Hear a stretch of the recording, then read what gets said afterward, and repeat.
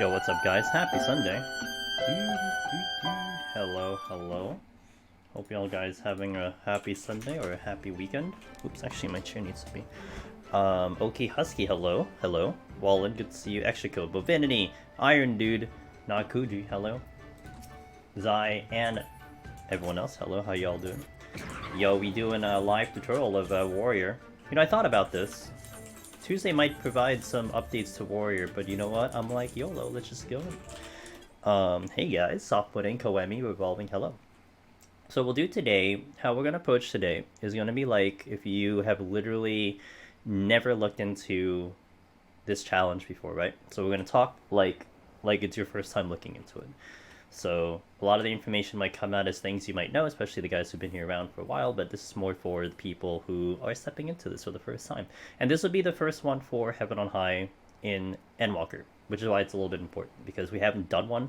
A lot of the old ones will still work. Like, a lot of people are still referencing the old ones, both in Palace and now, and they're still fine. Like, there really hasn't been any change of much, so you're not really losing too much. But we'll discuss it like you're new. Well, I hope you're still here, Sutace, for that, because that's gonna be like 4 hours down the line. So let's begin, shall we?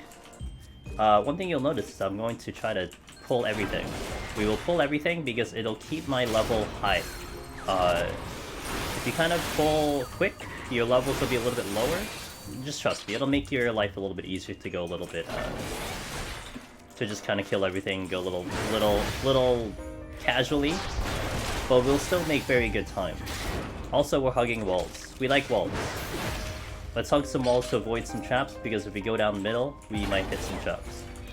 Also, I'm fighting in hallways. Warrior's cool. I finished a duo, Warrior Sage, Heaven on High. When it's comfy, Warrior's great. One thing to note about Endwalker is that this 1 to 50 is going to be a lot easier than it was in Shadowbringers. So you don't have to worry too much about this climb, as long as you don't make any really critical mistakes like big pulls and just step on traps and all that stuff. So this will be pretty calm for the beginning part of this, pretty chill. We'll just make mentions of like things that are important. I guess one thing I could talk about is that we don't get Magicites till floor 7. So this silver will basically never be a Magicite until we get to floor 7. And it's just one of those things that is, it's just a thing. You know, my Lone Ranger? Well, it's Lone Hero, but we'll take the Lone Ranger as well. Good morning, Mr. Bro. Good luck. I have to go really soon, but I'll definitely catch replay. Alright, Kuro. Hopefully, this will be a good VOD to replay. One would hope. One thing also that I will be doing is we will be going very safe. I like to do safe runs, especially for clear. You can absolutely pull the whole room. Warrior, you're gonna see, has a massive amount of healing, especially new Endwalker Warrior, which we could leverage, and I could actually demonstrate it on really the next floor, which I think I will. And I can showcase it to you how crazy Warrior is with the healing, but I would just recommend if you want to, you know, you don't need to go crazy. Just go chill, hug the walls, one at a time. Hey Catman. Died on level 4, Luring Trap, Crabs stunlock me. Oh, yeah, they sleep you. they sleep you without a telegraph. I always forget how lame Berserk is when I get that downscaled. I know. I don't forget, pretty much. If I can. Actually, I'll do it on the next floor. This game decides to give me a blind and no items on the second floor. At least I have enough steel. Is it maintenance soon? It is tomorrow. Basically, it's in like 26 hours, I think, is the time. Then you're looking at 26 hours.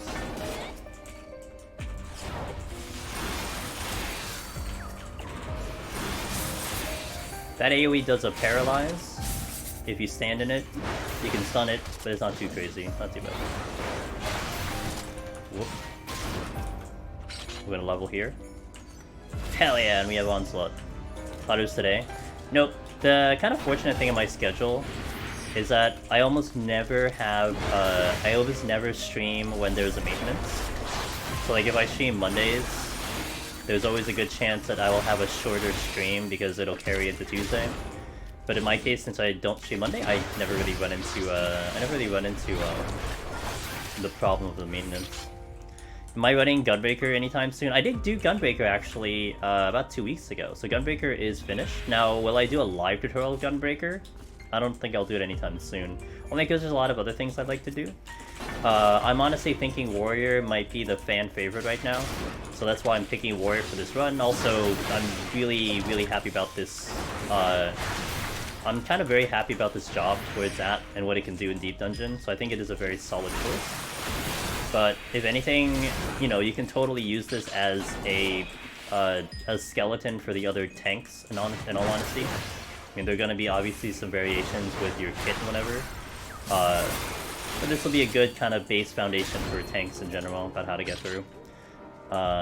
Take Yaki, hello. Warrior POTD. Warrior POTD, I'm thinking about doing this week. I just don't know what I'm in the mood for this week. We are going back into Palace Tuesday. I'm just not sure what I want to do. And I am gonna lean towards a job that I haven't completed yet.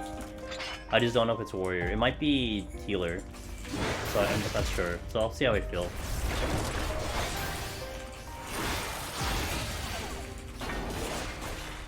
Alright, we'll get the chest. Sometimes there's a trap even if I hug these walls. It's because of these like features on the floor that push me into the middle. So sometimes there could be a trap even if I'm hugging, so you just gotta be a little bit careful. That's the thing. Is Warrior Party Red Mage Machinist for Heaven Eye of beginners? Dude, I'd say beginners should be tank, if you want to really call about beginners. I mean, Red Mage is great because it has a mix of everything. Machinist, I don't really put up top for Machinist at much, only because of, it's just, like, you don't have that much space on Machinist as you do in Palace. So I feel like it's not as effective, and things, like, die, like, things hit you way harder here than they do in Palace. Now, Machinist doesn't really lose anything. It's more just the game style that you're presented with, if anything. So we're gonna do a big pull here. This is just to demonstrate what Warrior is capable of, which is one of the reasons why this job is extremely impressive.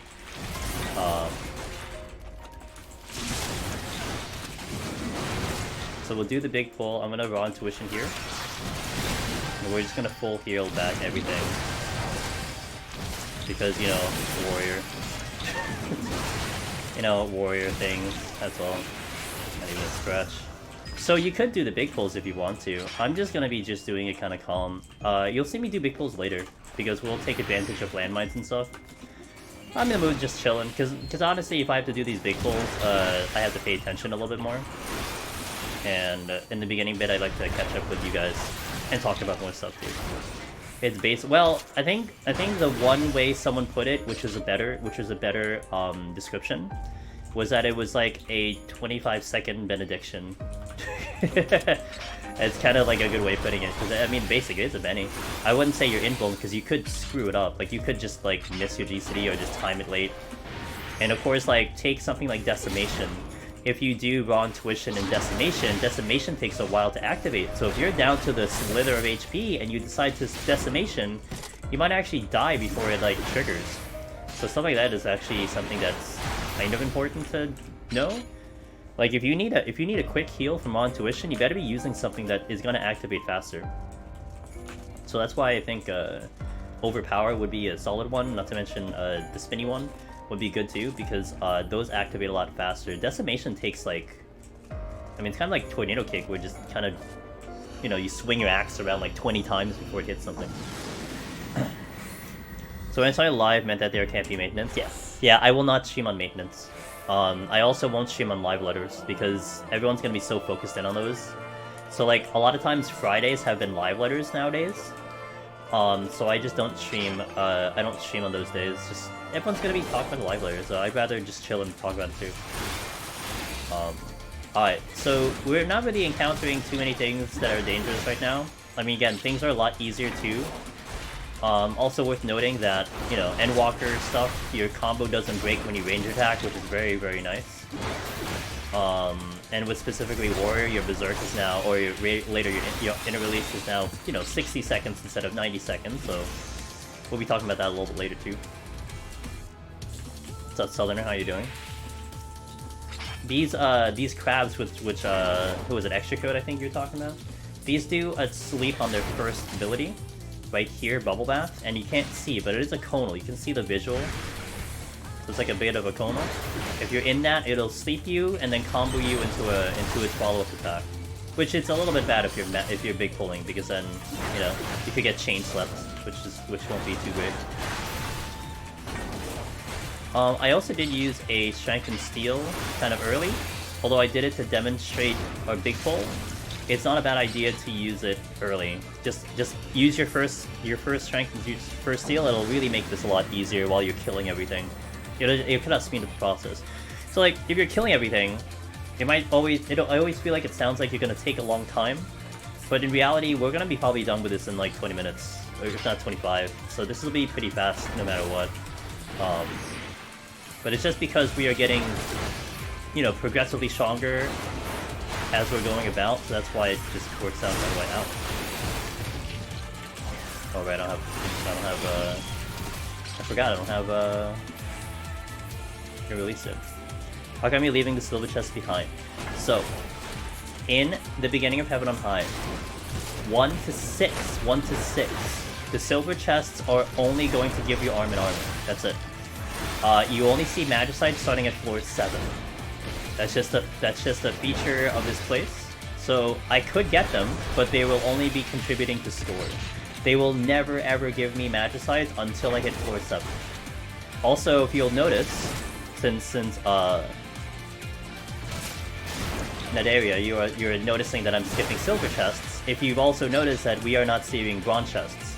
Bronze chests also will only start to show up at floor 7.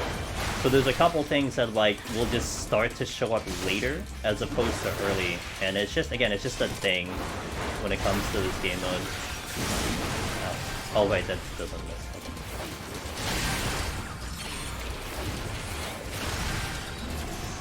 You think they could kill me? Steel, intuition. I have to use an intuition. I forgot.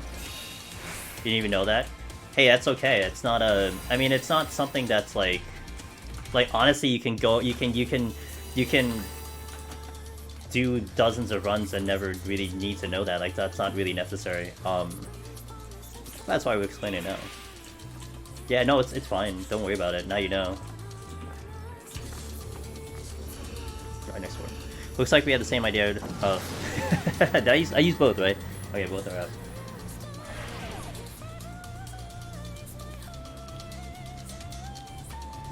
Oh, look at these triple debuffs. Also, this is a bit of what floor 1 to 10 can give you, but it is a good thing it is a little bit easier.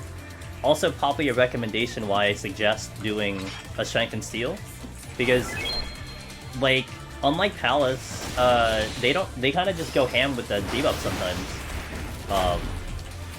which is kind of funny. Like, it doesn't always happen. It's just a really, really pure RNG kind of thing. So we have actually gotten no items twice with the triple debuff, but it's not really that scary because, you know, we're warrior and we have buffs running, so it's not a big deal. Alice, hello, thanks for the follow-up, man. Never stop learning Deep Dungeon? No, I never stop learning either. There's always things to prog. I mean, honestly, the way I looked at it, that area, if I, unless I have a 100% win rate in here, like, we literally go in every single time and we win every single scenario, then I'm going to always think I have something to learn, you know? Otter. Otters are pretty brutal because they're 30 seconds. So we want to be a little bit careful when aggroing, but as a tank you should be kind of okay. Is Reaper good for beginners? It makes it up for... Did I say 30 minutes? I said 30 seconds, didn't I? What's up, Witchy? Hey, change your color, the name. I approved that color, Witchy. Thanks, Witchy. Reaper is great. I mean, Reaper's rotation, like, pre-80 is very simplistic. So I think it will help in terms of, like, letting you focus more on, like, the deep dungeon part of it, as opposed to, like, rotation. And that was one of the things I took note of Reaper. Was like when I was taking it in Palace, when I was taking it in Heaven on High, it felt like it was a job that was meant to be for higher levels. Because it's like my hotbar was so empty. Like I had nothing in my hotbar. It was just like, you know, 1, 2, 3, 1, 2, 3 with occasional gauge. But I think that's good because, first of all, it still has very impressive damage, if not probably some of the most impressive melee damage you're going to run into. So you can cut away through enemies very, very well, which benefits it. But it's still a melee. A melee is, I would say, like, a much harder challenge than a tank or something like a machinist, etc. Even Red Mage should probably be a harder challenge than that one. But it is a good job. I mean, it's not a bad job to begin with. I mean, a lot of people are having success in Palace on Reaper. A lot of beginners are getting, like, straight up to 160, 170, 180, past 180 on, like, one of their first couple of runs. Definitely something worth noting on that one. So we are now in floor 7, and we will start seeing Magicites here, so I will no longer skip silver chests. Also, you might see bronze chests, although they're still going to be kind of rare.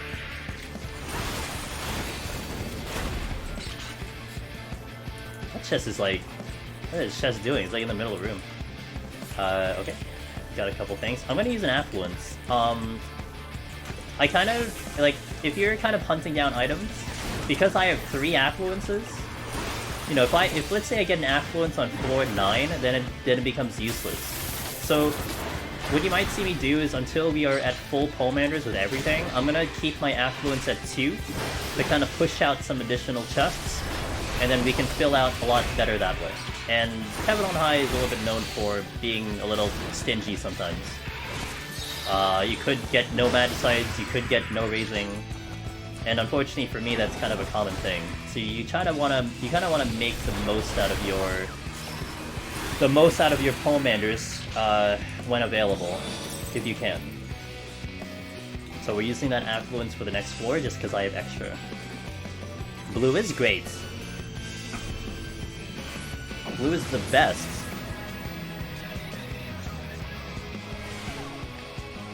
What's up, Shonkus? How are you doing?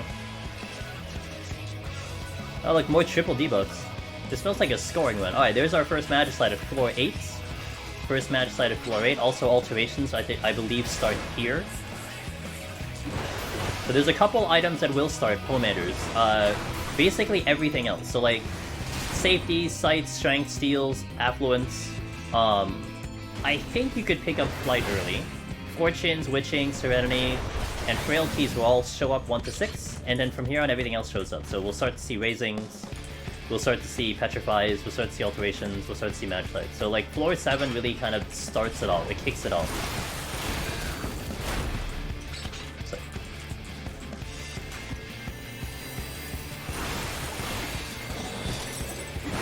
My C schedule's kind of decent in the mode, so I can't catch the game. It's all good, dude. Quad's always there, and you know, maybe this one shows up on... Well, actually a lot of my videos would now show up on YouTube, so it'll probably be on YouTube at some point. Nick, what's up, dude? Hello. Excited, I see. Like to see excited viewers.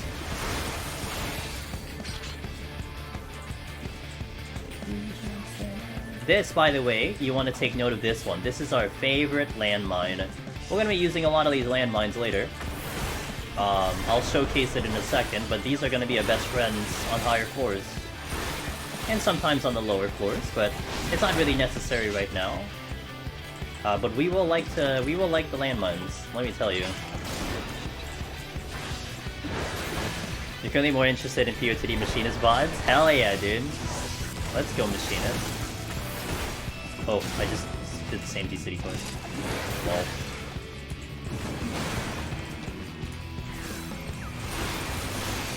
Another site. Can I share a link in chat? It's a tweet I posted about something exciting you did and sure. Give me 1 second. I gotta permit you. I don't care about that hit. I actually don't even know what that does. Oh, it does that. Okay, there you go. So now you can post the tweet. There you go. That's an otter trap right over there.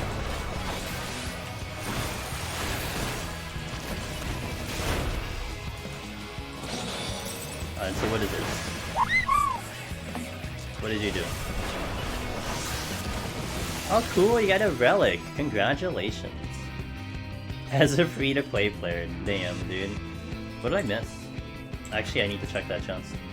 Also, Turbo, hey, thanks for the Prime Gaming, I really appreciate that. Could use that anywhere on Twitch, and you're like, yup, I'll use it here. Thank you very much. Oh, my desk is just not having it for me, man. Gotta, Yeah, that is demotivating. A couple people getting hit with that recently, again. Disconnects are so bad, man. Sorry that you got it.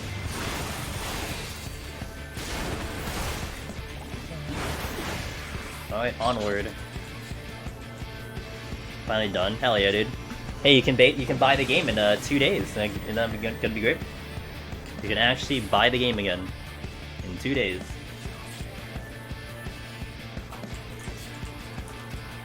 Yeah. 2 days, gonna happen.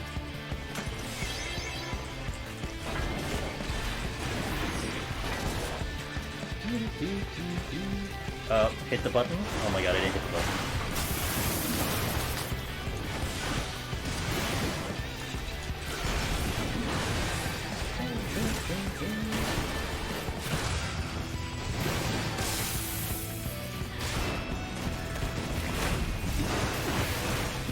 Where's the chest?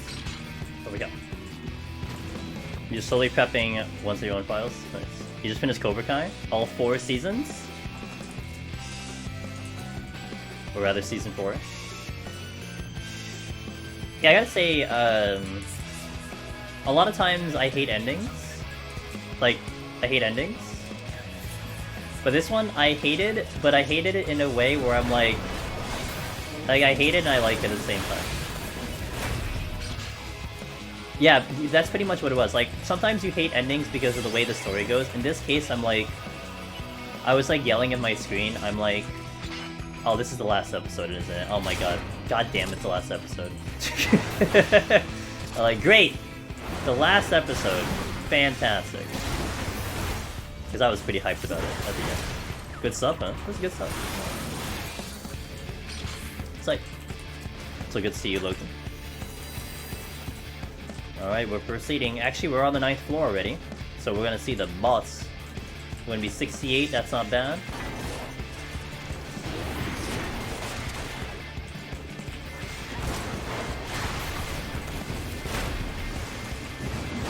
Oh, I killed it. Oh my god.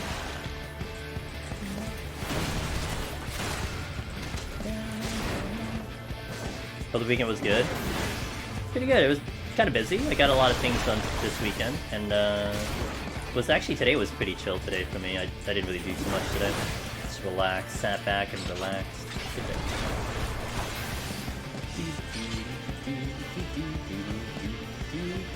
Kind of miss a little hero grind. Hey, it's okay. I'll cover it for you for today. What's up, Biftek? Alright, this boss. Very simple. And Warrior is gonna have a big advantage here because I have Onslaught. So I just like to keep him middle. He'll just do, I think, an AoE and a knockback. Now, with the knockback, what's going to be interesting with the knockback is that knockback resistance does not work. I'll show you. So usually, arm's length should work on things, and I'll arm's length here. Nah, it doesn't care. It just goes right through it. So what's going to be good with Warrior is that you just onslaught to the target, and then you can just get back into combat. Do a little bit of the gap closer swag, which is always fun to do.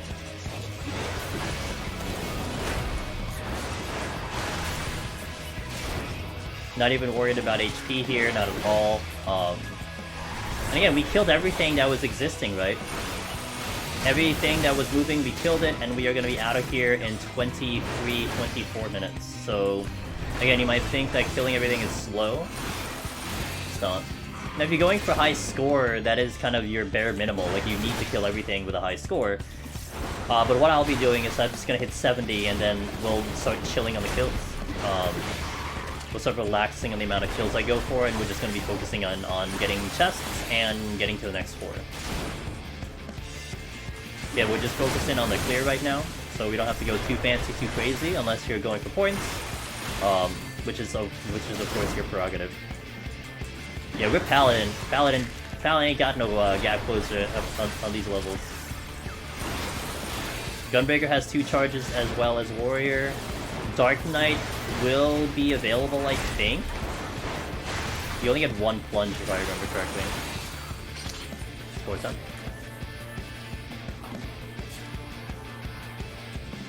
To the next floor, guys. There you go, that's 1 to 10, nice and easy. We proceed onward.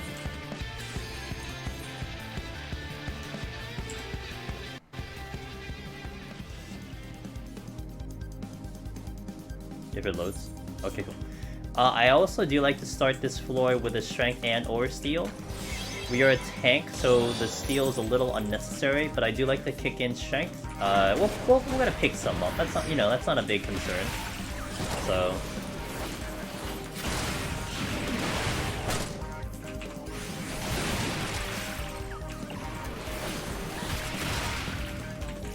Now here, this situation is gonna be rather interesting. There tends to be a trap somewhere here sometimes, and it's kind of unavoidable. So, considering we have a silver chest, I want to get over there first, hold, and then open the silver chest. Because if you try to tap that silver chest way too fast, there's a chance that you'll trigger a landmine which has sometimes a delayed activation, and the silver chest will activate kind of right away, so that'll end up kind of killing you. So in that situation, just keep it a little chill and give it some time in case there is a trap there. Good evening, I am Primal. How are you doing?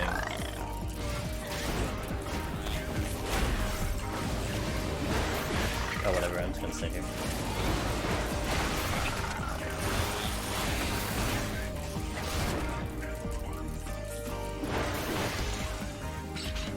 Going back.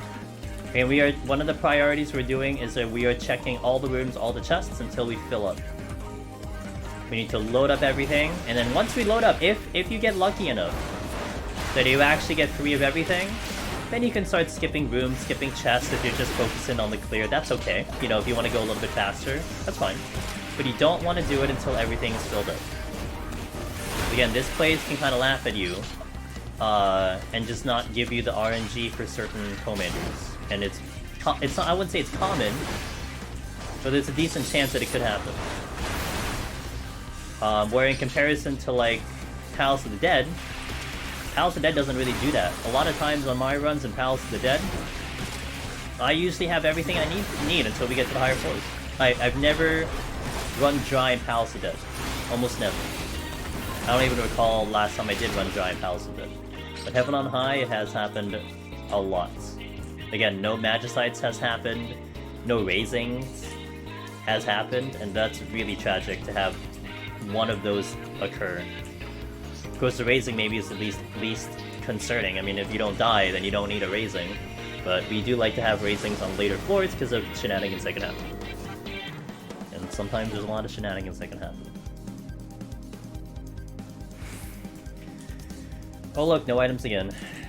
Jolly bean. These petrifies are filled up now. There's an illegal water spite. Oh, if you want to do something, you know what you can do on water spites?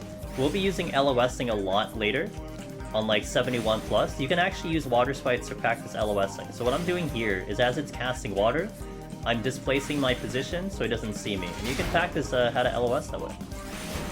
If you're kind of like, you know what, whatever, let's just give this a practice, you know, real fast. Just maybe a refresher course before you get to the higher floors. You can do it on 21 plus as well. But there you go, you can do that. Site. Oh, I can't use it. Lol. You prog 91 without raising. You know, it's funny because 91 to 99, I probably died the least. I think I died definitely the most in 81 plus. And I definitely die a lot in 71 plus, if I'm not careful. But 91, like, I guess because you're so alert and like you're so focused and zoned in, maybe it's just less likely that you die, you know? You're extra careful, you just don't want the run to end. At least that's how I see it. It's funny. Well, it's one of the key strategies you'll need later. LOSing. Definitely need that later. Especially against white mages on 91 plus, but you know, looking for ways to practice it, that's a way to practice it. You too can get Lone Hero with all this in Yakuza Warrior Guide, money back guaranteed. You giving me money, Todd? What's up, Todd? How you doing, man? How was your weekend, Todd? Isn't it your raid? Isn't like your raid this weekend or something? Don't you do raids on the weekend?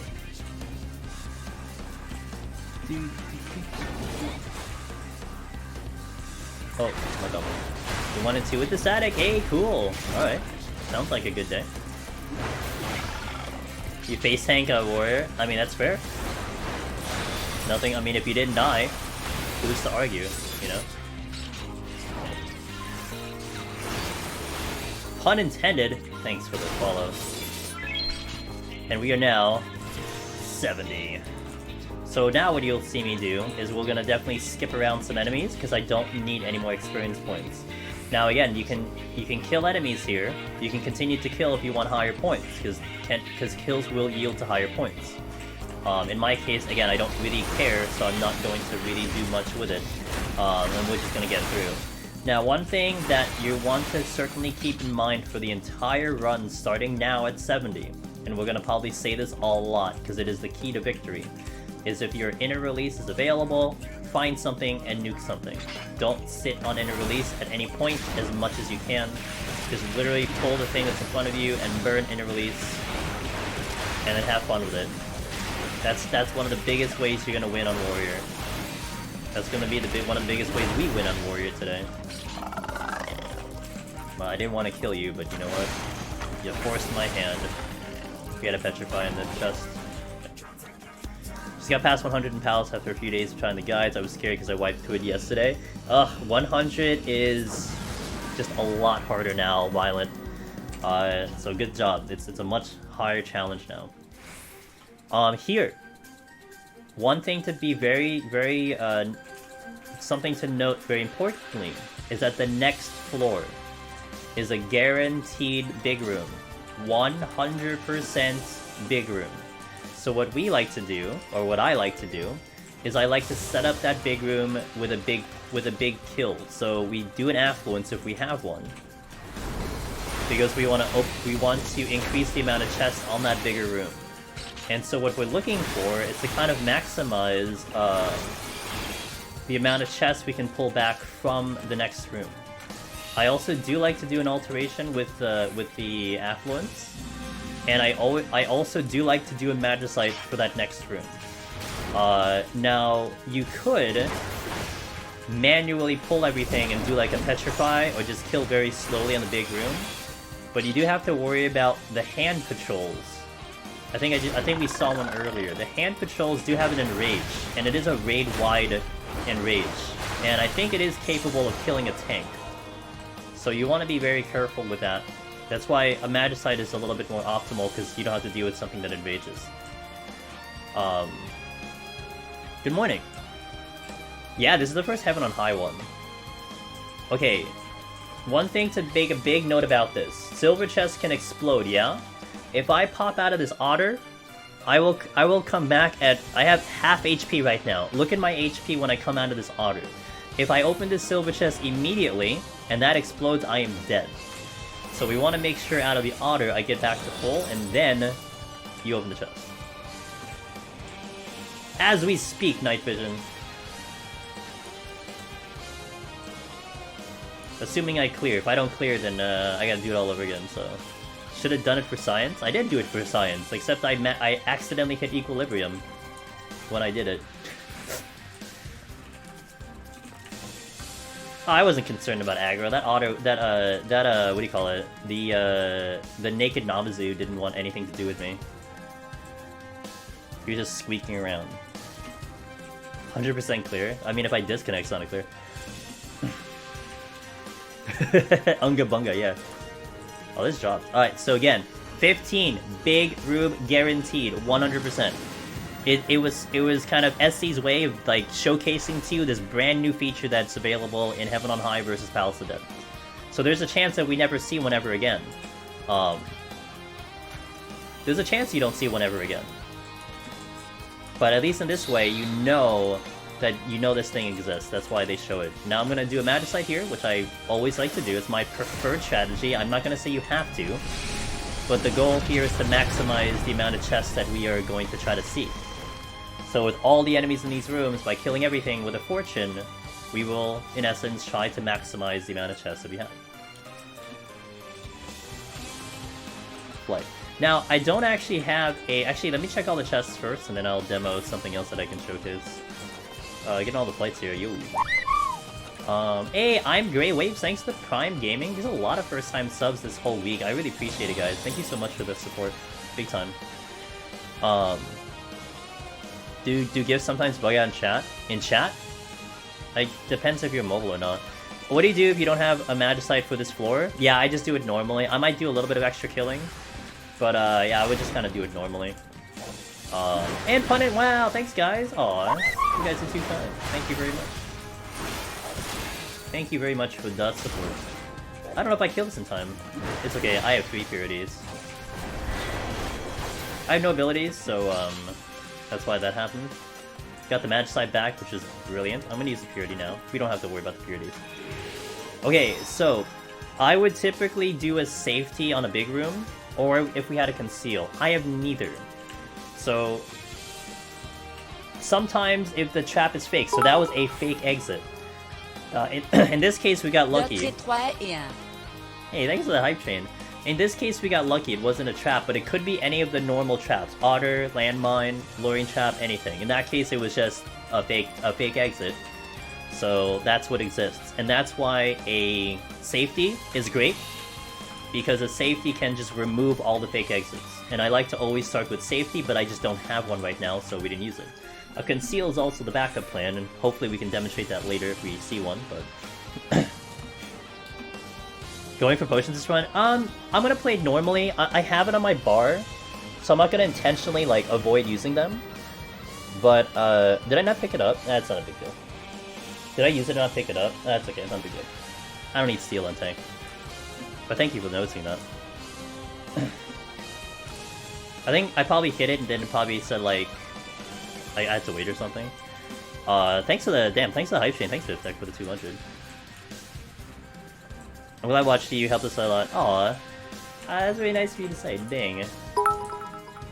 Was the chest beside? Oh yeah, I probably just. Non, hello YouTube. I probably just went. I'll probably just jabbering out. He's okay. There's the hand, by the way. I would demonstrate the hand, but the hand would kill me. So I'm not in the mood necessarily to die on stream. But that hand right there can do an enrage and potentially one-shot you, even on a tank. I've never actually taken it on a tank, so I couldn't tell you if it actually one-shots you. Let's just say you don't want to find out. And the enrage, I think, is either 40... It's probably like 45 seconds. So you do want to focus it in. That only becomes a problem if we do a luring trap. Because if we do a luring trap, then we have to do it multiple at the same time, and then that's when it could be a potential problem.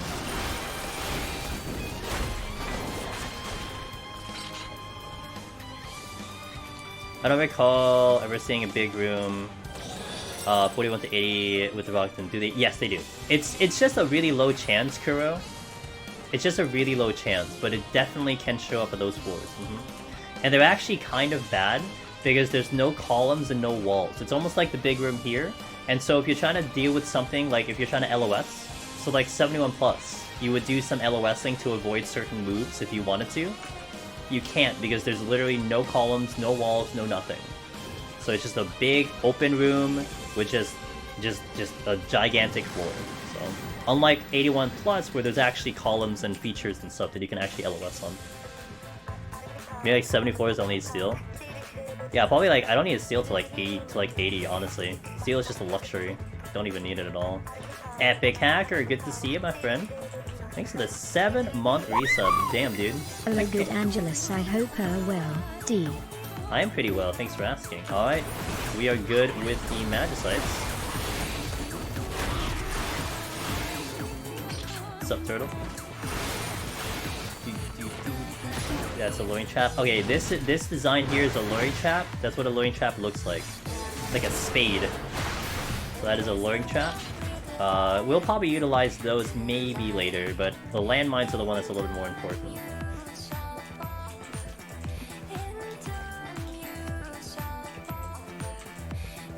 Oh, where's the chest? Where's the chest?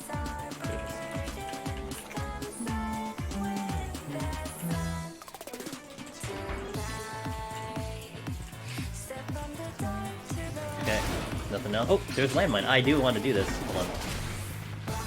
So let's showcase to you the kind of an optimal warrior strategy that we can implement here. which involves doing a big pull, and we'll do it in a safety way. I know Todd will like this, because this is what he was trying to do. So this is a landmine right here. We got a landmine here. We'll get everything gathered here. We're going to be using Raw Intuition and Home Gang just to make sure. So I'm going to Home Gang here, Raw Intuition, and then we can make everything back with just a simple AoE. This is kind of a warrior special, if you will. Gotta love it. And we can get a quick kill that way. And man, that is going to be very useful on the later floors. So that's where the landmine will come into play. About speeding up, essentially. You know, if you're worried about time on this job, well, that's a way to speed up.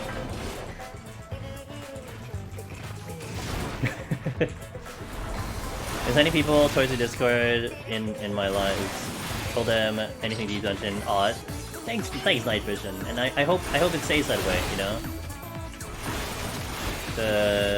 The lovely people in there are just always answering questions, always talking in there. So it's pretty great in there. Here, what's this?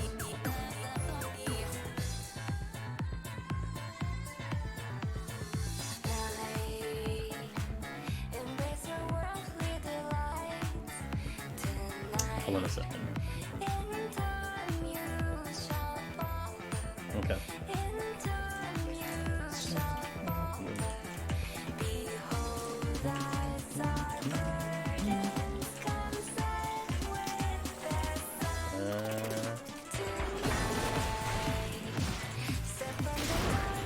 Security. Is Warrior easier now for Lone Hero? I've always liked Warrior to begin with. So Warrior, in essence, in my opinion, was always good. But I will say that it definitely has gotten better. I mean, just demoing that landmine play right there is one of the main reasons Warrior is just, like, it's really, really great right now. Like, I do remember distinctly, back in Shadowbringers, I would be afraid to do a landmine play.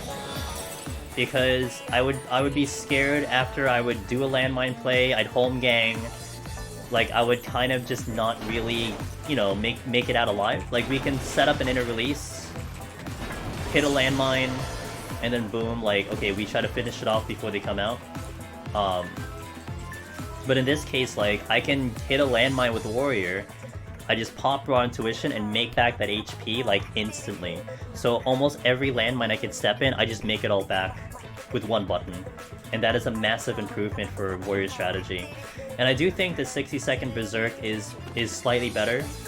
I did like the pacing of the 90-second inner release, but the 60-second inner release now, it's pretty good. I don't have any complaints with it now, so. And you just kind of cater your strategy for like every 60 seconds you do a pull. And then Upheaval and Onslaught being off cooldown is kind of nice too. I mean, you can just now use it whenever instead of kind of worrying about your gauge now. So there's a lot of like, it felt like a lot of quality of life for Warrior, but the big one is Raw Intuition. It's just, Raw Intuition just ridiculous. Another wipe on like, not even to Behemoth. I did get to where all the apes and answers, I don't know what to do. A lot of times for those floors, Gravity, I mean, depending on the job, of course, but, you know, you kind of would like to just wipe them out as fast as possible. So, like, Flight Out 76, 77, do Rage for 78, 79, especially if you just want to get to Behemoth. As much as you want to conserve your Pomanders, sometimes you just want to make it to Behemoth, and that's what you could do. You could use those comms to make it through there. So it's something to take into consideration for that. But those are floors that you definitely take care of. Palace of the Dead, you want to get through the first 5 unscathed, meaning, you know, try not to die, try to use your strength, try to keep all your palms up until you get to the 5th floor or the 6th floor, and then you start thinking about strength and steel, you start thinking about raging and everything, so on and so forth. What's up, Yoshi? How you doing? And thanks for the hype train, guys. If anyone got any level 1 emotes, I hope you all enjoy it. We are explaining how to get Lone Hero on Warrior today, so if you have any questions, today is a great day. I'm just gonna kind of just keep talking about things that we're doing as we go along. But if you have any slotted questions, something you're curious about, and people are asking about Palace, it's no problem. You want me to clarify something, certainly let me know. Last time I did Warrior, so I got bored pressing a few buttons and made silly mistakes from inattentions. Hopefully it'll feel more fun now. Yeah, I mean, I already had fun on Warrior, and of course I can't assume everyone will have fun on Warrior pun. So there just could be this thing where like you just don't like Warrior, and there's nothing wrong with that.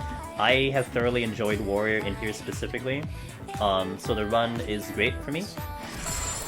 I like the run. Fat Cat, by the way, minion, he gives me regen if I stand in it, 5-minute regen. Of course, they like to kind of bait you into traps, but you know what, they're still kind of cool. Can you use flights? Can using flights leave you with only hard enemies to fight? No. Flights are just, they just reduce the enemies, Koopa. Also good to see you, man. Flights just reduce the enemies that show up. It doesn't dictate what enemies show up.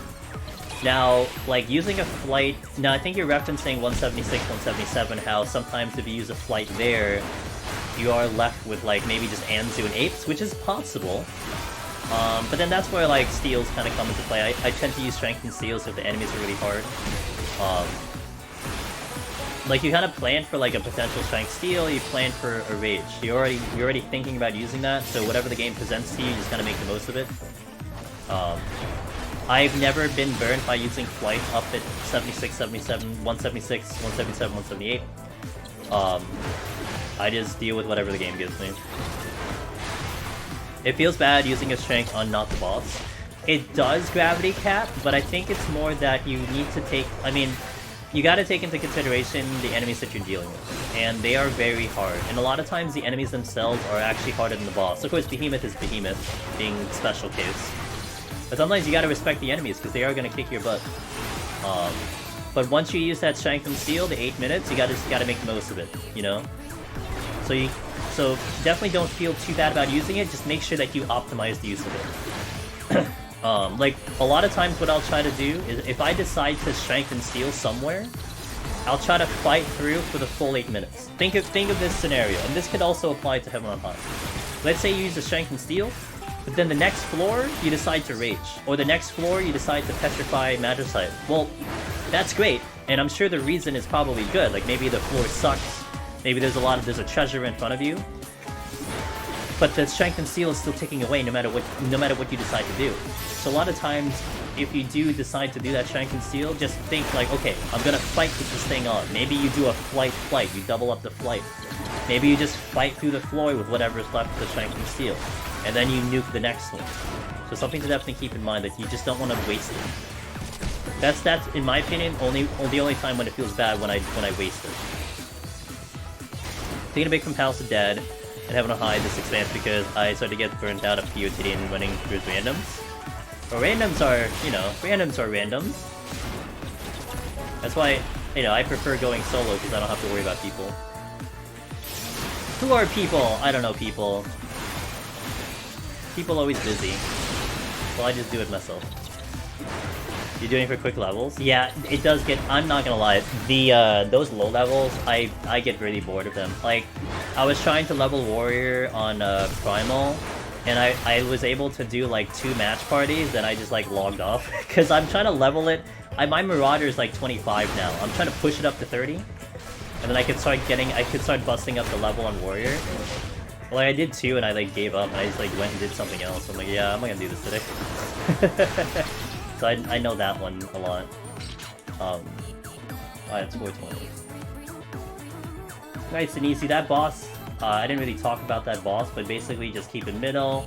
You had the outer butterflies that explode, and basically the mechanic is if you get hit with the gaze or you get hit with the conal, you get hysteria, and the hysteria will make you walk into the exploding butterflies. So as long as you just dodge all the mechanics, it's not that bad. Let me get into the next 4, I'll check up the chat.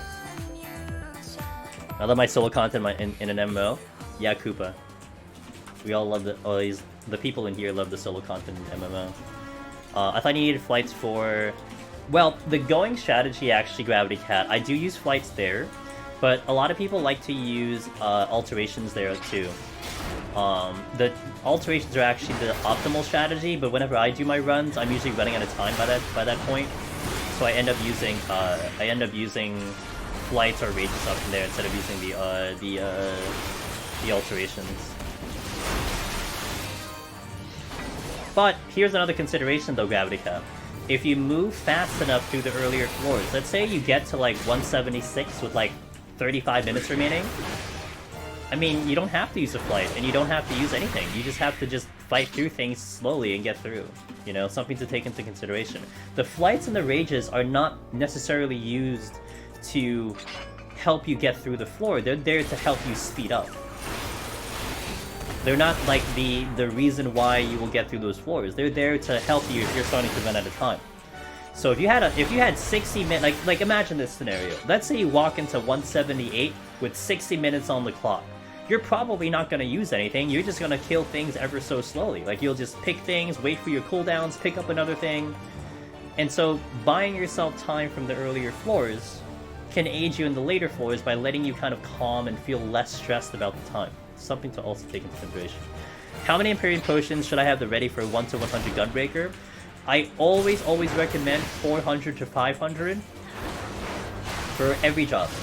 And tanks included, although to be fair, tanks will use less. So more than likely you'll probably use like between 300 to 400, but having a starting kit of 400 to 500 is pretty good, so you may not have to worry about running out by the time you get to 91. And this is also taking into consideration you're picking up some potions along the way. Because the worst thing that could happen, at least for me personally, is you go in, you get up to 91 and you're like out of potions, and you're forced to have to go and farm it. And you're like built up the momentum, like you've gone through 81, you got through 71, you're like, oh, I'm ready to finish this off, and then you're like, okay, I don't have potions. So 400 to 500 is that safety net that will give you just enough for like a full run at the very least. Whether you use a lot, use a little, replenish a couple, so that's the starting part. It's actually potsherds. My tiny FC of like 4 people always do the dungeon together. We have an exclusively scholar player who tried Reaper under duress with a 4 Reaper, and she's become a terrifying bloodthief who cannot be stopped. Reaper in Palace is impressive, and everyone who's tried Reaper in Palace will say that. It is impressive versus a lot of other jobs. I really hesitate to say that it's the best job, only because of its downfall of it being a melee. Because there's melee things that, you know, a machinist just does better than a melee in general. So it's really hard to kind of put Reaper way up there, but it is up there. Like, it is certainly top tier for melee, that's for sure. Ooh, what's this? Well, which of the mods wants to ban that? Ragnall, and also Jay Vinny, thanks for the follow. I didn't acknowledge that 8 minutes ago. Is Machinist the number one for pallets? The way I can put it is that there isn't really a reason why it couldn't be number one. There's a couple jobs now that definitely can be contending for the further spot for it. But Machinist it's like exactly the same. It's the same thing. So what you're looking for is, has another job propelled itself upward? And again, it's very difficult for me to put Reaper above Machinist because it's a melee. Now you can make the argument for maybe Summoner, because Summoner is being very interesting for a lot of people. So we'll see what happens over like a course of a year. But Summoner feels a lot like Machinist, but it still has, you know, it doesn't have interrupts, and it doesn't have weights, and it doesn't have mind, so it still has tools that Machinist will be lacking. It will have tools versus Machinist that it will be lacking, but it has a punch onto it. Ragnall, thanks for the tier 1 support. Thank you so much for that. I really appreciate that. It means a lot. Ton of first time subs into the day, so I really appreciate that, guys. Big time. Yeah, no Peloton. Choo. That alone, like, as much as like slight movement speed might seem like just a minor thing, over the course of 60 minutes, having Peloton on in between really saves you time. That's true. I actually sleep on Peloton, even though I use it all the time. That's a very good point. Now, think about Reaper though. Reaper does have its teleport every 20 seconds. So I think a Peloton discussion, Reaper kind of makes up for it, because you can definitely zip around on Reaper, so that kind of saves you a lot of time. That might be actually one of the reasons why I saved so much time on Reaper too, because we were zipping around on that job, aside from the high damage. Sites. When I become famous, I miss my chance. Yeah, you missed your chance, dude. Gunbreaker guide has helping a lot. Hey, well we're gonna be making a warrior guide here. So actually, we're making it on the spot. I'm making up all the information as we go, guys. I don't know anything. We're just literally talking out my butt. I got my prep files back at 150, but wasn't feeling like hard work, so I took a big level summoner. Tried next if available Reaper files. A lot of people are liking Reaper, man.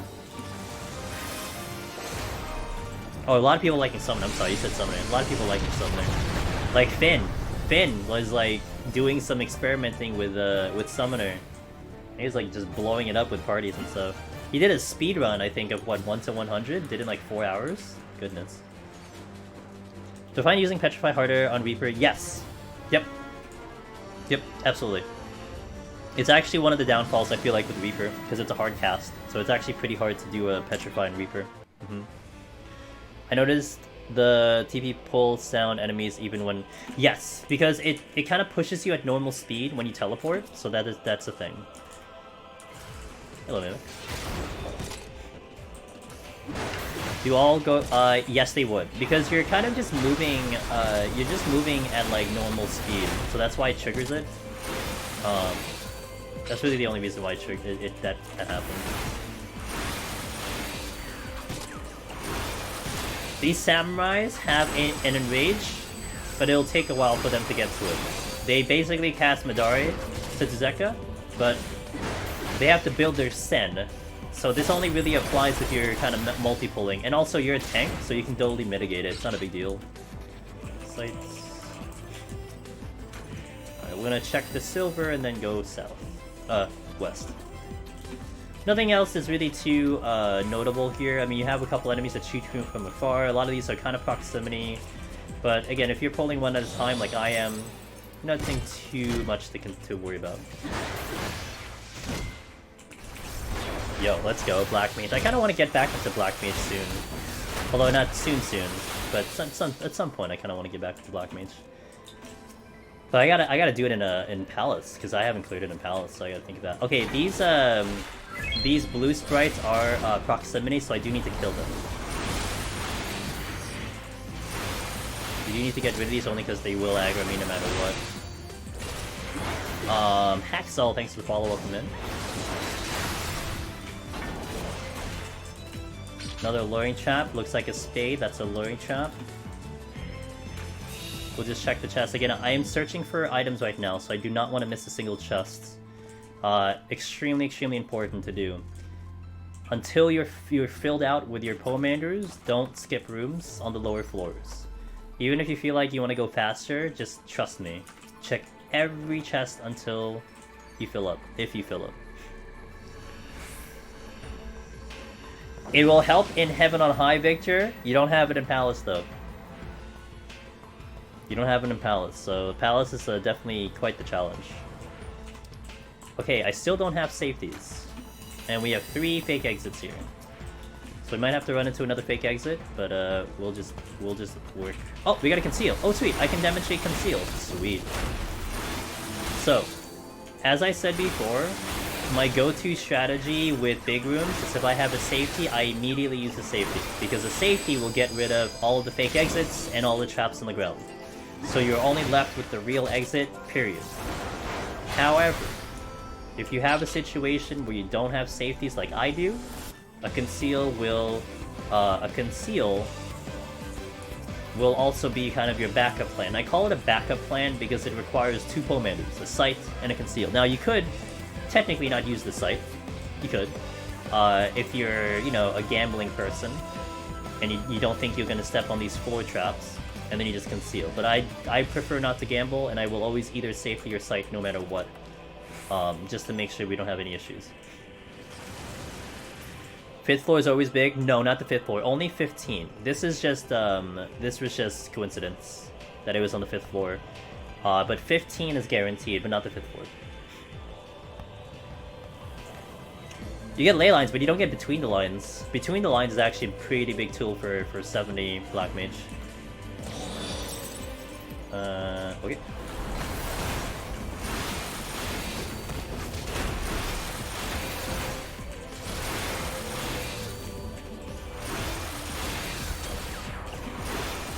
A lot of fail phase. Frailty, I'll just use it because we're not out of here yet. Hope you're doing well, says Oliver. Been thinking about Ninja POTD solo, just pondering how to deal with the mimics in higher floors. A lot of Sakuchi. Definitely plan your bursts. Plan your bursts after it does Infatuation and after it does Death Trap. And then do your Bloodbath burst there. That's important. You don't want to burst and like do it before it's really doing damage, you want to counter the auto attacks.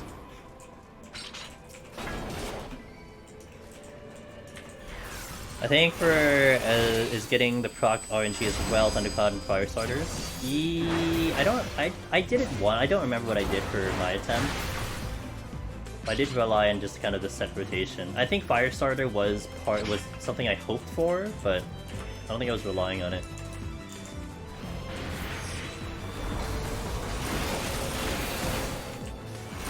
Okay. So we have So we have 3 fake exits here. Now to bypass, if this is a trap, we're gonna conceal. What will happen is, if this is fake, so that is the real exit. The reason why that's the real exit is because it's pulsing. If I go to any of these other 2 exits, which will just go to the one to the west side, what will happen in conceal? Conceal protects you from floor traps, aggro, everything. So this being a fake exit, you'll see that it will not pulse. No pulse. That means it's a fake exit. That's your way of kind of bypassing it if you don't have a safety. Hi Code, hello, how you doing? Now, in a party, you'd have to have everyone atop the exit for that to work. Otherwise, if you have 2 people here, and one person steps on the exit with a conceal, it won't pulse because you don't have everyone on there, so it doesn't matter. But you have to have everyone on there.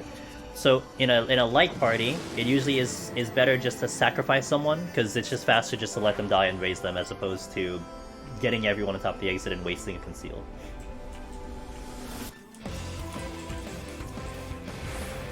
That's true. That's true. Sharpcast is longer. Yep, that's right. Safety will just remove them, which is my go-to play, but I don't have a safety for some reason, so we can't use it.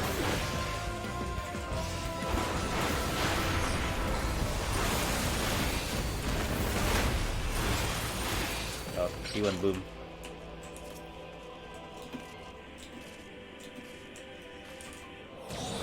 Let's check all the silvers. Again, we're checking all the chests, so we don't want to miss a single chest on this floor, on any of these floors until we have everything.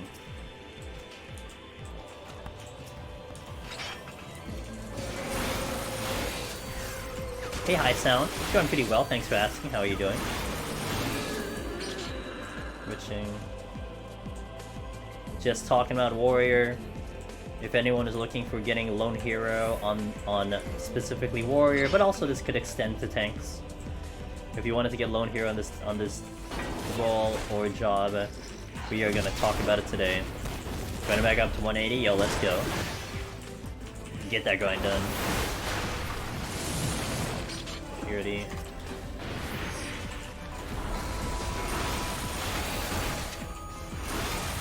Alright, let's go to the next floor. Nice and easy, you got nothing too much to really talk about with these enemies, they're just very easy. Really the only time like you need to worry about them is if you're doing a big pull like I demonstrated on floor 3. Because they'll start doing mechanics that you kind of want to worry about.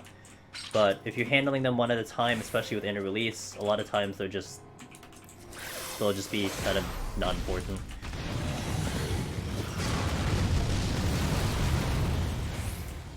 Especially when you get a match like, oh, we have a safety. Check all the rooms, checking all the chests. Just repeat that in your brain. Check all the chests, check all the chests. At no point do you want to be skipping chests, because they're the reason why you speed up.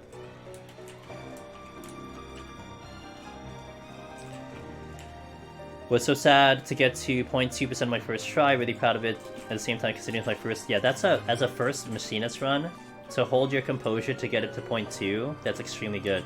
Do you know what the potential issue was, why you only got to 0.2 high sound? Ikoda. I died again on floor 196? Oh, man. What's the chest? I could have been my first clear. I had 3 flights, 3 serenity palms. See, but still suits heal, but I got crit by cleave and auto attack combo from force.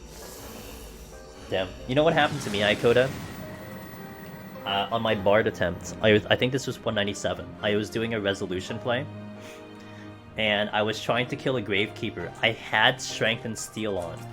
I hit the first GCD on the Gravekeeper, and I kind of guessed the position where he's gonna be for the second one. So you like hit him from afar, and then you hit him up close. I missed the second one, so I have to go 4 GCDs to kill this Gravekeeper. He kills me before the 4th one goes off, and I lose my only strength and my only steel, and I don't have any more raising, and I don't have any more strength and steel, period. So I had to actually finish off the rest of that just by literally making sure I don't make any more mistakes and no more steel. So yeah, it just sucks when that happens, but it spooks me. I mean, Bard is pretty similar to Machinist with the defense and everything, but yeah, I'm kind of like spooked now with those resolution plays, or like those kind of pulls with that stuff. Like if I don't have a heal running, because it's just really spooky.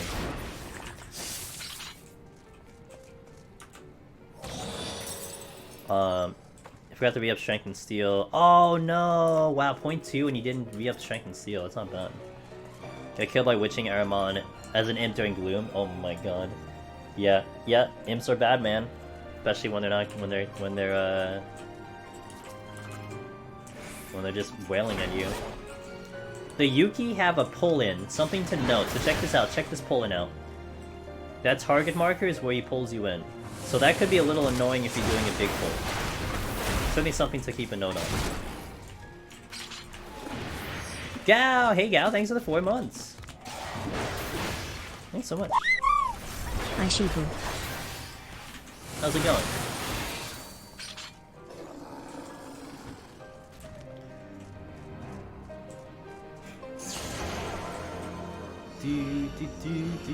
You good? Good to hear. I'm considering going back to Red Mage to get to the feat, but I like Machinist more. Hey, play the job you like more, you're gonna probably just enjoy it better, you know? Machinist is no different. Again, watch my HP here, guys. Watch my HP. Consider this silver chest explodes. If this silver chest explodes, if I hit this silver chest the moment I pop out of this otter, you are dead. DED dead. Because my HP is not actually full. It's a mess. Let's do a fortune here. Yeah, I'm going to try to pull chests out of as many enemies as we can. And we had 3 anyway. There is a chest right in front of me. Oh, that's the exit. Let me back out first. I'll come back. Just that side.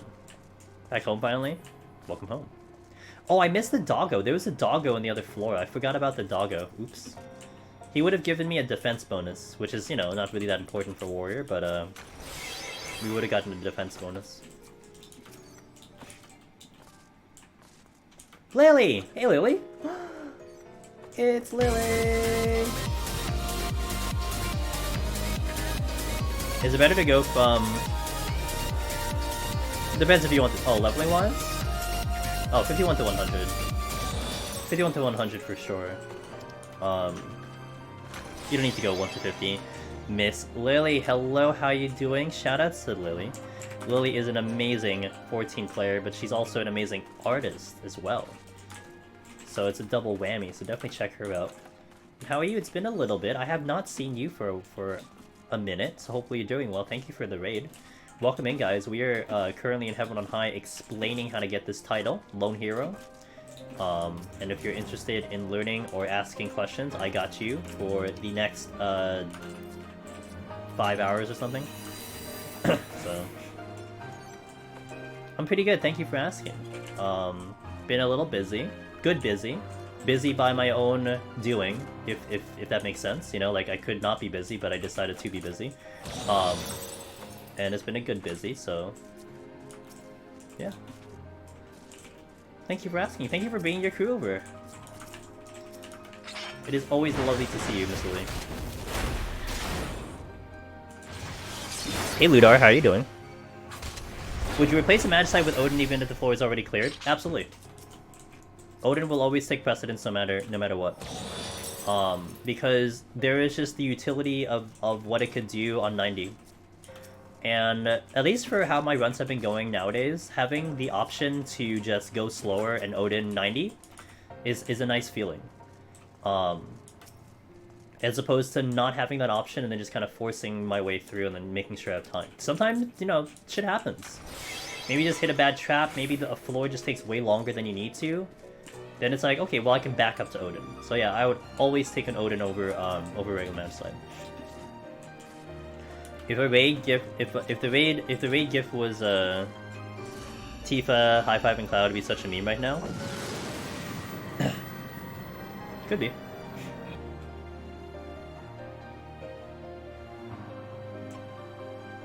Had a DC before I hit 80 boss earlier, so I got first time I ever soloed. Well, I hope that's just, you know, the one and done.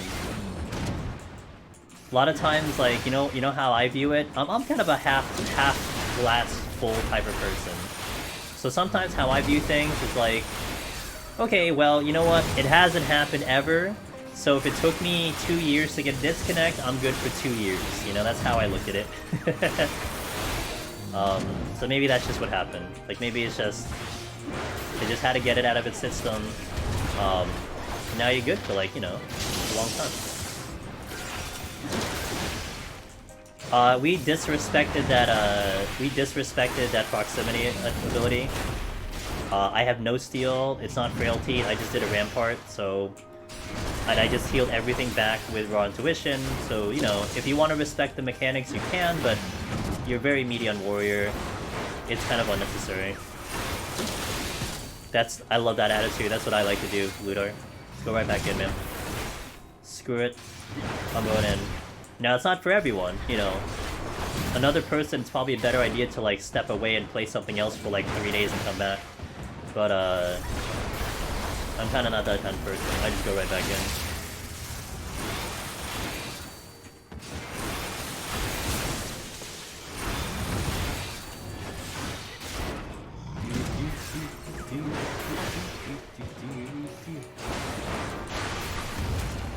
No problem.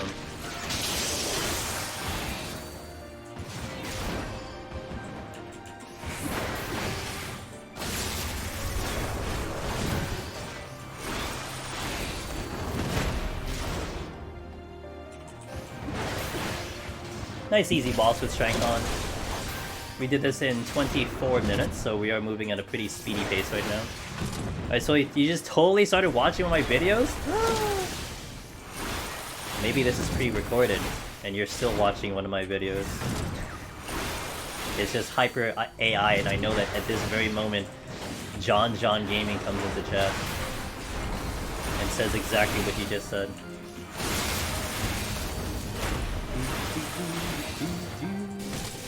Yeah, we're doing it live.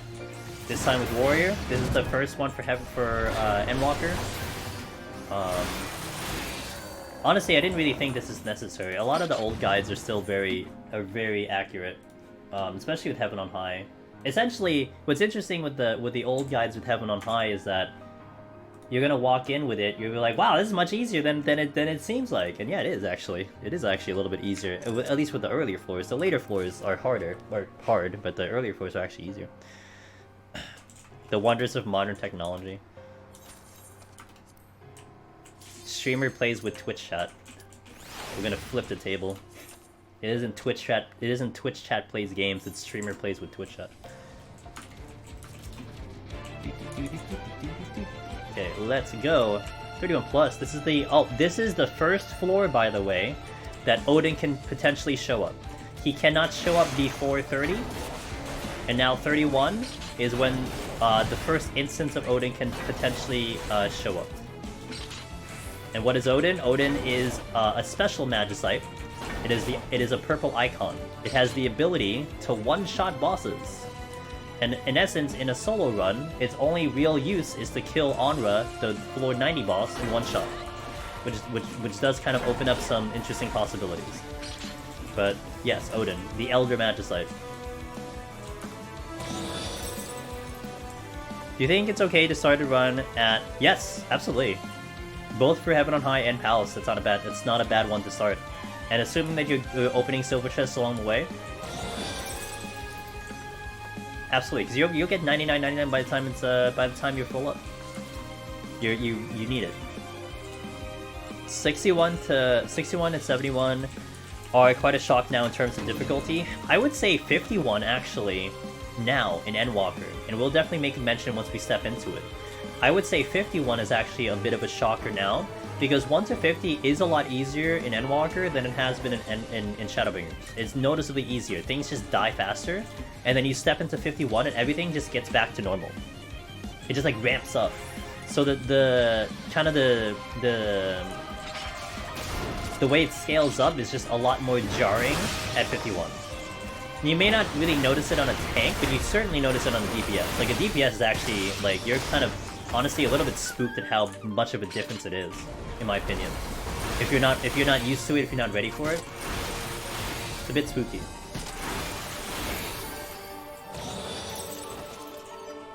Got me to 193 and Palace. However, Ice Core Heroes keep getting me tight spots. Any tips? One strategy, Zeal, and also thank you for watching those videos. One strategy that we have been kind of going about, and some people have used it. I have not. I've used it I think once or twice, but I didn't really talk about it too much. If you have a lot of those course patrols floating around, it might be ideal to actually burn a resolution. I think in one of my recent ones, whether it was Reaper or maybe Summoner, I can't remember. No, maybe not Summoner. I think Reaper and I'm not sure which one. But I had about 5 course patrols floating around 191 plus, so I utilized a resolution. And why is a resolution good for that? First of all, with Strength Knowledge, I believe resolution does kill off those courses in 2 shots. And on top of that, they will stun the courses, so it makes it a much safer pull because you're stunning them. And if you can get the shots off very fast, you can kill it right on the spot. 3 shots, all dead if it takes 3. So if you see at least, I would say 4 plus floating around, use a resolution. Make your life a lot easier, knock them all out with a resolution, and then move on. Again, it's not a strategy that I think a couple of my videos don't employ, only because I wasn't really presented with that situation. But it was something that some of the community members talked about, and I did give it a try like once, twice, or 3 times, and I'm like, that's actually really good, just to get through that floor. You know? Now you don't want to use too much of it, because you want to have the resolution for later. But burning 1 just to get past those floors is really not a bad idea. I think the main problem tanks in general and later floors is clearing them fast enough. Yes. Not surviving mobs since you usually have mitigation, so war self-healing and Endwalker changes aren't as huge as people making them out to be. There is a lot of potential to the healing that Warrior does have, Akon. And I kind of mentioned this a little bit earlier. Before, in Shadowbringers, one thing that I was scared about doing on Warrior, although I needed a little bit more practice, was doing a landmine play and surviving. Because in Shadowbringers, you didn't have those big heals. So I would step over a landmine, and essentially I would try to kill everything before my home gang wore off. And home gang was, what, 8 seconds, I think? So it was a bit risky, because your HP would be low by the time home gang comes in. Now, with the healing, a landmine play is so much more significant, because I can step on a landmine and heal back literally instantly. I can show you right now. So let me pull you. Let me pull you, and you. So I'm gonna home gang here, once I kinda get everything over here. Hello? Get everything out. Home gang. Raw intuition. And this is where landmine plays become tremendously important on Warrior. Because in 1G City, I'm literally back up to full, and I can just keep hitting landmines all day. And if I can clear up 4, 5, 6 enemies in just that quick succession, that's a huge time save. And we're going to be using that a lot in the higher floors. So that alone is a massive gain for Warrior. And you would want to use them. You actually want to plan around landmine plays. Now in general, I guess you can make the argument if the 60-second versus the 90-second inner release is more beneficial. I think the 60-second can be more beneficial. And it all comes down to just your frequency of using them. If you use them a lot, then you'll get the most out of it. Shayla, good to see you. Good morning, ma'am. How are you doing? I mean, I could blow this up, but I'm just kind of lazy. Yeah, yeah. Yeah, the self-healing did change the warrior run tremendously, that I could not do warrior and Shadowbringers without a sustaining potion, and now without an Imperial potion, now you can. Big difference. I got super unlucky with 5 horses. From at least, yeah. Using steel and strength, ideally if you have 3 palms. Yes! Keep your strengths at 2. So like anytime you get an extra one, keep the strength at... Keep your steel at 2 zeal, keep your strength at 1. So like basically until you get to like 197, just make sure that you keep burning your strengths and then sit at 1 and then use that last one for like 197 to have it with the resolution plays. The steel keep at 2 because you might run into scenarios where maybe you get a gloom floor and you really have to pop that steel. Or like you get like a couple mimics and you're kind of afraid of mimics and you really got to get that steel out of the way, so you keep it at 2 for emergency. You try to just fight as much as you can without it, and then use it when you really have to. So kind of waking up. Yo, it's all good, dude. Did you see that someone was able to... I did see that Biftech. I heard about that. I didn't watch the video. I heard it took them 60 minutes though. So I heard about that. Yeah. I'm gonna go this way. Oh, you dropped the chest. Frailty? Sure. Could Mimic really hurt? They do really hurt, yeah.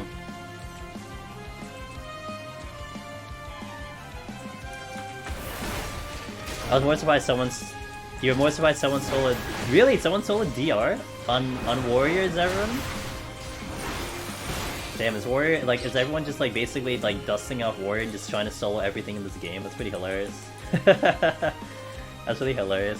Someone just tagged me on Twitter saying that they tried to do Excitotron 6000 and they got to the final chamber but they had the Sphinx, and I think the Sphinx was really hard. I kinda felt bad. But they got that far and they were really excited. I'm gonna backtrack for chests because I need chests. Although I think I killed everything, right? On Warrior? Damn.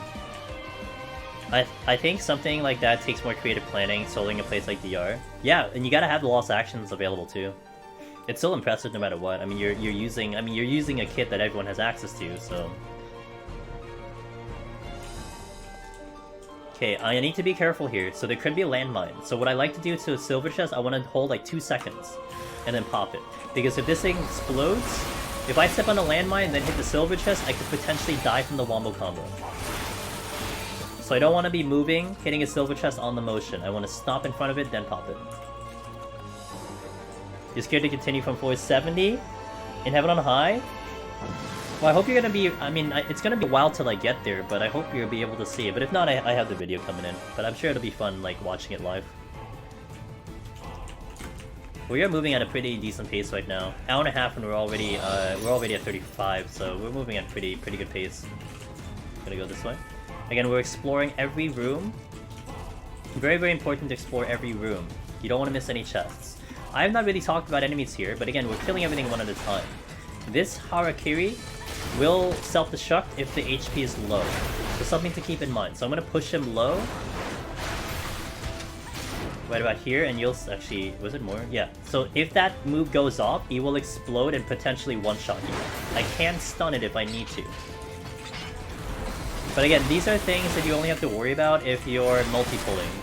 If you're multi-pulling, then you have all of these, like, situations that could potentially happen. But if you're killing one at a time like I am, it's not too big of a deal, especially because you're melting enemies really fast, even without strength. You know the term wombo combo? I love the term wombo combo. I think I heard it. I think that term came into play when I was watching potentially, like, fighting games or something. I think it's something like Miztech used to say a lot too. I used to watch her videos. Well, I mean used to because I don't really watch the guides anymore. Because I don't really do the fights, so I don't really watch the guides. You can stun mimics here, FYI. We can stun mimics until about 60. If they're blue chests or they're bronze chests, I can still stun them. But you can interrupt them forever, so you can interrupt no matter what. I photographed for the Wombo Combo 10-year anniversary event. Yeah, it's a superset. Oh yeah, I definitely haven't watched Smash, but I'm sure it comes from fighting games.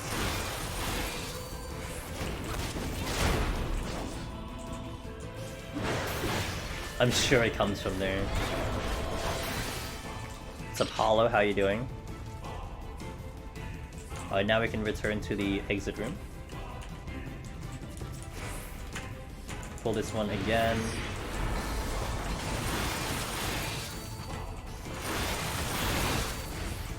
Alright. We'll check all the other rooms. Again, I am looking for chests. I'm still missing my raising. My raisings are non-existent still. Also, I just noticed my affluence is at 3, so I'm going to push the affluence to 2, so that the next warrior can try to pull more chests, and therefore maybe have a chance for raising. We don't want to go too far without raising right now. And the focus here is clearing. If you wanted to go high score, I would be killing everything here and checking everything, but we're not going for high score, so we're just focusing on trying to clear.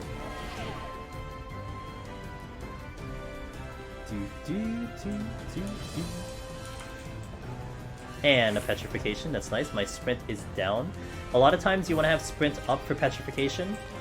Something that definitely some people don't notice is if you are in combat and you sprint, you have a 10-second sprint. If you are out of combat and you sprint, you have a 20-second sprint. Your sprint is longer out of combat. So 20 seconds of fast movement while doing a petrify is kind of a nice combination. Bree, you're back from the dead! Damn, how was Palace of Dead? Was it good? Was it nice? Ooh. Okay, now I'm gonna actually... You know what's funny is that when enemies don't have their HP, they can't aggro. This is supposed to be sight, but you know what? He can't seem to see me because he's regenning his HP. That's a thing. Don't ask me why. Alright, we're gonna alter. Oh, we got another altar, okay. Raising. Ah, there's a raising. That's the affluence right there. 2 chests in that room. Did you know about the HP? I've only had it shown up in like, the only time I've ever seen it happen is here.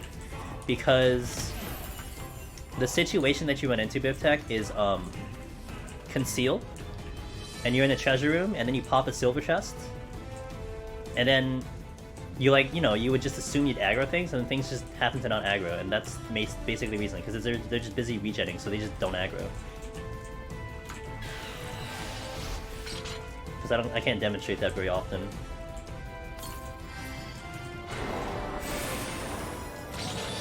Alright. Now we can petrify.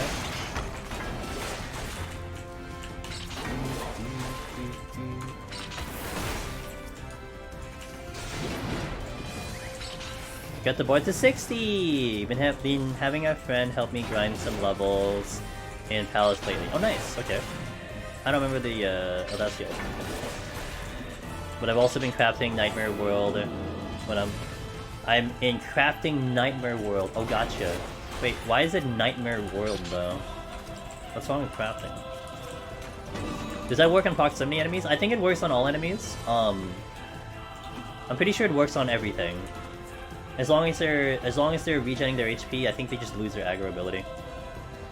The new is rough. Depends on the gear. I mean, it's depending on also like where you started with. Depending on where you started with, for sure. Like on my end, I've always been BIS, so it's been like kind of easy for me to get everything gathered. But that's not for everyone.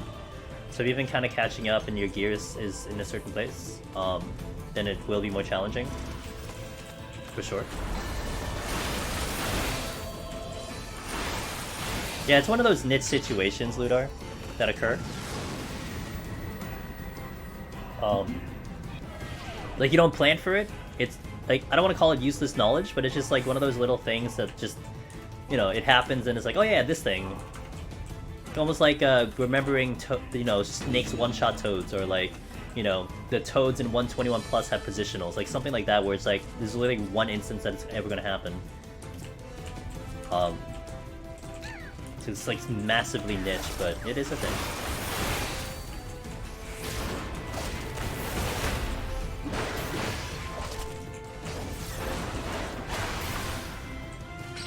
Silver. Also, I had no healing again.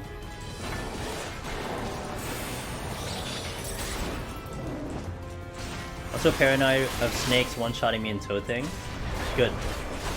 Honestly, it's better that you are. Because when I deal with the snakes, I will 100% never fight them unless I'm in a hallway.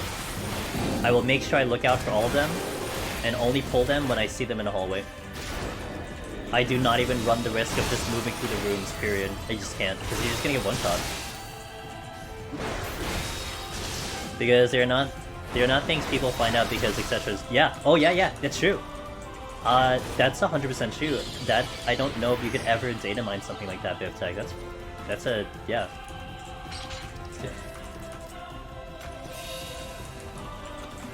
Yeah, and then that, I mean, the one of that topic that you mentioned is like, the whole landmine situation 71 to 73.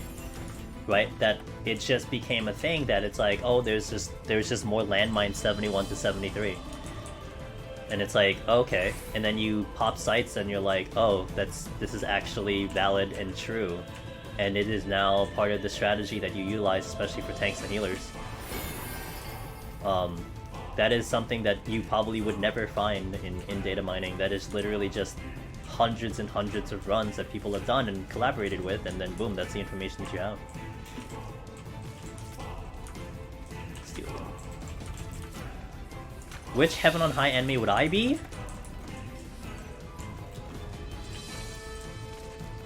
I don't know. All these are very one-dimensional. Maybe I'll be the warrior. Can a landmine plays on Reaper? You cannot. However, something to maybe keep in mind. So the teleport is 15 yalms. 15 yalms is too short. You need at least 20 to do landmine play. But something I did take a note on when I was leveling Reaper. My Reaper now is I think 82. The teleport going forward and back is 15 yalms. But when you teleport back to the portal, so you create the fart portal when you leave, right? In the higher levels, that is 30 yalms.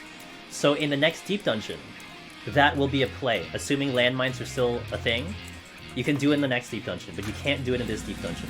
So what you would do in the next deep dungeon is you would park a purple portal next to the landmine. You create one next to a landmine, and then zip yourself back. Either away from it, or like you would actually no, you would do like a black mage thing. You'd park the purple portal away from the landmine, and then you'd zip yourself back from standing next to a landmine into the purple portal, and should work. I think. Well, I don't know. We have to just try it, but that would be the thing next deep dungeon because it's 30 alms. Yeah, quite the tongue twister. I had to enunciate very clearly for that one. Alright, well I'll just get steals galore, I guess. You did landmine plays with reassembled drill to kill slayers? That's ballsy. I pull Y, thanks for the follow.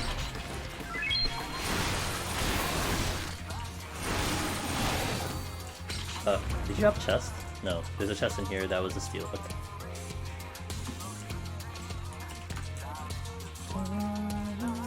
Again, I'm gonna hold for a second. 1, 2, pop. Okay.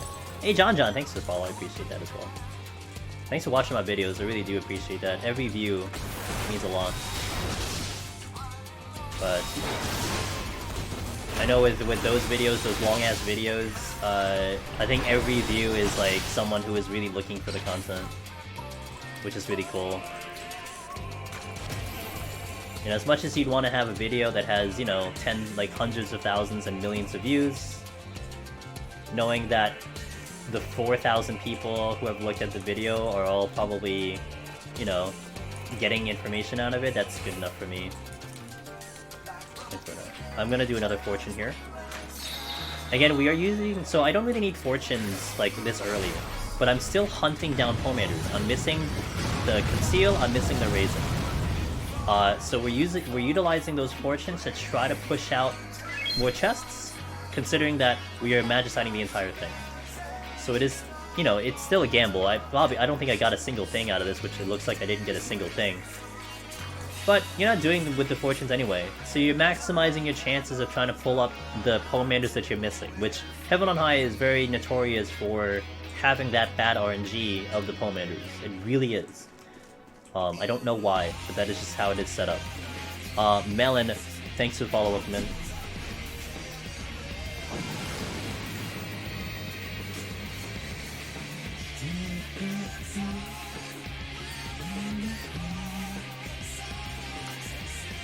These guys, I think I pulled one earlier and not, they do a stack marker, but don't be concerned even if you're solo. It's not gonna do that much damage, even on a regular DPS. It's just their mechanic. I remember when the first time I saw that, I freaked out. My very first like deep dungeon runs, I freaked out. I'm like, that's a stack marker. I need people with me. What's it gonna do? And then it just doesn't hit you that much, and it's like, oh, okay, it's not that bad. It's just intimidating.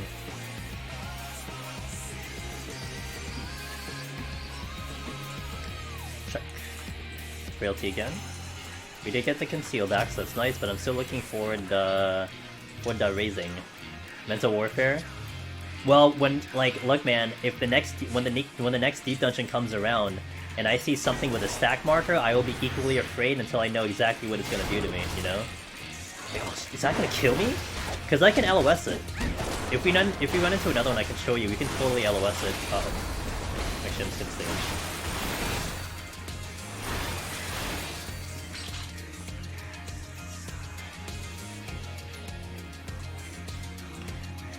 We can LOS it so we don't take it on purpose, but yeah.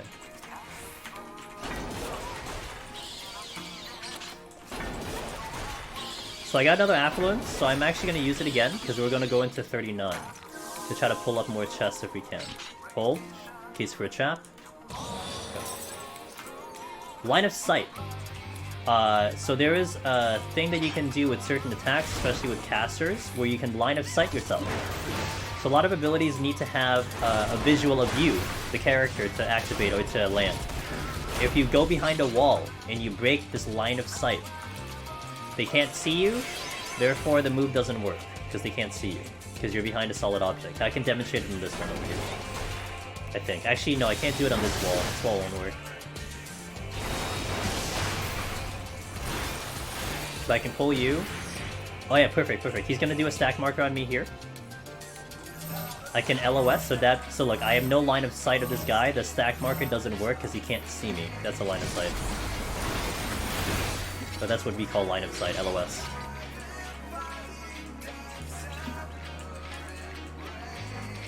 Sure, why not?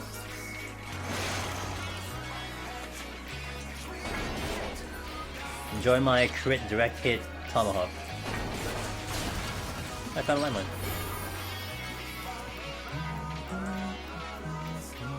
Again, we're gonna hold here, hold. Make sure we don't step on a landmine as we're opening this chest. Alright, let's go. Keeping Affluence at 2 to try to get more chests back.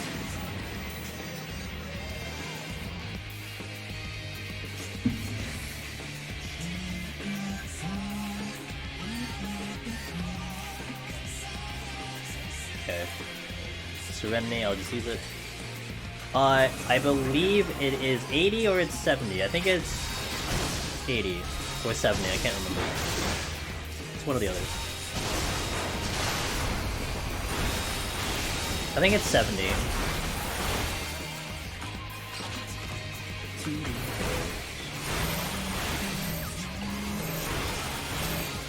Switching. Check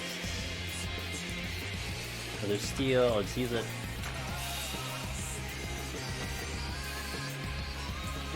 The silver chests are 70. The silver chests are 70%. That much I know, because I always try to push enemies down to 70 before I try to kill them with a silver chest. Silver chests are 70. The landmines I think are 70 or 80, I can't remember. Checking all the rooms. We found one. I'll pull this, I'll pull the Guardian because, he's away. How'd I move my camera? I have, I'm gonna type in the chat. I use, I use, hold on. I use those keys on my keyboard to move my camera. No mouse. That's my keybinds for moving the camera. So it's like a WASD with my right hand.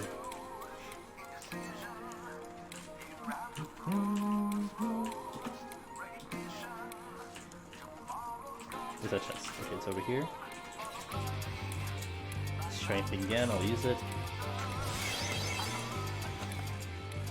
Check the last room and off we go. To the most easiest boss in all of Heaven on High. That is not an exaggeration, it is the easiest boss in all of Heaven on High.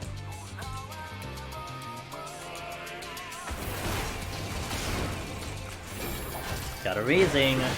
That's why we check all the chests. Silver.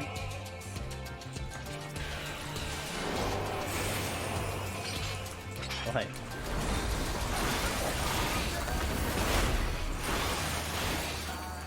Another? No. This is a treasure room. So it's a treasure room because there's multiple chests in here. That's why I know it's a treasure room.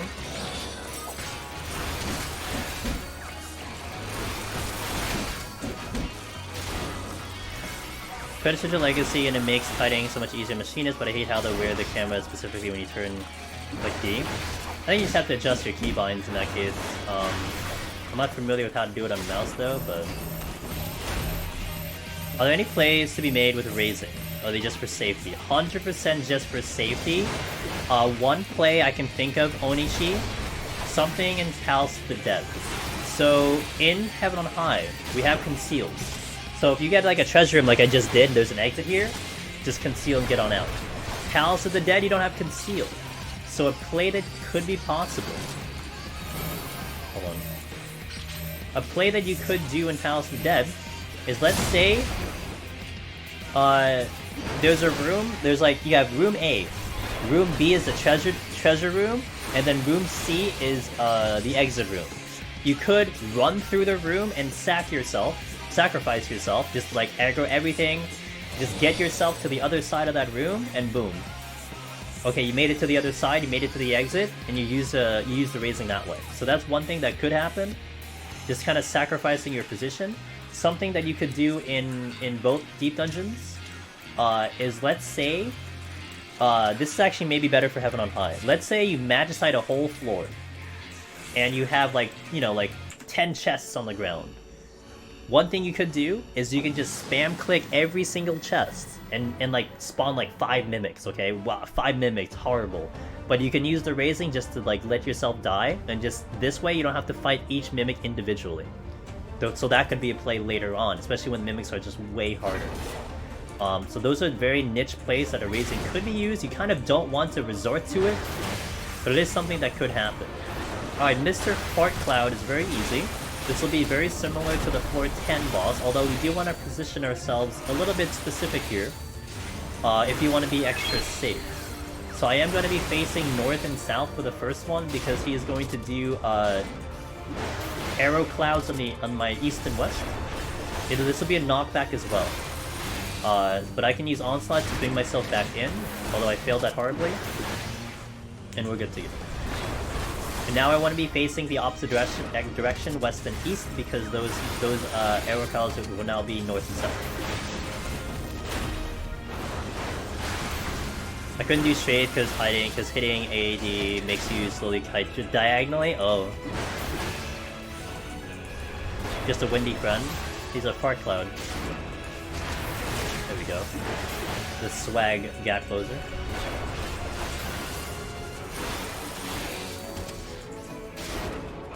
Omega Black 29, thank you for that follow. Welcome in.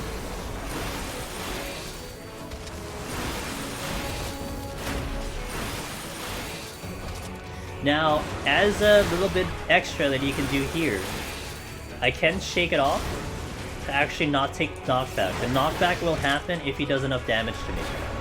So I can shake it off here, and because it won't do any damage, you'll see I won't get knocked back. I don't have to onslaught. Not really important. I mean, I guess it's just kind of good to know, but yeah, it's not really gonna be too big. Is Gunbreaker's shield the strongest for Heaven on High?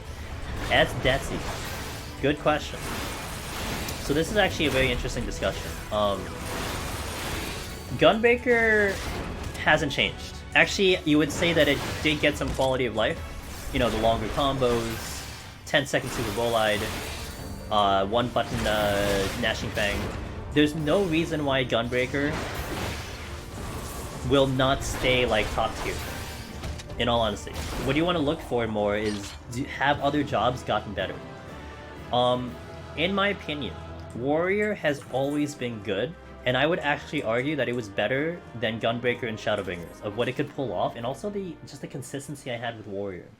But I will never forget what someone told me a long time ago when we were having this discussion about good jobs, etc. If I were to go to you, S, and maybe you're like a fresh player, you know, you're looking up the information, and maybe you just got to like Endwalker, you leveled your first job. Like, let's say you leveled, I don't know, Red Mage, okay, something like that.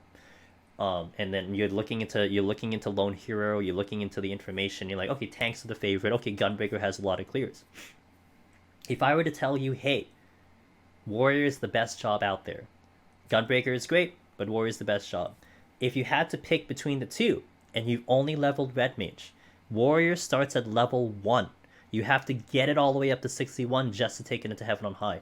Gunbreaker starts at 60. You just level it one time and you have access to the Gunbreaker. And I think that's probably one reason that prevented many people from potentially thinking about Warrior, because they probably just didn't have it leveled. And even I can make this argument that Warrior is like really, really good and has this great kit, but in all honesty, like if you had to pick between two jobs you haven't unlocked yet, you're probably gonna gravitate to Gunbreaker if, like, in reality, it's still a great job and it's still the popular one and people are still getting clears on. You know what I mean?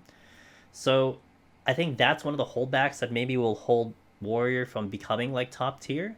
But in the assumption everyone has leveled Warrior, I feel like Warrior could overtake Gunbreaker currently because of everything that it got now, with the raw intuition heals, the 60-second inner release, everything being off cooldown, everything. Like, it's just a really good job. It just got significantly better than it did in Shadowbringers, in my opinion. So I know you play with Strafe AD and standard camera instead of Legacy. Doesn't feel good in Legacy, but alternate suits.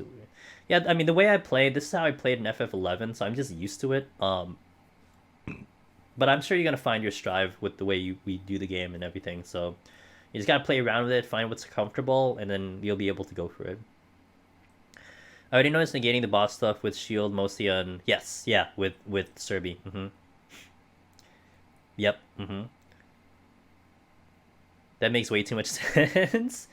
Yeah, I mean, when someone explained it like that, I'm like, oh, you know what? That's true. That should just be the holdback. Like, it's just a 60 level difference. So, I mean, for instance, I'm trying to level Warrior on Primal, and I'm looking at it, and I'm like, it's like a daunting task. Like, I gotta push it from 1 all the way up to like 60 just to even do like Heaven on High. And it's like, okay, well, how long is it gonna take me? Is it gonna take me 2 weeks, a month? Like, I started working like 2 weeks ago. I haven't really touched it that much because I just am not motivated to do it. Okay, let's continue. 41 plus. Oops, I didn't do that right. Okay. This is the last set of floors that is going to be considered easy. And in the beginning of the stream, I mentioned 1 to 50 is easier now than it had been in Shadowbringers. It just is. So this is kind of your last warm-up floor, if you will, until things start ramping up difficulty-wise. And you start feeling what Heaven on High really is going to be. Is Machine the best range physical for Heaven on High, or is it Bard? So, in Heaven on High, I would still definitely rank Machinist above Bard, just because of raw damage. The raw damage is just undeniably good. Reassemble Drill, it's so good, man. It's so satisfying, so good. However, Bard, at 70 in Heaven on High, you have Peon, and Peon is extremely useful to get rid of DOTs and to get rid of any ill effects, to shield it, to prevent it, and in certain enemies, like Onryu, monks, in the higher floors, that is extremely potent to have at your use.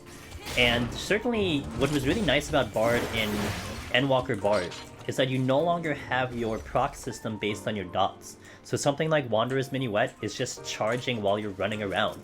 So I do feel like your damage is a little bit better nowadays. but I still would put Machinist above Bard, like, all the time. Now, Bard probably got closer to Machinist, but that's my personal opinion on that. Cruise Hollywood, thanks for the Prime! I really appreciate that. Thank you for that. Oh my god, there's so many first-time subs. Oh! We got an Elder from a... Okay, we got an Elder from a drop. Cool. So this is the Odin Magicite, and you might see him in maybe about 4 hours from now. But we're certainly going to use him at some point, but the only time we're probably going to use him is at floor 90 because he's going to one-shot Onra. Whereas the other Magicites do not one-shot bosses. The other Magicites will just do a set amount of damage. Odin is the only special one that will do maximum amount of damage. Peon, yeah. Why don't Selena emphasizes the P on when she says the... Thanks for the great... Oh, you're welcome. I hope that made sense, Esdesi. I was demonstrating the cleanse on Bard against Onryu and fumbled my kiting while talking and... Oh no, JK! Oh no! Feels bad, dude. Feels bad when you fully demonstrate, you know, exactly what's not supposed to happen. At least, hopefully, whoever's watching got the point.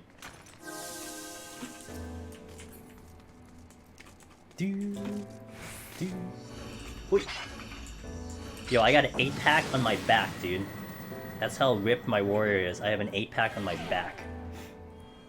On my Mithra. Oh, I'm sorry. My Mikotes. Sorry, I'm going back to my FF11 days on my Mikote. Do. Hey, thanks for following. Oh, die. If it's like guy, it's like die. Thanks for follow, welcome in.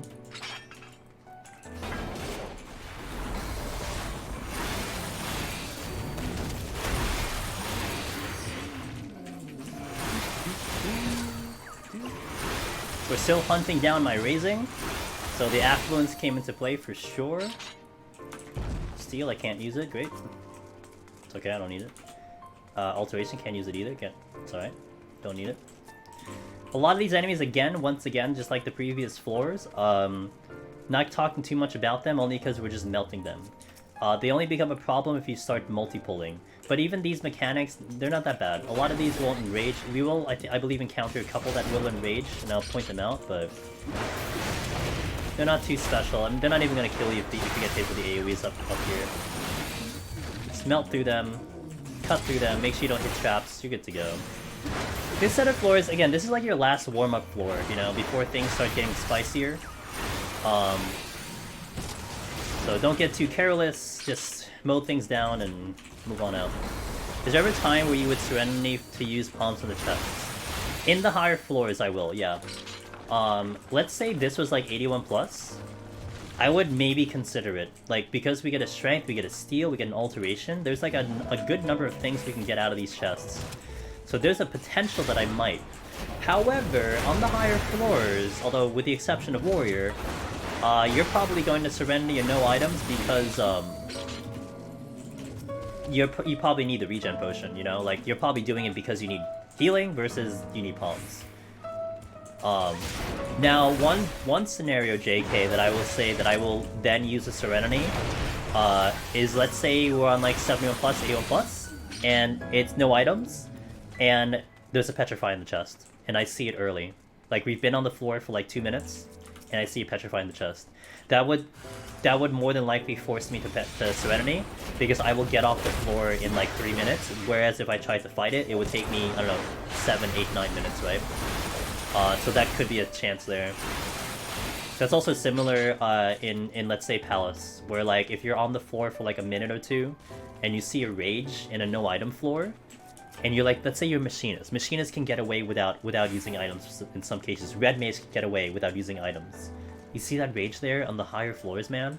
You just think of like the time save it's gonna be, and it's like, you know what? I'm gonna save the time here, maybe even Fortune Rage, and that could be a scenario where you use it. So yeah. If you've been on the floor, like if you haven't been fighting the floor for a while, if let's say you've been on the floor for like 5 minutes and you've been fighting that floor for like a good 5 minutes, like I've been working hard for this floor, I've killed like 6 enemies, I might be out in like 1 or 2 kills, it's not worth it. if you've been on the floor for like 1-2 minutes, you haven't killed a single thing, floor wipe will get you off the floor, you know? So you kind of want to weigh it in that fashion. Little bit of dependency on the situation, but that would be kind of the straight answer, like the best way I can put it. Now the other reason you'd use the Serenity, but this is more the higher end player, is you would do it for points. Essentially, if you can calculate that you would actually get more points picking up chests versus saving the Serenity, then it kind of comes down to it, but that's a little bit more complicated.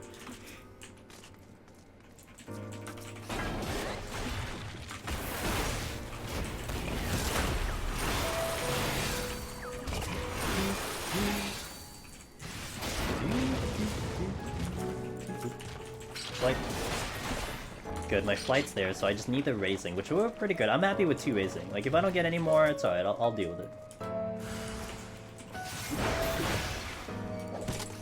I'll focus on clear first before I do score runs. Yeah, I would recommend it. You do what you want to on your runs, but a scoring run is, man, a scoring run is like... It's like you're playing, like, New Game Plus at that point. Because you're trying to do things that is just so different than a clear run. And it's crazy how that feels doing a scoring run. It really does feel like a New Game Plus.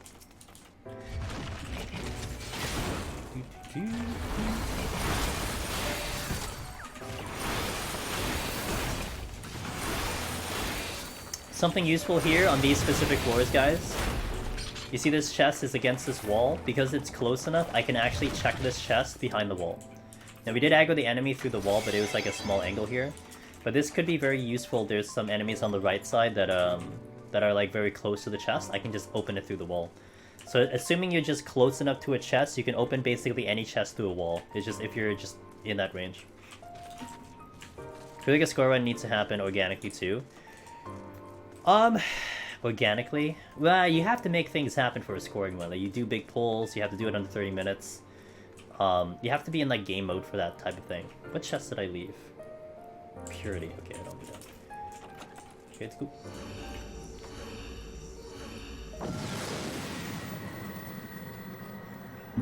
Chayla, by the way, Chayla was streaming earlier. I caught like the tail end of your stream when I woke up, Chayla. When you were doing Reaper. Shout out to Miss Chayla. Hopefully that run will be going pretty well. You're ending by the time I'm waking up. I'm not approving of this situation. Kidding. Do whatever the hell you want. We're back to the you are back to the 34s, yeah.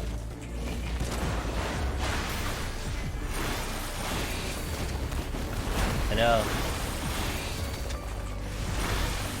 Don't do it. Okay, we got a silver chest here. What's up, Duke? How you doing, man?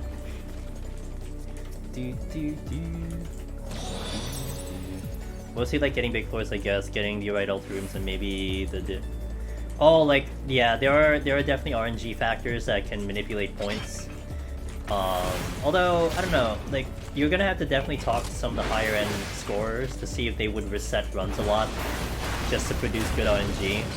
But I think if you're really good at scoring, you'll have a consistency, and I think you'll just take any run as it is and just work with it. And then hopefully, I mean, you never know what happens in later floors, you know? I don't really think the first 30 will dictate how the rest of the run will go. I mean, it helps, but I don't think it dictates the rest of the run.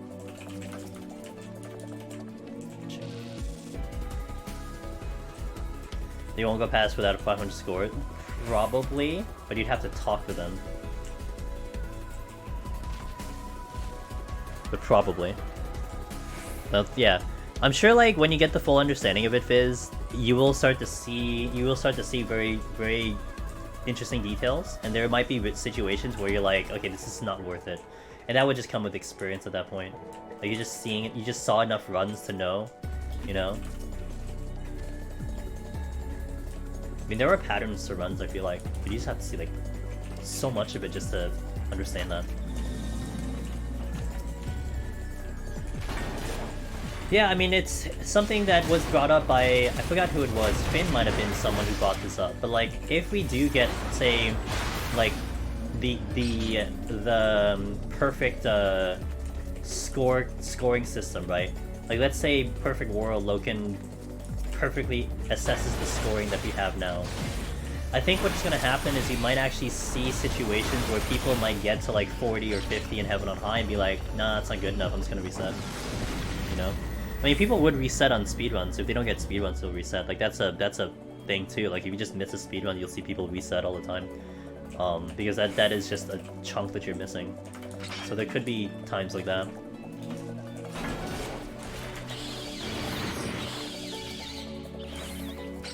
Like, I know it's a long time. Petrification from a Mandy. Let's just casually walk around here, check all the chests. Shaka Justa.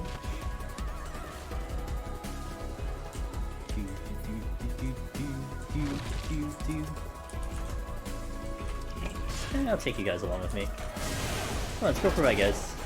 Give me your frog and chicken. I didn't pick it up.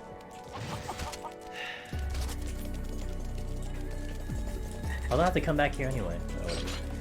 Nice, 15 seconds to run around with these guys. Amelia, hello, how are you? The fabled one. I got... Did I ever tell you, Chayla, that I got 1.5 million one time ever? And the only time I got it was when I was on the JP server with high ping. I never understood why that even happened. Yeah, I got it with high ping. Like, I was legit, like, I couldn't single weave and, like, you know, heat blast because I was lagging. And I get 1.5. I'm like, what the fuck, dude? Want to do Warrior in Heaven on High? I heard you were teaching a lot. Today is the teaching day. Yep. Today we're talking about all Warrior. What Warrior can do, how Warrior climbs, you know? Using landmine plays on Warrior, because, you know, we're Warrior. Completely unnecessary, but you know what? YOLO. That's how you do it.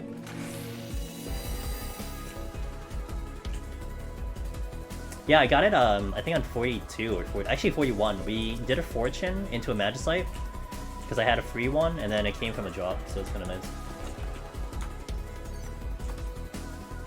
There's no kill like overkill. I wish there was like, you would get a bonus for overkill, Noga. What's up, dude? That'd be cool if you get a bonus for overkill. Like an overheal or something. Overkill it.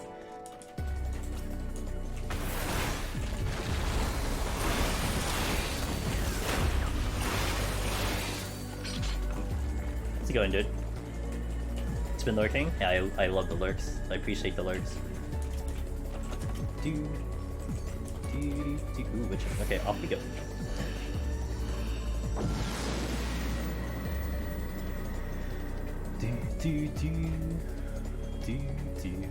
By the way, says Duke, you got the Dodo mount out of the gacha boxes. I think you did mention that. Awesome. Did you sell it or did you use it? Yeah, I heard that's a thing. I was doing some of the gacha boxes when I was doing a bit of PvP, because I was just getting... No, when I was doing No. When I was doing dungeons, because I was leveling one of my... I think I was leveling Reaper in, like, Shadowbringer area, and my descent is too high. So, like, it just wasn't doing anything if I descent those gears, so I just, you know, put them in grand companies, and, I was just opening a couple of them. I got, like, junk on my end, though. What do you think about endless mode in here? The problem with an endless mode is that I don't know how you're gonna scale the enemies, because sometimes the difficulty in here is not necessarily based off of how hard an enemy hits, or how much HP an enemy hits. It's more like what toolkit they have. So it becomes hard if you do endless, because what are you gonna set the enemies to as you keep going higher and higher? Do you just like reset it back to 1? Do you mix up the enemies? So currently, I don't think it's designed in a way that could make endless. Although I'm sure you could probably produce a deep dungeon that could be endless. And I wouldn't mind endless, but I don't think you can make Heaven on High Palace endless. Use it before you realize you had what you had. Oh, well, at least you got them out there. That's good. You know, there's nothing bad about that. At least you got them out. Something like that's gotten in. I would like the competition factor a bit, because there would be kind of a neat competition vibe to it. This door, by the way, does have an enrage, although you can interrupt it, and the enrage will not kill you. It will maybe do like half your HP, but it's not too bad. There's a lot worse enrages that you can see, but that's not too good.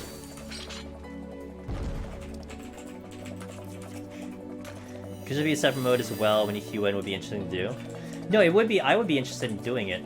It's just in the way Deep Dungeon currently is set up, I don't think it would make sense.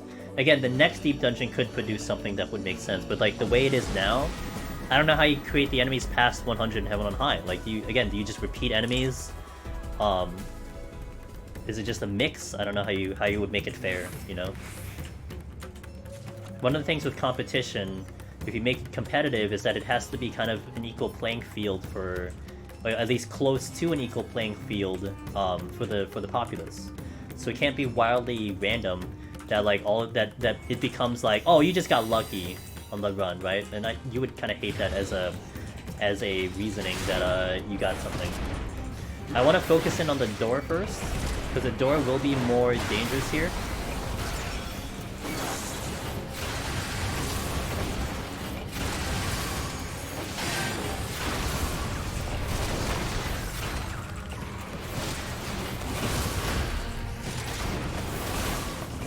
Warriors OP. This room, take a look at this room. This is like the weirdest room in all of Deep Dungeon, because the trap I stepped on is right here. That is the trap. So what you'd want to do walking into this room is you want to go along the left side. I went along the right only because I didn't care. If I stepped on the trap, I would have dealt with it. But it is something worth noting that this type of room, which has like a hill, it has a trap on that right corner, right over there, which is the one I stepped on. So this is the only trap here in this setup that you could hit while hugging the wall, if you will. And it's only if you hug the wrong wall. And think of it with Palace, where you just don't go along the right side. Well, although it would be on the left side if you're approaching it from a different direction, but...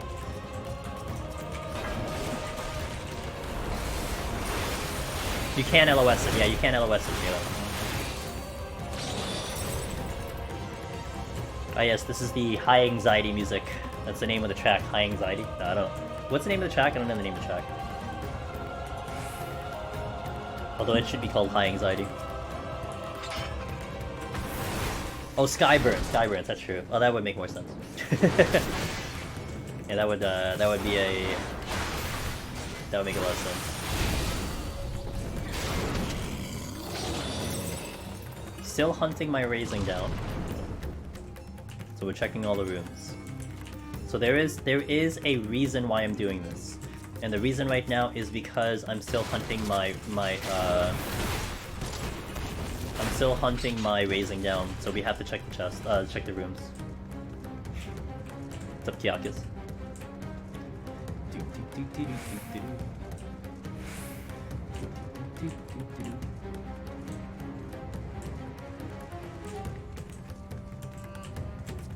I guess that'll I go.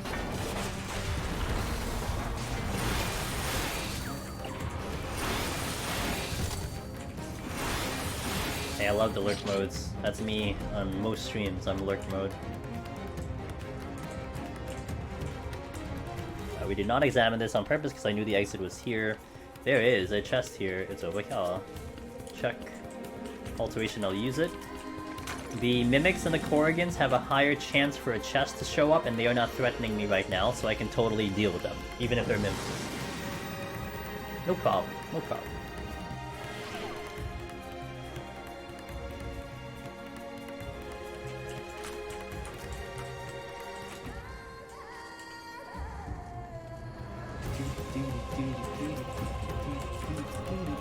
Steal.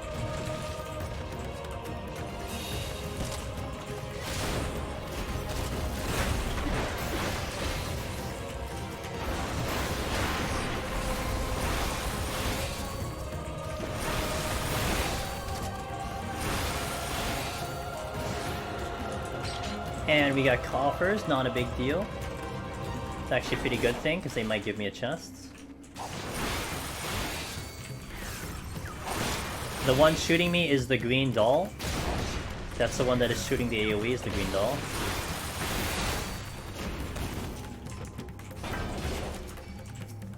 Flight, alright.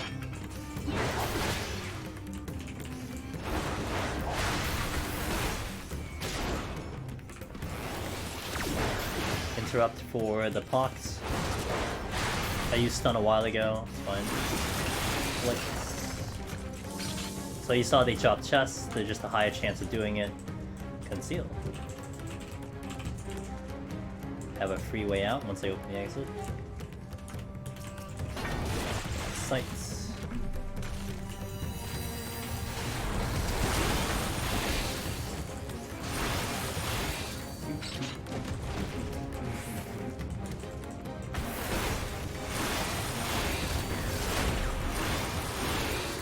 Alright, let's go.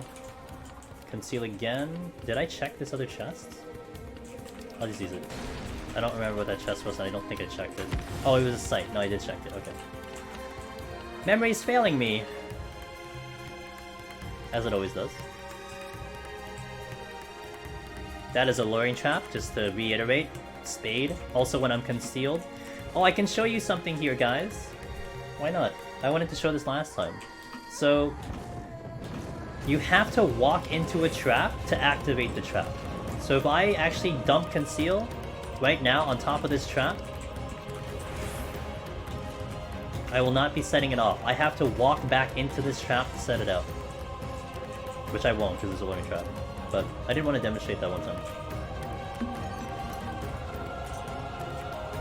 There's that one time I wanted to demonstrate in like 99 and then my thing wore off and I'm like, oh, never mind, I just won't demonstrate it anymore. Because I can't. But now I can demonstrate it. Hell yeah. So much little like tiny tech you can do in this place. It's kind of fun. I love it. Love it. Purity. Strength. We'll use the strength on the way out because it's back here anyway. Let's check these other chests first. See if we get a quick floor clear. Safety. I'll just use it now. Why not?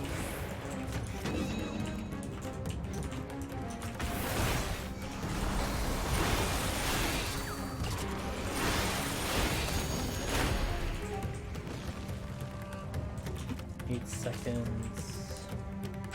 Oh. I'm not gonna fortune. So the reason I won't fortune is because this is flighted. So there's less enemies on this floor. So I won't really benefit off the fortune here. Like if there was more enemies, it would make more sense, but since I'm down to like 1, I don't want to waste it right now. Alright, let's go get the strength at the beginning of the room, and then let's go to the boss. This boss, definitely take care of this boss. It has a gaze, and there have been many people who have died because they greeted the gaze. The gaze gives you, I think, like a 20-second hysteria or 20-second confuse. It's a long time to lose control of your character. As a tank, you can get away with it, potentially, but pretty much as DPS, that's a death sentence. You're probably dead. So definitely respect the gaze big time on this next boss. Trust me, you will not regret it. Off we go. Now, we will disrespect the proximity because I do have steel on. So the proximity damage will happen on this boss and we'll just disrespect it because we are a tank, we are a warrior, and we can heal. Pretty much what it comes down to.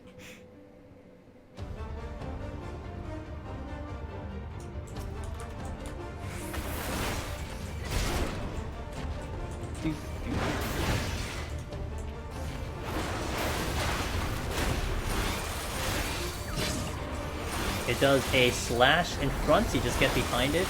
Then it will crouch down to fire a laser beam, which is in front. And then this will be the gaze. Do not greet the gaze. Please, don't greet the gaze. Now here I will disrespect this next mechanic because we have steel on. If you don't have steel on, I think you'd probably want to respect it. Gonna mitigate, double mitigate here.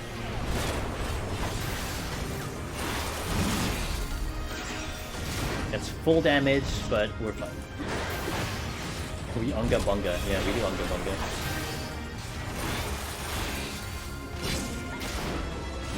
I'm making him hit all of you in the screen 3D, you know? The immersion. There's the beam.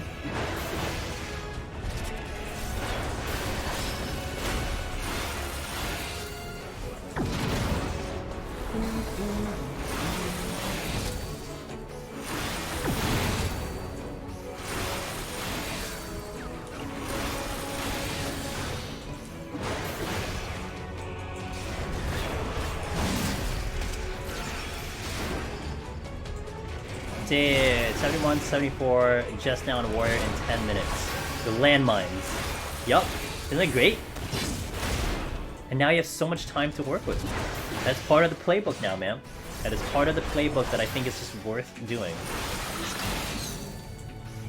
Like, you don't want to look at it now as just like a bonus feature. You don't want to look at it as just like, you know, showboating. It's like, it's strategy.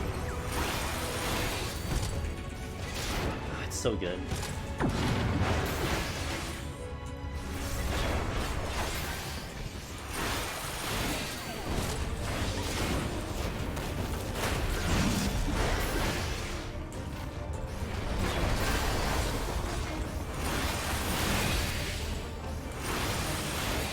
Alright, you did. Still missing the raising, but it's been okay so far. 51 plus. All this knowledge going into next deep dungeon. It's gonna be interesting next deep dungeon. I will definitely tell you. When you walk into the last 30 floors, I'm gonna be looking for that 71. If it's again 100 floors, if it's 100, 200, 300, let's just say it's like one of those. If it's 300 floors for some god-awful reason, I'll be looking at 271 to 273 for those landmine plays. Because the features that you see with Heaven on High and Palace of the Dead. So this will be a notice that we'll take a mention on these floors in general. Hey Aizen, also let me just answer this question for Victor. What do you think about Unreal Deep Dungeon scaling everything to 90? I've wanted that. When Unreal first came out, I thought about that. That would be so sweet. But it would be nice as a separate mode, Victor, not as a replacement. Like if you just go in as 90 and you can still go in as 60, I think that would be great. Okay, so in the next floors that we'll walk into, 51 to 60, and maybe if you think back to your runs, if you're someone who's been doing runs here and there, you will notice that 51 to 60 has a lot of debuffs. You'll just get triple debuffs, double debuffs, it'll be constant. For some reason, 51 to 60 is just tuned that it just has higher debuffs and stuff like that. I don't know why. It is what it is. It's almost like it's baiting you to Serenity. And if you look at every other floor, it's really not that bad, with maybe the exception of, like, you know, potentially 81 being really bad RNG or 91 being bad RNG. 51 to 60 is usually consistently bad. But this is where that parallel comes into play. Palace of the Dead. If a lot of runners are in Palace of the Dead, you will notice that 151 to 160 is the same. 151 to 160 tends to be terrible with the debuffs. You get no abilities, no heal, no items, no abilities, triple debuffs constantly. So there is a parallel between those two.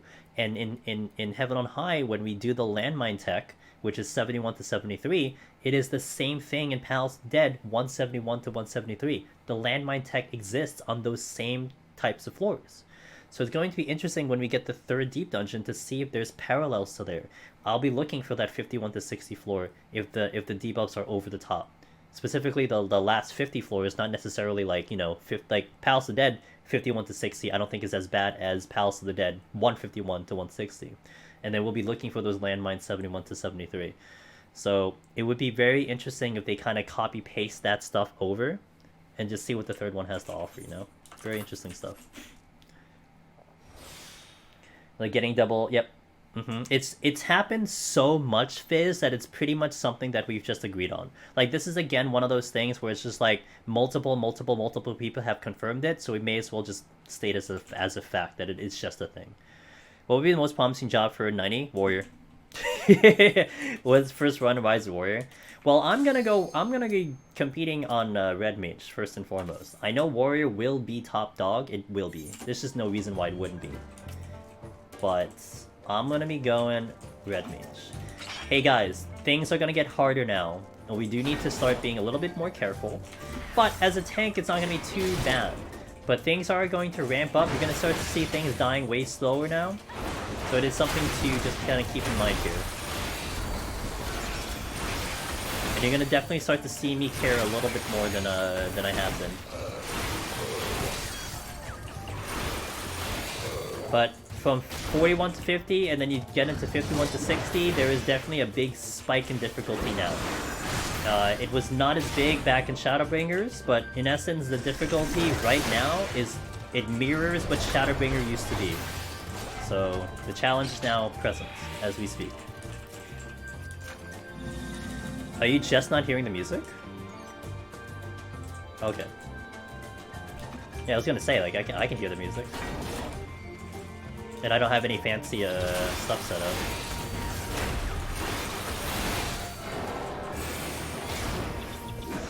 Oh, you just dodge everything. Okay. There is a specific food you recommend as warrior? Nah, whatever you consider is your normal food for warrior. I just bought a lot of pizza before Endwalker dropped, so I'm just basically using that food. I have 128 and I gotta use it somewhere. I did hear that 580 food, raid food, will give you more HP now. So in essence, it is your BIS food for Heaven on High. So something to keep in mind there, but it's not that big of a deal for me. It definitely is not a reason why I will clear or not clear, so I personally don't care. But yeah, so that's just what I think. I've never been too big on like the importance of food personally. I make sure I use it. That's first and foremost. I do make sure I use it, but I don't really put too much weight on it. Even though I cleared on tanks, I just love coming back to them in Heaven on High, especially for after DPS clear. Yeah, it is very comfy, and especially when you know how to manage time fizz. It really makes it such a nice run. It's a comfy run, but it's still a good run. Too much food put weight on me? I have a black hole in my stomach. It just gets absorbed and then vanishes. I don't know where it goes. And then I'm hungry again.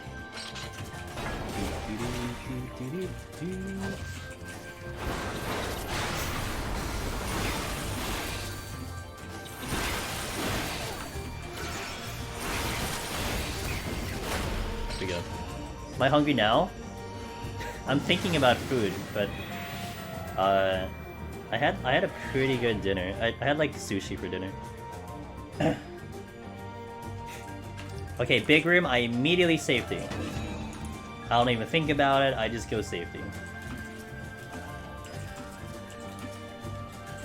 We're gonna follow my IR rules. So we're gonna call it IR rules. This is the way of the warrior. If my IR is available, I will burn it, use it, and kill something. In the meantime, I'm gonna walk around and we'll figure something out. Ryan Blaze, thanks for the follow. I don't know why the alert didn't come in, but I appreciate that follow. We're gonna make the most of IR to move around here. It is the way that you're gonna win on warrior. I'm not gonna guarantee it, but let me tell you, it's a good thing to keep in mind.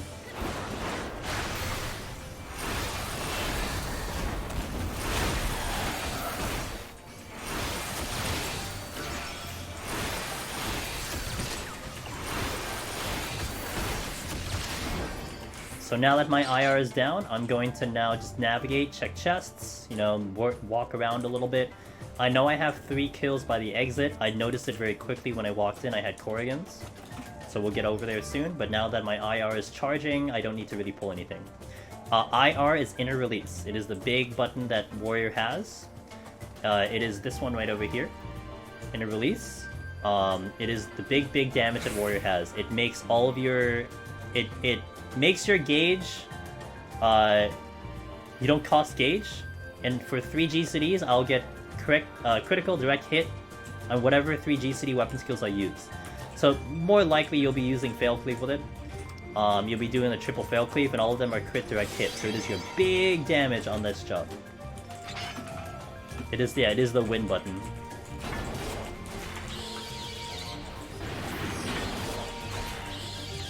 I'm gonna get rid of these in case I don't need to kill anything. Okay.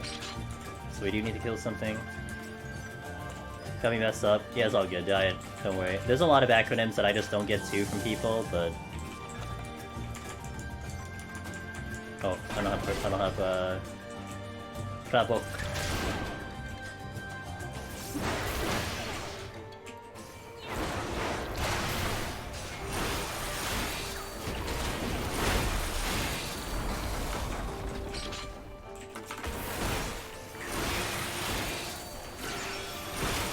I just use IR there, and we explode the enemy.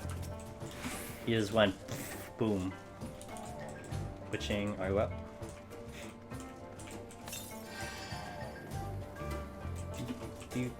Next four is flighted.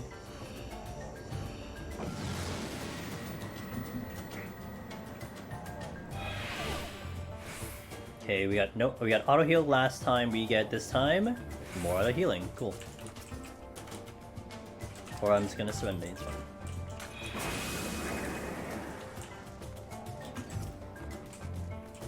Okay, let's go to the next room.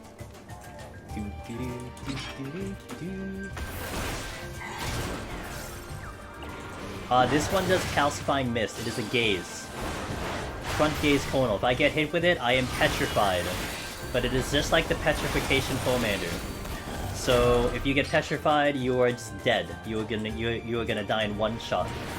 Do not get hit with that at all costs. Please don't get hit with it.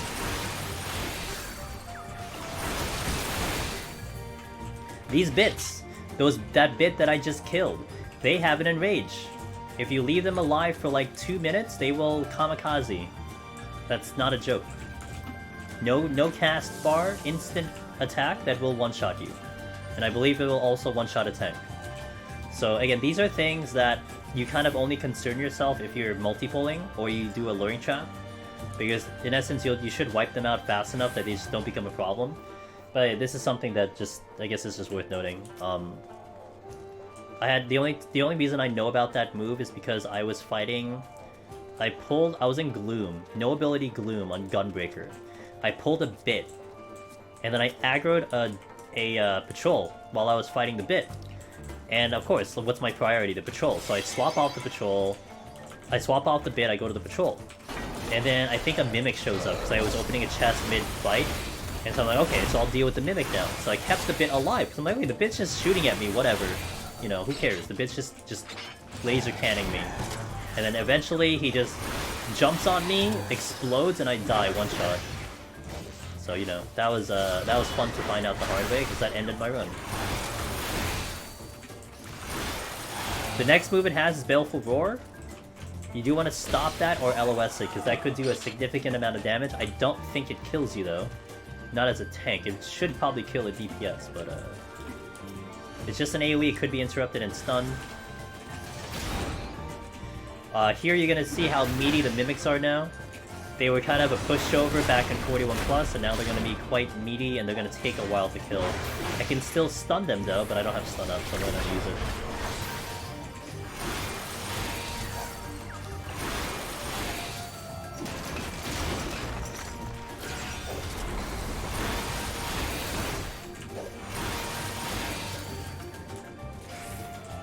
Butchered. Let's continue. 54.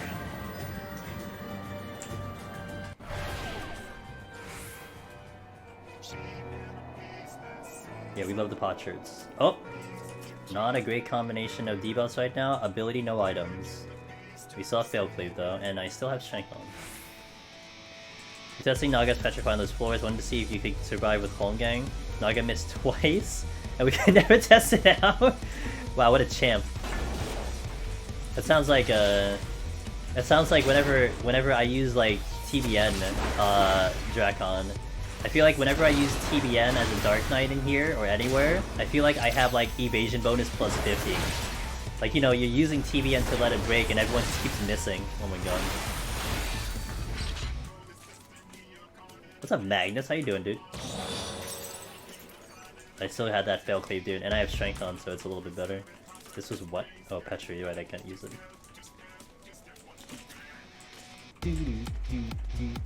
Although I think this is flighted, potentially.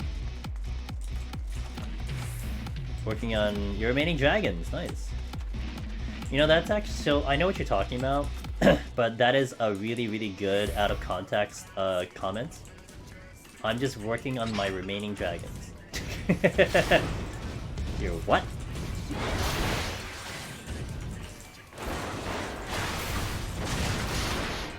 AoE. Worry about that AoE, by the way. He does a back-to-back AoE here. That has killed people before, because you're like, you know, okay, first AoE is there, and you're kind of used to maybe like the second one coming like later. Now it's back-to-back, and I've seen many people die to it. I've died to it. So just note on that one. Doesn't everyone? True. It's killed you before. It's killed me before. Again, this is one of those trust me things. Just trust me, it's a thing.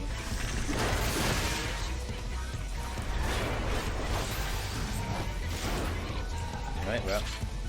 Can't open any chests, but it's okay, I don't need anything. I only needed the raising, which I still don't have.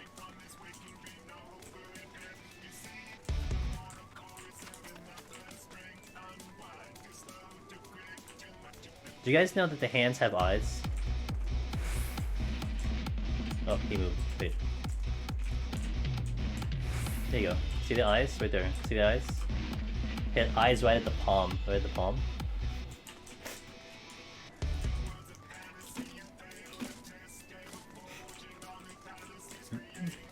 That's why there's sight. Not really. I mean, that doesn't explain why heck eyes are sound, but anyway. That's it. Creepy? Yeah, it's very creepy.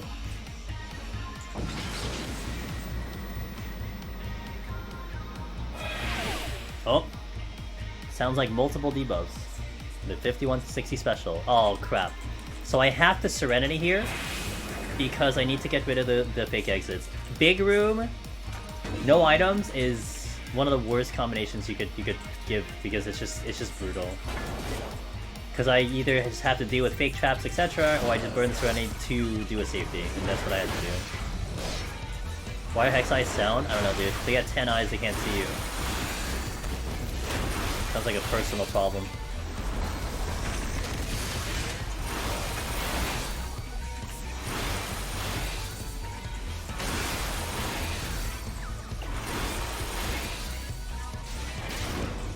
Wait, I missed a chest? Why did I miss a chest? What is that chest? I just didn't check the chest. Okay, well. I was so distracted, I think, by the safety and Serenity. Do you think personally Mimic should always drop a chest? No. It's ONG. I mean, did you want to chain Mimics for like 20 minutes or something? The hands having eyes freaks you out, didn't need to know that. Sorry, Brie. Like right now it's just one of those days, so I'm just gonna drop all this like random knowledge, I think, in terms of Deep Dungeon. Oh, random knowledge. Actually, this is more of a personal thing. These turrets are the first thing to ever kill me. I will never forget it. First thing to ever kill me in Heaven on Ice solo. I was on Red Mage. I greeted a cast. I did not expect to get one shot, and it one shot me full HP. I had like 41,000 HP. It did like 42. And that was when I got immediately scared of Heaven on High. I had to respect every goddamn AoE in here. Yeah, Angelus lore, yeah. Oh, my IR is up. Whoops, we're not following the rules of the IR, guys. IR up, we burn. We unga bunga.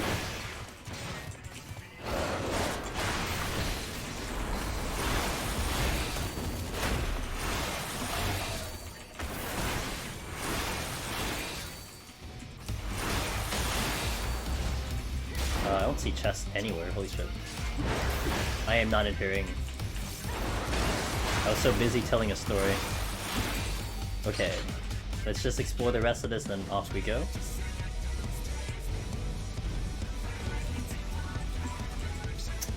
Van, hey, thanks for the sub! Yo, guys, really like, this is amazing. Thank you so much everyone who subbed today, because pretty much, like, we've gotten a handful of subs today, and they're all first-time subs, so I really appreciate that. That means a ton. Thank you so much. Funny, my insomnia gets me to watch your stream. Shoutouts to Insomnia, let's go. Maybe not shout out to Insomnia. I'm glad you're here. Thank you for that support, and I'm glad you're able to watch the stream. Hopefully I can keep you entertained. I have been known to put people to sleep. That's what people tell me. They have my stream on, they fall asleep. I'm still a little unsure if that's a good thing or a bad thing, but you know what? If it gets you asleep, then game. I'm up for it. Ancient Rat Rays, thanks for follow. Welcome in. I think I'm more appalled by the fact that, like, you know, everyone hates their own voice, right? That's just the thing. Everyone hates their own voice. So like, it weirds me out that like people are sleeping to my voice, and I'm like, the fuck? How the fuck can you listen to my voice?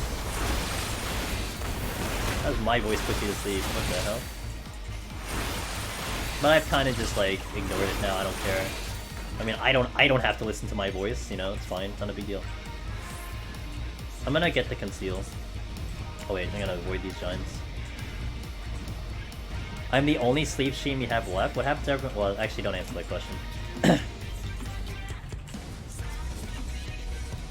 Means yeah, no, yeah, I know. I know that's what that means. My perspective is just like, I don't like listening to my own voice, right? So I can't imagine sleeping to my own voice. Can you imagine? God, you'd be like, so, like, I hope I don't call anyone out, but man, it sounds like you're like so egotistical. If like you record yourself for like 5 hours, like giving yourself like, you know, compliments or something, and that's what you sleep to, it sounds so bad. You just put in the headphones, you just listen to yourself talk to yourself. It sounds so weird.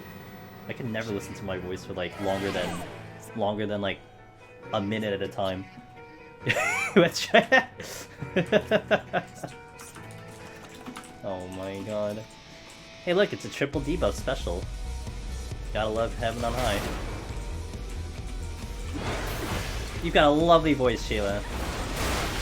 But like I said, it's just, you know, it's a thing that we all probably agree with, that we all hate our own voice.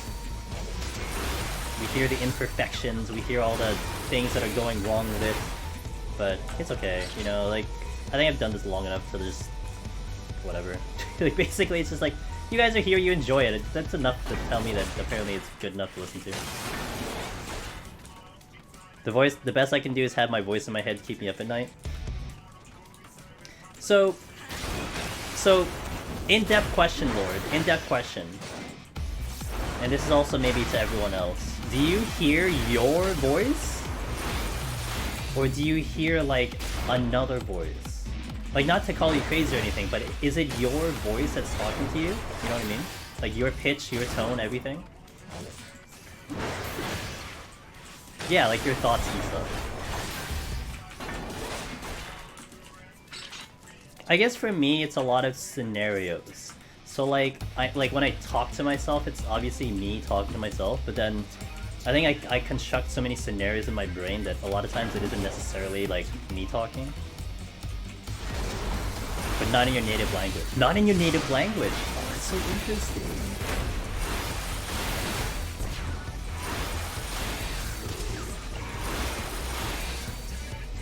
Like learning Spanish. Maybe trying to learn hot tips like learning Spanish while you sleep. See, that's gonna be sick though. Imagine you learn a language by just going to sleep and just playing the words in your head, and then all of a sudden you're like, you can just speak the language by never being awake. Oh my god, it's so crazy.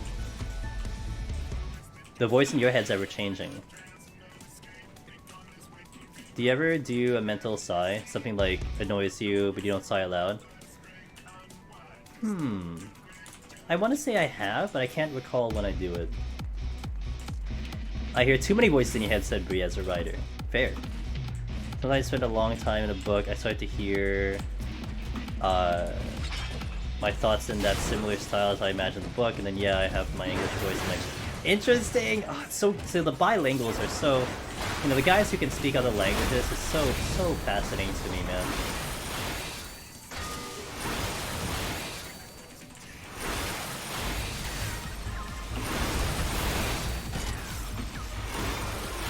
Oh, you didn't die. Don't aggro. God damn it. It's fine. The reason why so many of us hate our own voice, because hearing a recording sounds completely different. Yes, JK. It's pretty much that. Because the way you're talking, like the way I'm talking out loud, it's like the different vibrations of the different ways that it sounds out loud as opposed to hearing it back on like, you know, a recording or something. So it just sounds different than what you're actually listening to. So like as you're talking, I don't think you hate yourself talking. Well, except like, you know, maybe me, who like I don't like talking, period. At least in public. But it's just, yeah, listening it back is a much different perspective. You're listening to something that's not what you expect to hear. The bilinguals, yeah, the bilinguals. I am very jealous of people who can speak multiple languages, because it's something that I kind of wish I could do, but I feel like I'm just really bad at absorbing languages, personally. Let me safety that, good. Alright. Oh, I can IR here. This thing does not auto-attack, so he's really, really good to fight, as long as you can bring him to out of the middle of the room. So if you notice earlier, we pulled the other one back to the hallway. Otherwise, he's just gonna turret himself in one spot.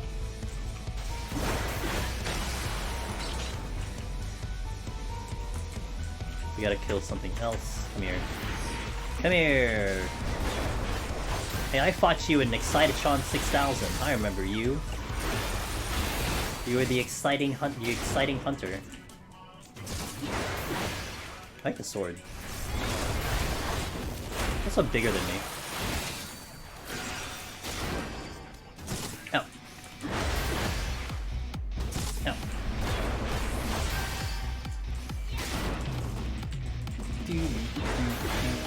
Check the bronze. Off we go. Oh, you dropped the chest. And you're gonna aggro. 10,000%.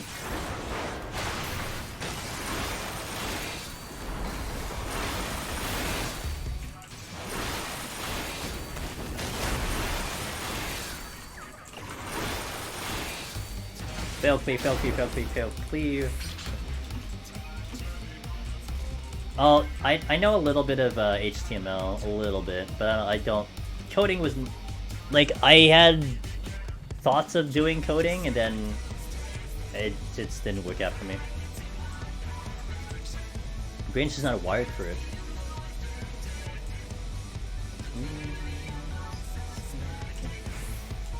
Alright, cool. But that's true. Coding is a language.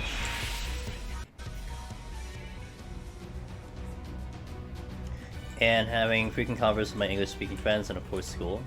Yeah, being immersed is huge for learning a language.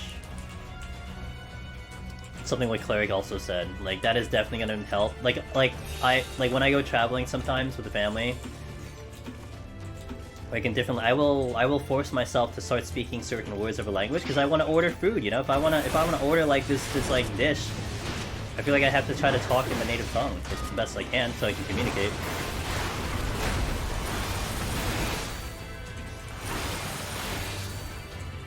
You are multilingual. You got Pagos. Congratulations, Therial.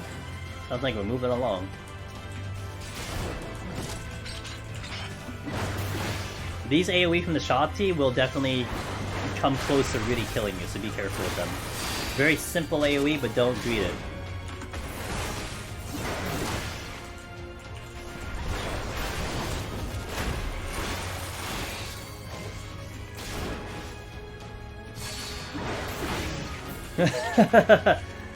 That sounds okay.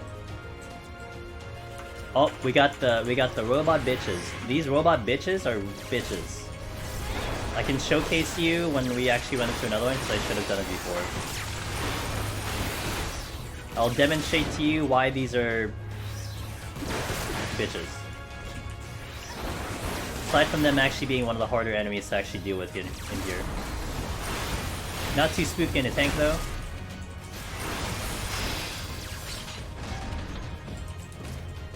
Sight.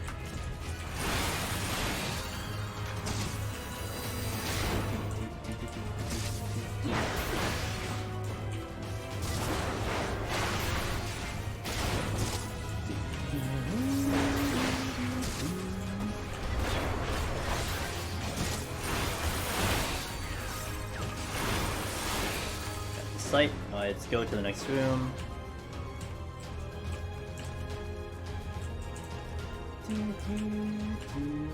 Okay, we gotta go to another room because there's no more robot bitches, so I'll showcase it maybe on the next floor or something.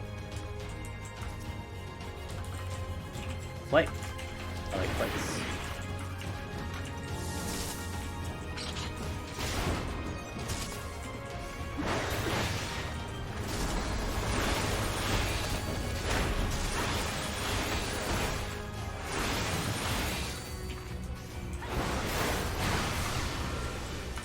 Let's go.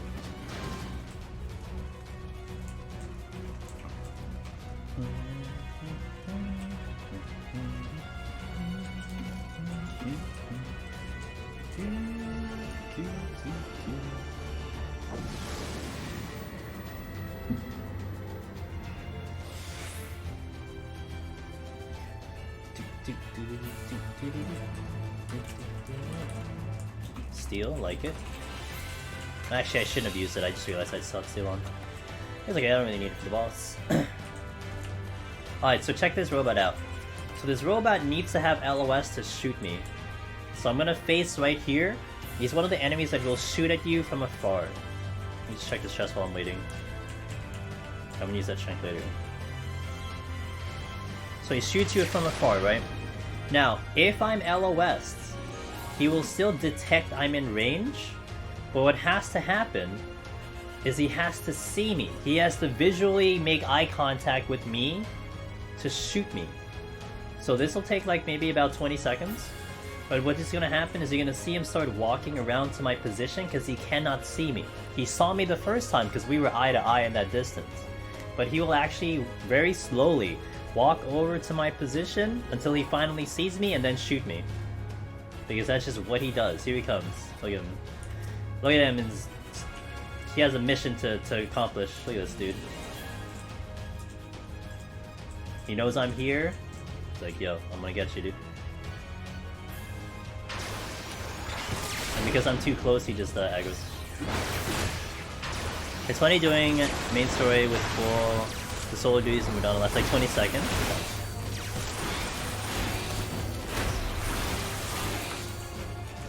Yeah, but question for the deep dungeon expert.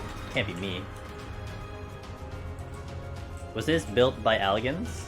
Yeah, this is an Alligan training facility. At least the lore indicates that it is an Alligan training warrior facility. So these are all simulations essentially. Gliver Soul, thanks for following me.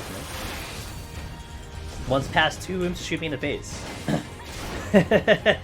Yeah, dude, they had a mission, man. They gotta complete their mission. So they'll do anything to make it happen, you know? I'm gonna go and get the strength back. Alligans fear the dodo. You know, it's interesting that you say that. I do wonder if, like, everything is a simulation except the dodo. I don't know if lore will ever tell you that, but considering there's a nest on the top of the tower, like, wouldn't that be really interesting if that's what the lore is? So, like, everything here is a simulation except the dodo, who is the real thing, and he's not a simulation. That's why he only shows up on 99, because he only goes down 1 floor. It's just on top of the tower that is used for the simulation. Yeah, exactly. Like, he just made a nest on top of the tower simulation, and he just occasionally just goes to the final floor, you know? Lazy bird. Maybe he can't find the exit.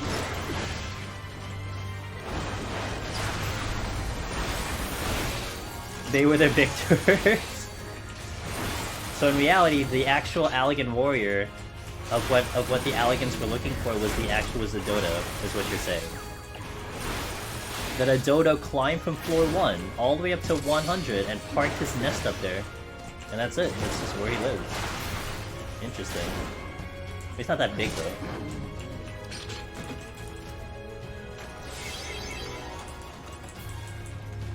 Oh, come on, dude. I think this thing chased me for 2 rooms. What the hell? Go away. Go away. Pretty sure this thing chased me across the map.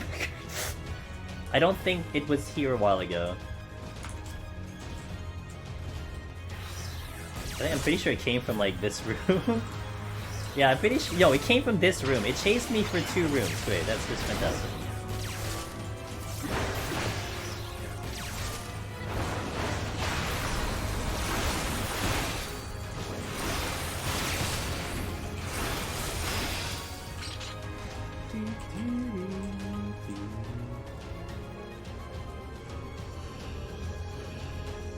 He goes downstairs when he hears some noises above us, probably.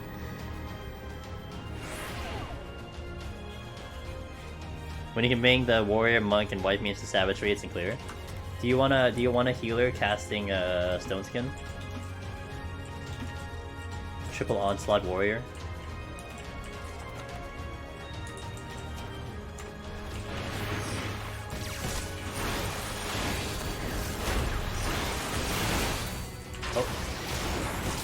Control.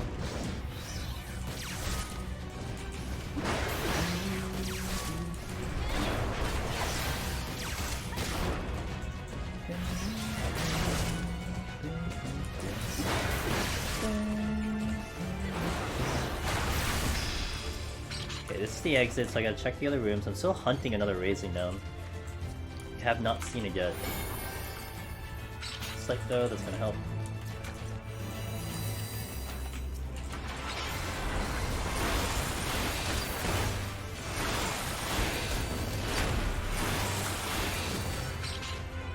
Okay, I got a purity sight which I use. Okay, I didn't check this just then. 1, 2, 3.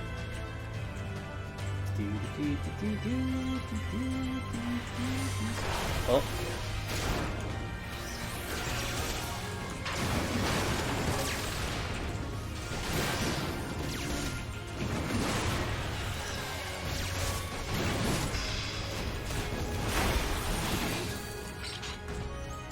I had no healing. Who needs healing? Check this last chest.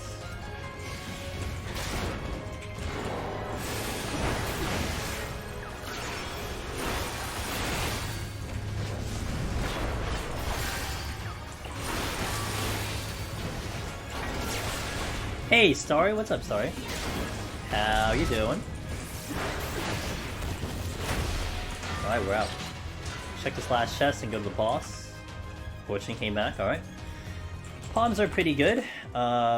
Just still missing that raising, but I'm okay with 2. It could be a lot worse. I have not returned back the Serenity, which I used on a big room, which was no items and HP down. Well, there's really more than no items than anything.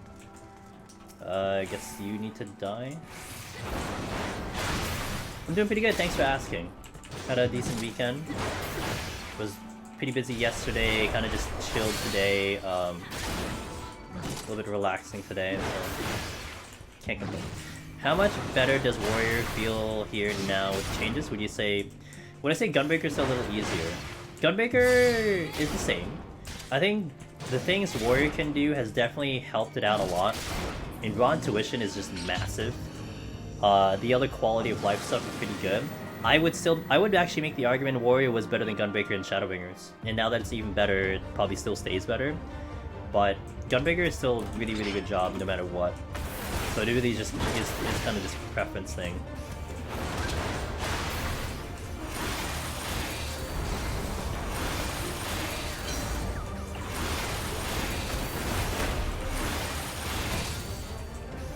One thing to maybe take into consideration, Zavin, is that in Shadowbringer, I would have never considered any other job except Dark Knight to potentially clear Heaven on High without Imperium Potions.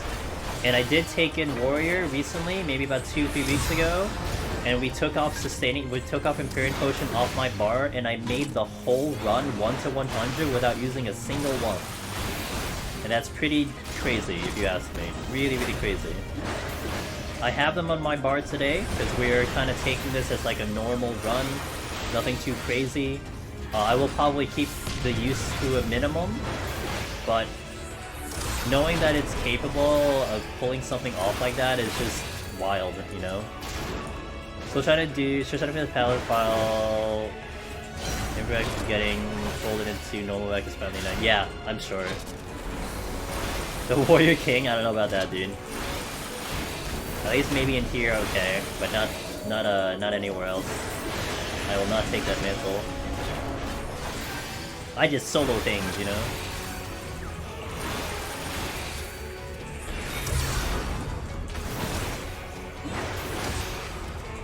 We just use the warrior kit as best as possible. That's all it is. We're just showcasing what it can pull off.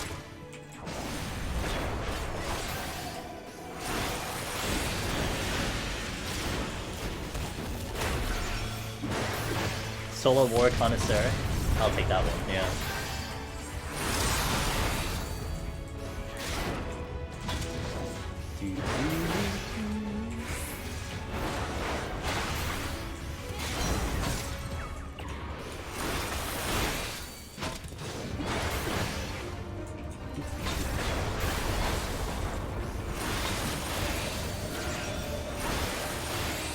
See, look at his heals. I mean, this is not something Warrior would have been doing in Shadowbringers. But Raw Intuition is like such a big difference. To make it all back for G City is just crazy what you can do in Warrior right now. Can anyone help me with a macro upgrade for Vega and Google? Yeah, what macro would you like to do? I mean, it depends on the macro. I'm sure someone in chat can help you.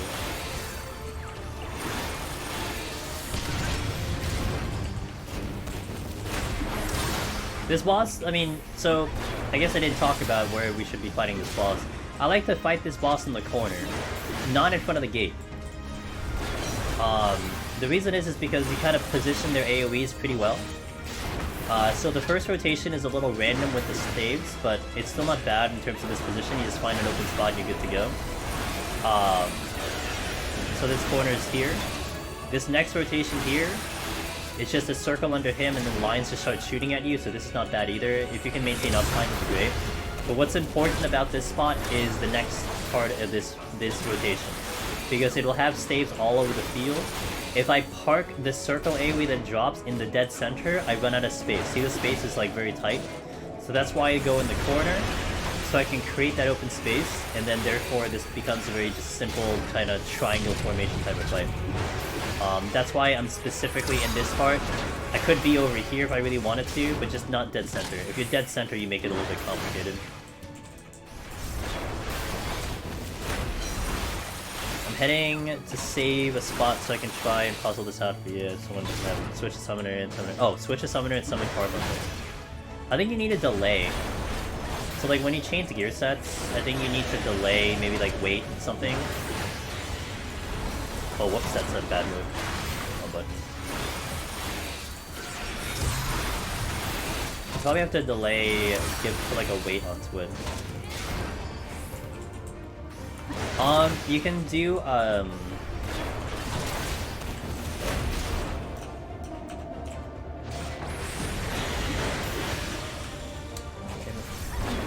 Yeah, what above us just said. You can do that one in the same line. Instead of making a new line for it, that might work. There you go, something like that, what Jason typed up.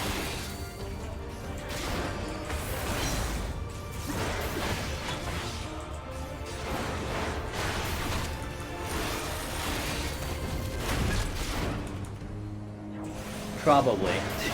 It's actually very difficult Googling information on 14, not gonna lie. You have to try to filter it for date. Because what you'll get a lot of times is something from like 2016, 2014. Like it'll just be like really old stuff. So you'd have to look at the date of the post. But if you filter to like last year, you'll probably get something. I gotta admit, like when I look up certain things in 14, it does get a little difficult because the date is part of it.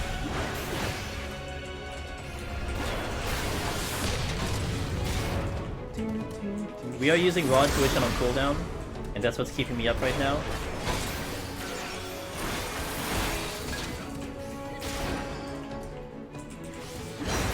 Four seconds. There you go.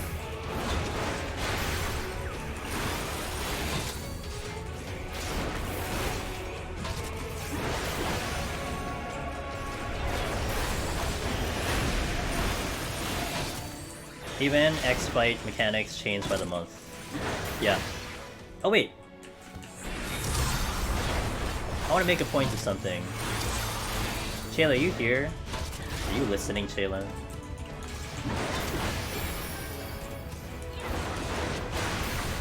I'm calling Shayla out of lurk.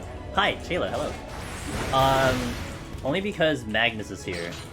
No, you don't have to apologize. Only because Magnus is here. Magnus, if I remember correctly, Magnus, your icon, or maybe your previous icon, for one of your avatars was a penguin, wasn't it? I forgot the lore behind the penguin for you, Magnus. But Shayla is a penguin connoisseur, and she likes penguins a lot. It is still a penguin. So I just remember the two of you like penguins. So I just want to just randomly mention that. Like, Shayla on her stream has will tell you penguin facts. She loves penguins. You let it Magnus quick. You people with your different Twitch names and your in-game names. Why can't you keep it simple for us? Let's make it the same, okay? I can't remember. You work at aquarium for 11 years and inpatient hospital for 15. My icon's frequently online. There you go. Damn. That's right. Yeah, you work. Yeah, okay. Yeah, there you go. Sorry, I just wanted to make that connection. Yeah, Magnus streams too. So I think you'd be up. I think you'd be up, Shayla, if Magnus does stream. Persistent Enhance. Wait, which game is that one? Magnus does stream. He's a good man.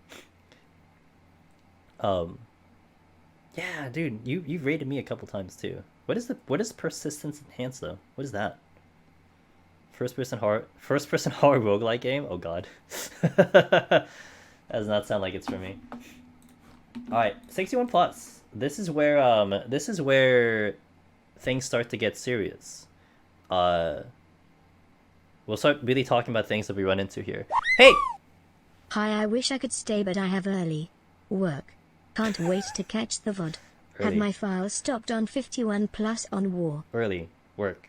Hey, like, no problem, dude. I hope I will have a good VOD for you to watch at the end of the day. Thanks for the resub, 7 months. I appreciate the continued support. We are getting into the sexy part of the runs, which are the hard parts. This is really, I would say this is where the run starts for tank here, 61. We'll do this, get into it right now. The goal here is to get to Serbia with enough time. So what you'll witness here is a lot of very optimal pulls. We want to try to be very optimal with our pulls. We're going to try to make sure we don't over pull, we don't overkill. So what's going to be extremely important is when the exit is open, we get to the exit. We don't want to kill more than what the exit shows up, otherwise that is just a loss of time. And we'll also discuss the hard enemies and so on and so forth, so let's go.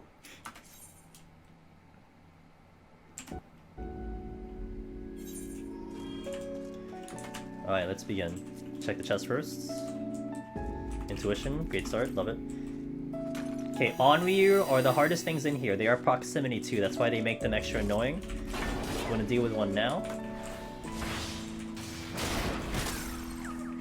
So how I like to deal with the Onryu is after they do this AoE, I will stun here, not stun the AoE, but stun after the AoE.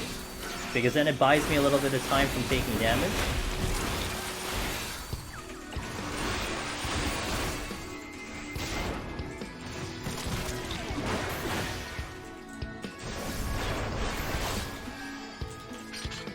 Okay, pull the next one.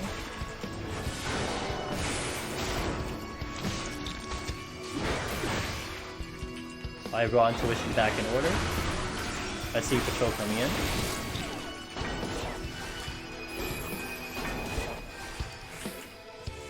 What I'm also going to do here is we are going to open with a strength, which I should have started to begin with.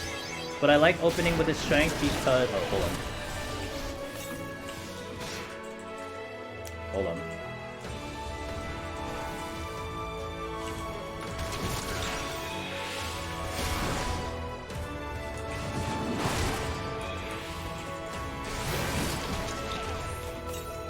Double pull.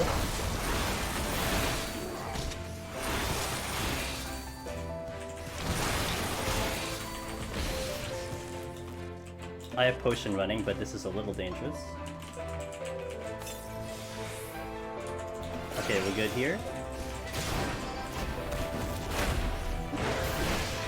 So the poison was what was making that complicated.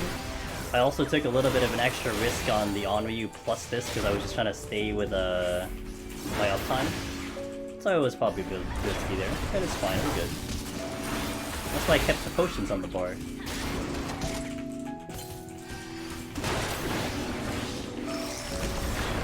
I do recommend starting with a strength though. I didn't start with it, but it will help you with time, especially when these enemies are a lot harder in the beginning of the floor. They will like just get easier as we go along. You'll see, the enemies will definitely get easier as we work forward. The Onryus are just extra bad. These are extra bad because they give us Vuln. No problem. It's all good, it's all good. Lose the conceal here. So the only bad part about that entire engagement is I've basically only worked one floor. This conceal will be very good, so what I will actually want to do is just check all the chests before and find the exit, because we don't want to really kill any more than we need to, because we're very close to opening this exit.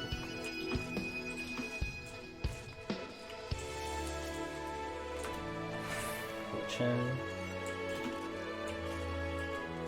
Carbumble? Yeah, it's a little off. Hey, it's okay, sometimes the spelling gets a little weird. Enerjar, hello. Give me a sec while I navigate this one. Please, hi! Oh, that's nice. Okay. Thanks for helping me push my new record floors! What's the new record? What's the PB? Oh, but at least I showed you guys how to get out of a spicy situation, you know? This can't be completely an easy run, otherwise, you know, I'll make it look too easy. And I don't think that'll be good for you guys. I have to make it look challenging. 2141! Oh boy, careful those gargoyles. You see gargoyles, respect gargoyles, alright dude? Trust me. Respect them gargoyles. Hey, I'm glad it worked, Clark. Okay, no chest here, so we're just gonna pull the manis. I do not like pulling the Wakakuza. Okay, so we said the Onryus are sights. These guys I'm fighting, I'm sorry, the Onryus are proximity. Did I say sight? They're proximity. So, you know, you get near them, you aggro. These dudes are sights. The patrol that I fought earlier is sights. The Wakakuza are sound. And I don't like fighting them because they give you a 30-second poison. Not great. So a lot of times I will purposely avoid them as much as possible, not to mention I can get around them pretty easily. But they give you a 30-second poison and it stacks to 8 stacks. So it's not great to deal with. Especially if you're pulling, like, say an Onryu. And then you get the dot from the Onryu, and then you get the dot from the Wakakusa, it's gonna probably kill you off, you know, not nicely. I'm gonna focus on these guys. What's up, dude? How you doing?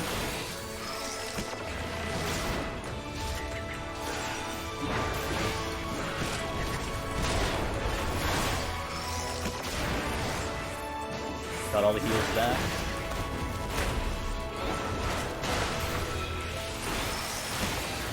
Alright, let's go. For avoiding the Wakuza, we have the strength rolling. Everything's good so far. Again, I'll reiterate, I would highly recommend starting with the strength. The reason is that you want to get through these floors faster, and more than likely you're picking up another strength here. Like, it's gonna be extremely rare for you to basically never see a strength from here on, unless you're skipping chests, and that's a completely different, problem. IR is up. I will pop the steel now, but we have IR, so I wanna knock out something difficult, which will be the Onryu. They are proximity, it also looks like it's kind of blocking this chest. When your IR is up, delete something. That is the rule of Warrior. Again, we'll get the stun here before he turns around, so he doesn't pop another thing.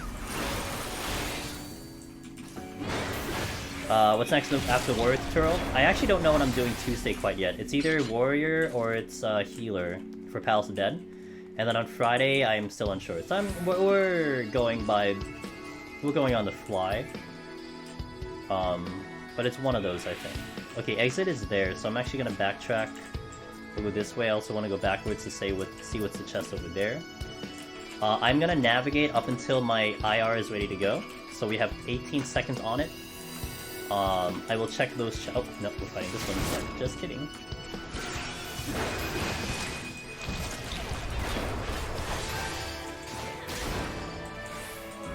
Nope, haven't done Warrior. I've only done Warrior literally one time back in Shadowbringer. But now that it seems to be getting a lot of hype, I do kind of want to get into it. So we'll see. Okay, gonna navigate. Just kidding.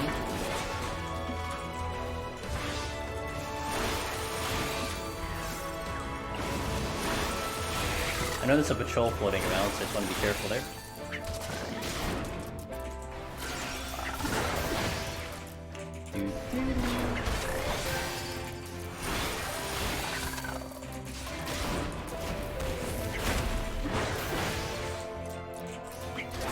What's up, Osu? How you doing?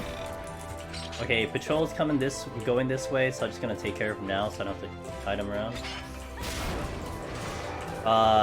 Off to early work. Hey, have a good night at work or day at work, and I shall catch you next time. Thanks for being here, Fizz. Patrols are probably the easiest thing here to fight. Very simple, no double hits, no status effects. The crab we just fought is also very easy, so you do want to hunt them down as much as you can. Again, I recommend you avoiding the Wakakuza. They are sound, so we can definitely avoid them. And again, they're sound, so I'm RP walking here. Got my raising. Awesome. So raisings are good to go now. That Onryu... so here's the debate right now. If I need to kill something else, I will fight that Onryu. If the exit opens, I'm probably going to leave, so I don't have to fight something extra. Can't wait for the Warrior God and for you to D. Thanks for the... You got one? Nice! Okay, cool. Well, we're definitely doing the update now, right? This is the updated version of this, so... Hopefully we'll help people, future people looking for the title. I'm hoping that this covers it for the whole expansion, you know? For the rest of the expansion, this is gonna be here for the next, you know, year and a half or something like that. That's what I hope for. Unless they make any significant changes to Warrior, this should basically stand the test of time. Or unless the next deep dungeon comes out and they significantly change everything in Deep Dungeon, which is possible. But, you know, I can't predict that. As soon as you hit 7, you're gonna hop in and follow along. Alright, oh, that's gonna be cool. Sweet. Okay, cool. I'm glad you're still here for that. We're gonna get there in about, I would say, 40 minutes.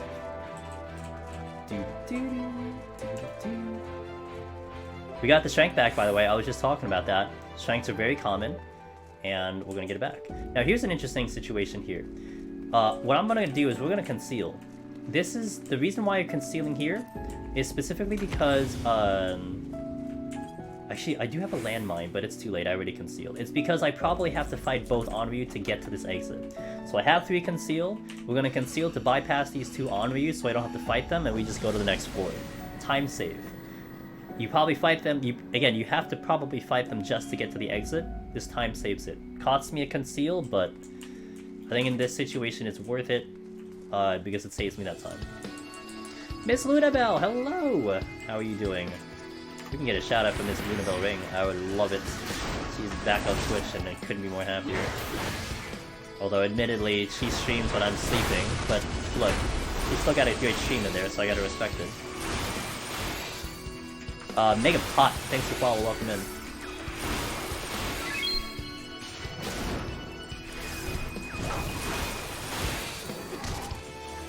Runs are going well, Lunabelle, thanks for asking. EW Endwalker has been great. Is there a link? Yes, exclamation point Discord, yep.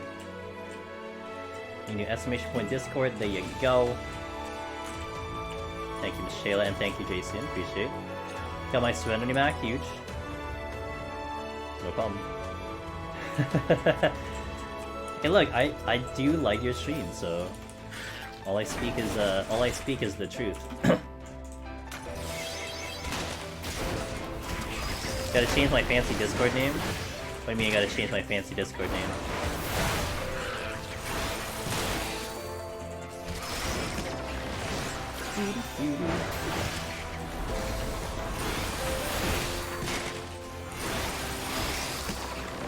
Oh no, I can't because we're not boosted on the. We're not boosted anymore on Discord, so I can't. Because Discord is weird, dude. You have to keep the thing boosted, and I'm like, well, that's annoying. Oh my god! What a bell? Why? Why would you? How could you? Why would you? Yeah, so I had to change everything back. I changed all the commands to the fancy one, and I had to change it all back like literally a week later. I'm like, well, that's lame. Well, thanks for the 5. Thank you so much. Oh, that's nice of you.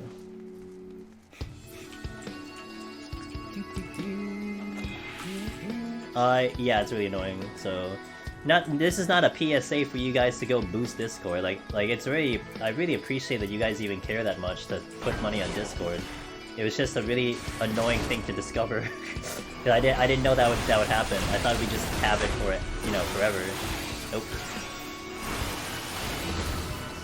Honestly, I don't like that system. Like, I don't like how the boost on Discord is temporary. That just feels bad, you know? I don't even think we really benefit off of, like, we don't really take advantage of the benefits it gives. Like, one of the benefits of Discord boosting is that you can stream in Discord at, like, a higher resolution. I don't stream on Discord. I don't know, a couple of you guys have actually used that feature, so I guess it's good for you guys, but I don't use it, so I gotta do that. Here on this line, I'm working my way through the rooms. I will want to check that last room, though. And I'm going to try to make a habit here of trying to check as many rooms as humanly possible, if not all of them. It's a very good habit to form in Deep Dungeon. I highly recommend that you get used to it. Get to all rooms, check all the chests. Unless you open the exit early. If you open the exit early, then it's best that you probably travel to the exit because you don't want to kill any more than necessary. But if I can skip enemies here and there to make this happen, then we are going to make it happen. So now that the exit's open, all good to go, as long as I don't aggro anything new. Better audio quality in Discord. VC is nice, but to be honest, I don't really notice much of a difference. Yeah, it's just... like, that's great. But what stinks is that you have to keep boosting it. Like, that's just, to me, that's just kind of annoying. But whatever, that's their system, I can't really complain, that's, you know... Hey Pin, good morning, how you doing?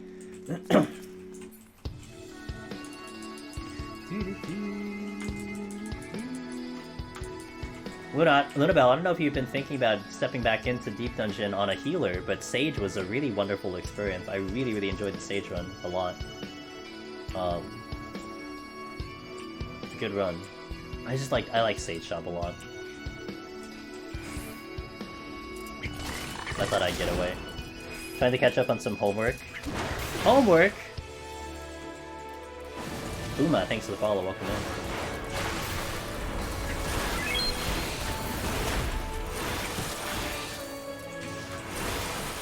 Would be Astra if I do healer again? Godspeed. Godspeed. I heard people saying Astra is like worse than before. Scary. Well, we have had people clear on Astra recently in Endwalker. People have cleared on Astra and Endwalker. So that gives you any kind of just like positivity on it.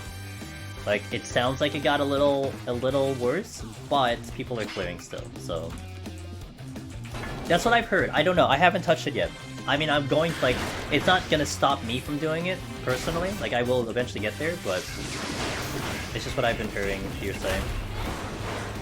These jellyfish, guys. Sight. Do not take your eyes off the screen. The AoEs are very fast. This will one-shot you. It has one-shot me. Do not take your eyes off the screen for this specific enemy. The moment you look away and look back, you're getting hit with that AoE and it's over. Game over. Respect the jellyfish, please. One of the easiest enemies to fight, but... this will one-shot you. Even on a warrior, it's gonna one-shot you on a warrior.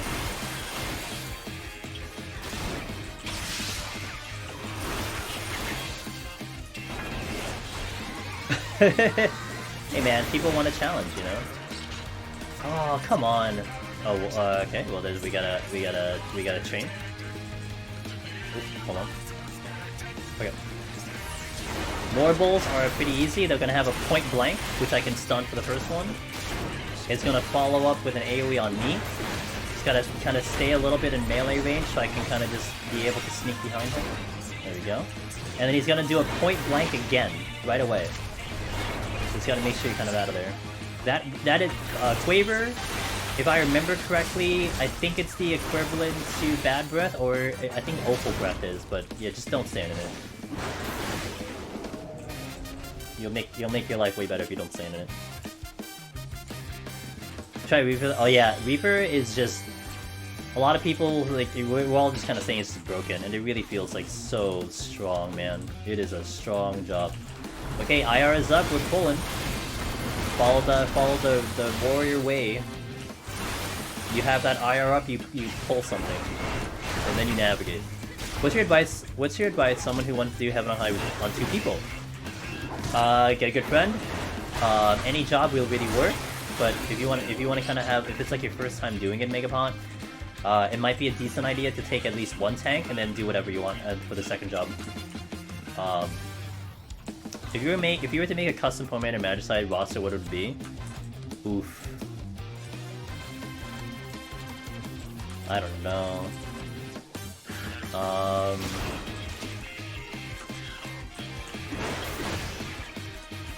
don't know. Well, the Magicides would be cool if we just don't get Garuda, Ifrit, and Titan. If we get like the other ones, that'd be kind of sweet. That's for sure. Kind of tired of the classic 3, you know. I'm gonna hold IR here because I'm gonna overkill this jellyfish. I'm gonna check the chest first, and then we'll actually work our way back to the exit. I checked all the chests.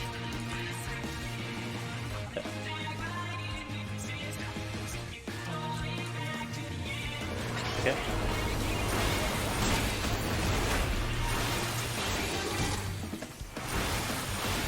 My friend was one-shot by Mammoth because he didn't get behind it. I warned him too.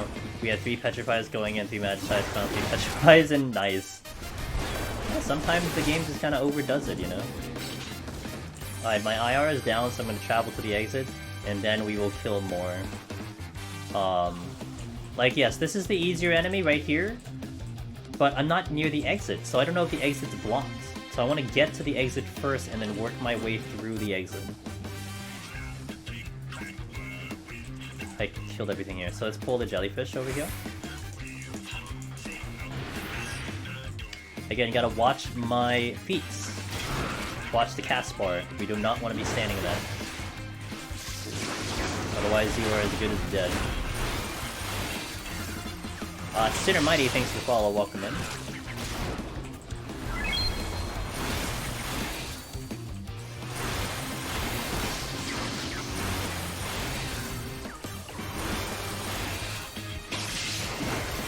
Okay, we're out.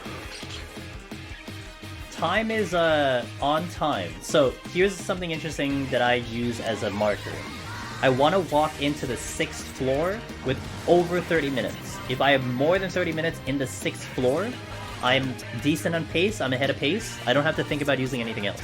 If I fall under 30 minutes when I walk into the 6th floor, I need to start considering using other commanders, like a Flight, Petrify, something like that, because we are going to start to become behind on time. That is kind of my indicator there. Interject here. You can no longer stun. I'm going to stun it just so you can see it resists. Gold chests have to be interrupted to stop their fox.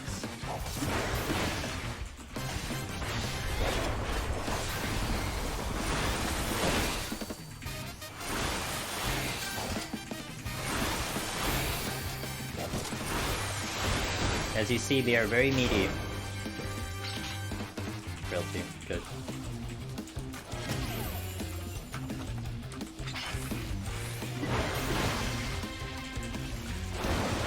Point blank.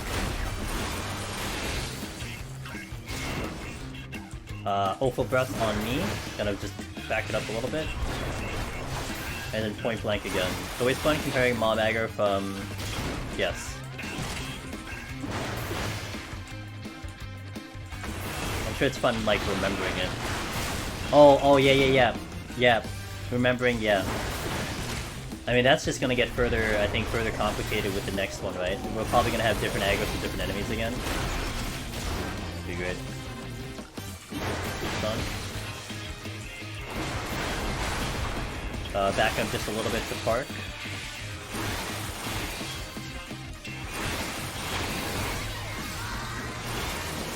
Alright, move on. Oh, shit. I didn't realize that Henri is still here. It's okay, Henri is fine, it's just I didn't realize it would still be here. So... Stunning here before it turns around after the AoE, so I buy myself 5 seconds of no damage. I'm gonna shake it off just for extra insurance, because it'll block the concussion for 1 DCT at the very least.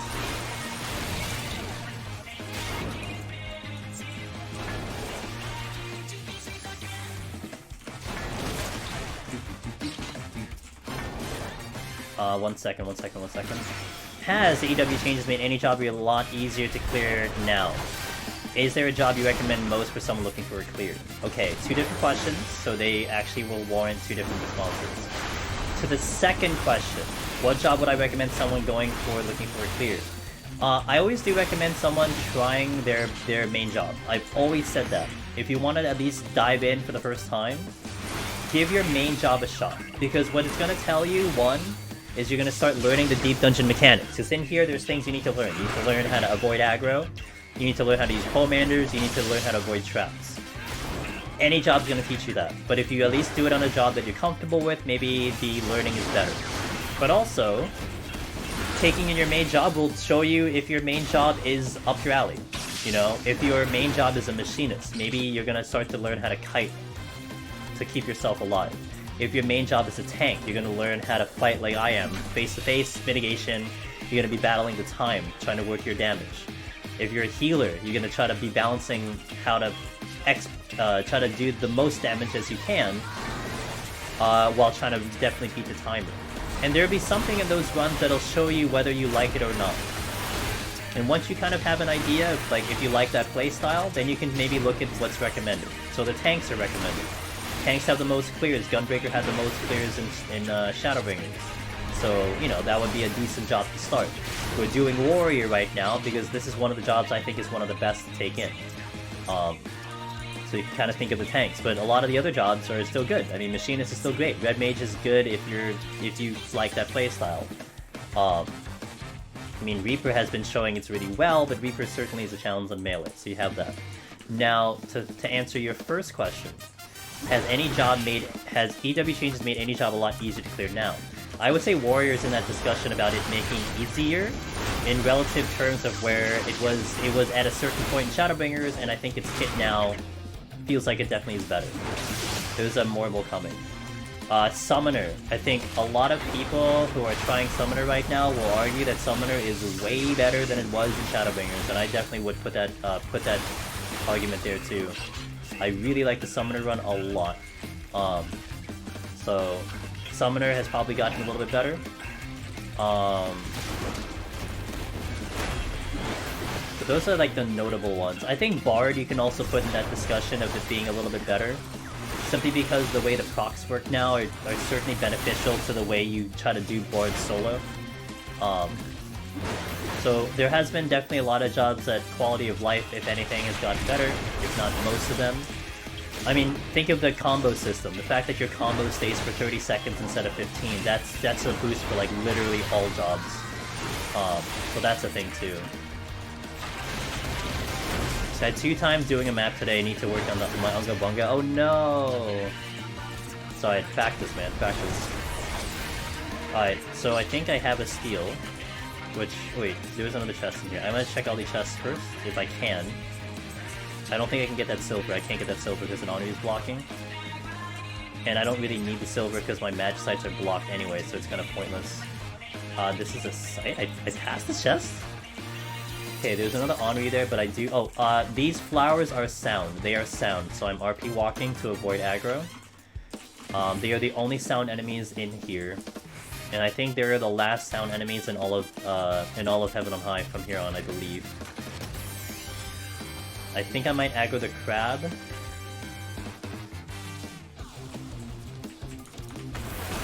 I'll fight the Henri instead, because I might aggro the crab and I might follow the flag and get them.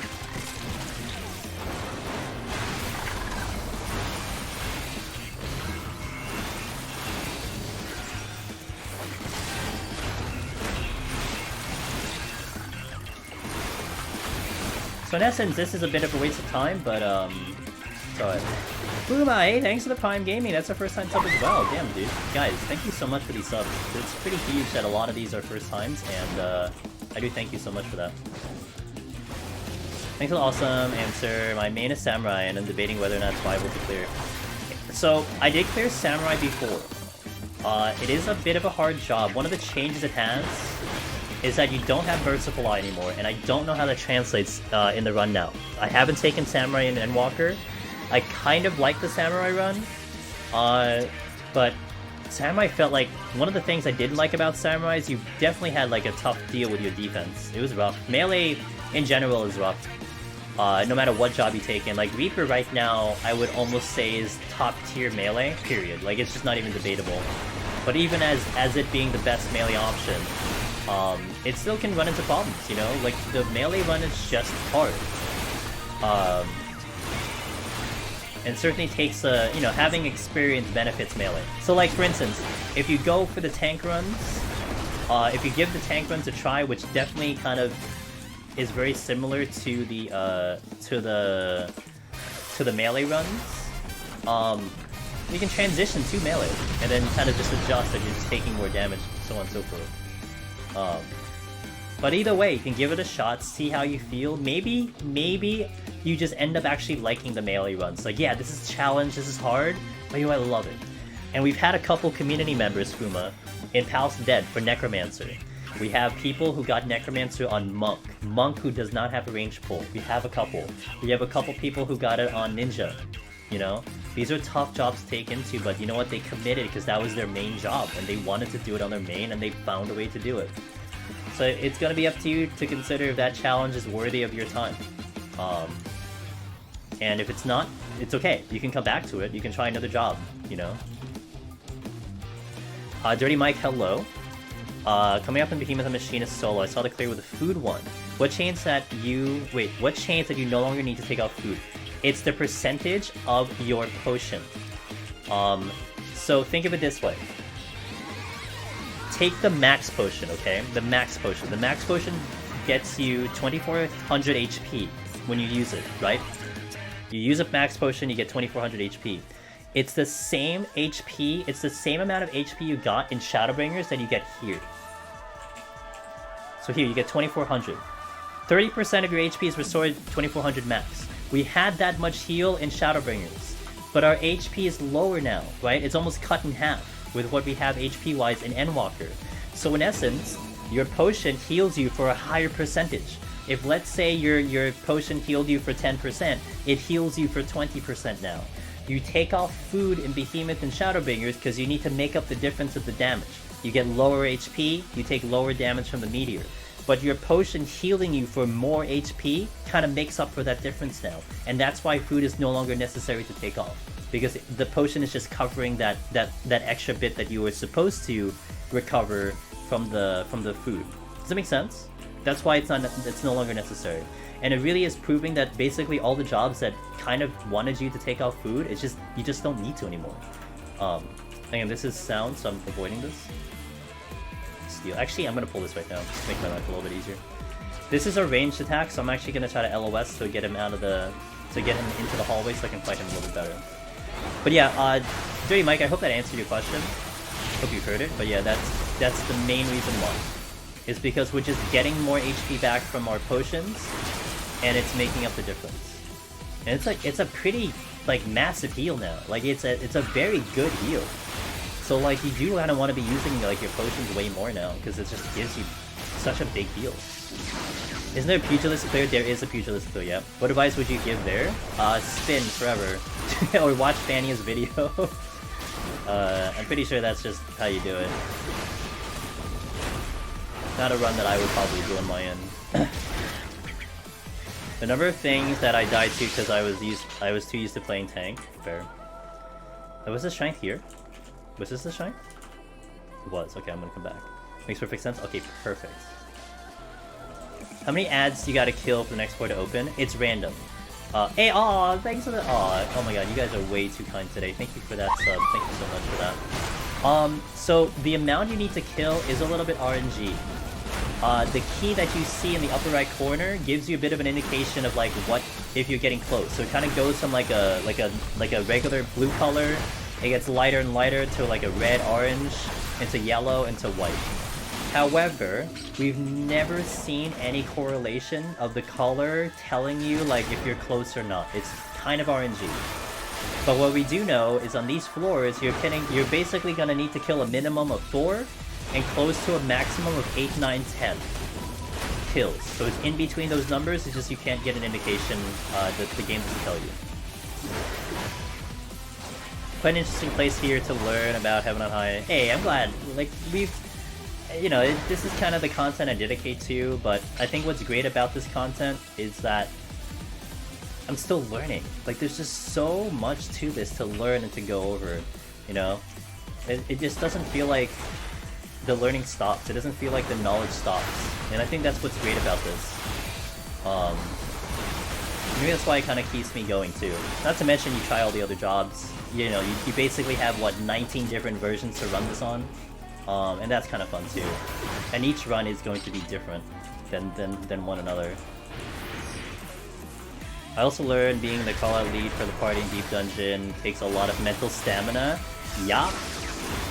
Jason, when I was doing those speedruns with Celine Shoop and Wetmog, man, I was exhausted, dude. I was exhausted. Trying to just calculate so many things so quickly, moving at a vast amount of speed, you know, it's like, oh. Is that my buddy Vale? So Mr. what Vale. are we doing to celebrate when they finally announce more solo difficult content after 4 years, brother? We queue up and we do it, dude. That's how we celebrate. Vale, how are you, my friend? 18 months of continued support. Dude, even when you're out and about, busy with life, you're still supporting the stream. I really appreciate that, man. It's good to see you. I know you've been kind of getting back into the stream. I think you're gonna be making some type of announcement, I think, if you didn't make it already, but I know you're gonna, you know, have something kind of soon for everyone, right? So, what's up, dude? Good to see you. I hope everything's okay. I know life's been, like, busy for you, but I think it's been busy good, right? I think life is busy good. We do like a busy good. World first Deep Dungeon race? Yeah, that's how we're gonna celebrate, man. We're gonna race. I was sitting here running Titania X and heard you discussing people getting their rank of melee class soon. Yes, soon, Magnus. Soon for you, dude. You will get there. Got week 1 Savage. Nice. Let's go. But yeah, finally a new house, and yeah, it's nice to get settled again. I'm glad to hear, man. Mr. Finn! Oh, it's Finn, guys. It's the Omni Heaven on High clear. Finn. The Summoner Speedrunner, Finn. The Summoner Obliterator, Finn. Yeah, thanks for shouting out Finn. Guys, check out Finn. He does Deep Dungeon. A lot of accomplishments on his end. You're gonna get experience, you're gonna get knowledge from him. So if you want a different vibe and a different like way of getting information, definitely talk with him, man. Check his stream out. What's up, dude? How was your stream? You just became affiliate! Congratulations! People can throw money at you now, dude. Be great. Except half of it goes to Twitch, but you know what? It's okay. We're not complaining. We're not complaining. It's okay.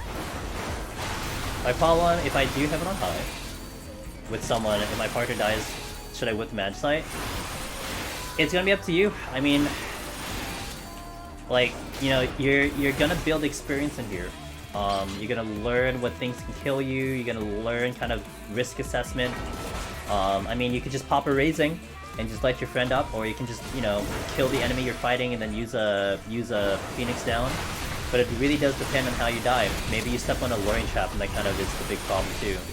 So it really just depends on it depends on the situation.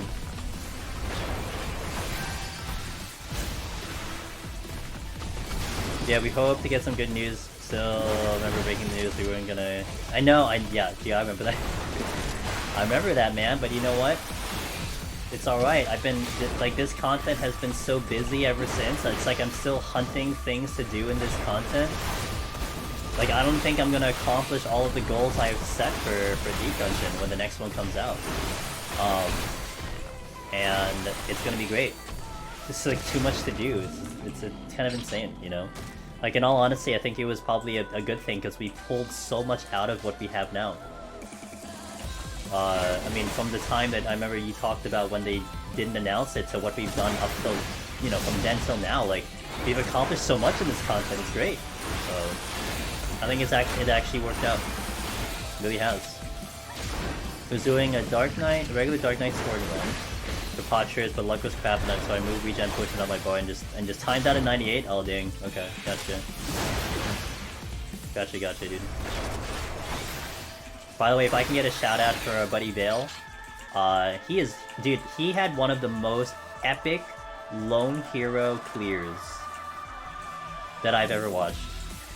He was on floor 99 with like 3 minutes remaining, and he goes to a treasure room, and he has to do like the whole floor, like the full floor clear. He has to go. He like goes through a treasure room.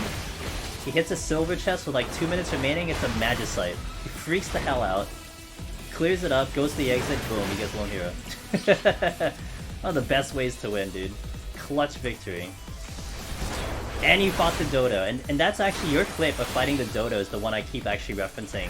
When people ask, like, hey, has anyone fought a dodo before? I always link your clip, because you're like one of the few people who actually fought a dodo, like, almost to its full duration. Yeah, no joke, like I really haven't touched one, and not very many have either, so like, I always reference your clip. Okay, so I know I have a steal. Okay, we'll use the safety. I want to get the intuition, but I feel like I'm going to aggro this. It's okay. You didn't look the other way. So I know I have a steal, purity. Okay, that's good.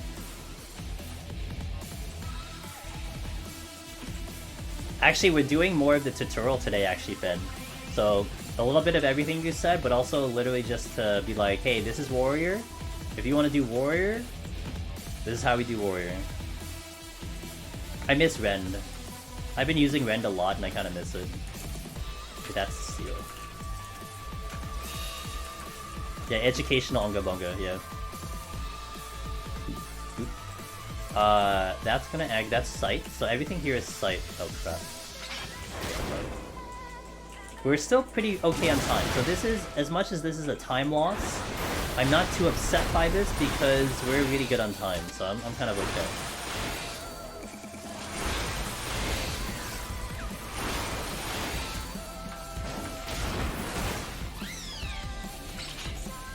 Safety again. Flight. So there's my time save. By going to and checking these chests, I am afforded a massive time save with the flight. So now the next floor will be very fast. Ochu is sight. So Ochu's sight. So I'm gonna get around him this way. Push him. Much love. I'm looking forward to getting back to things now and life settling it down. Good to hear. I'm doing, hey, right back at you, Bill. I'm glad that things are going well on your end too, and yeah, man, thanks for continuing to support the stream, big time. I stumbled upon your channel at the most perfect time, since I'm just starting runs in Jeddah, not to mention his warrior, so appreciative. Hey, look, you know, circumstance. I'm just fortunate that this happens to be here when you needed it. First I made it to was 81 a machinist, still too hard for you. It's prog, man. Every time you go in, you get a little bit better, and you'll just chip away at it. Sometimes you may not even notice that you're getting better. You just notice that all of a sudden you're like at the higher floors constantly. But getting to 81 is massive, man. All you gotta do is just prog that 81, and then it'll just be the home stretch after that. Shit. Ugh. Okay, that's fine. Enemies keep coming at me, dude. But it's okay, I'm still managing my time. I'm not in a panic mode right now. I need to get to the boss with about 11 minutes. 11 minutes is kind of max duration. If I go under 11 minutes, then I'm going to have a potential of getting in trouble with time on the boss.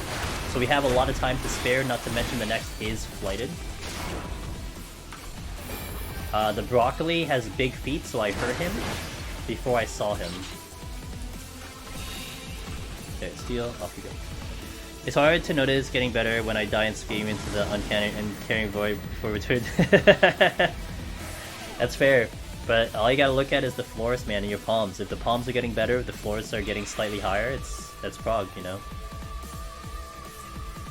Okay, Serenity. We're gonna pull the Flower Lady. You gotta stay up close with her because she's gonna do a Donut AoE. That is death on the outside. She will do a gaze. If you get hit with the gaze, you are also dead.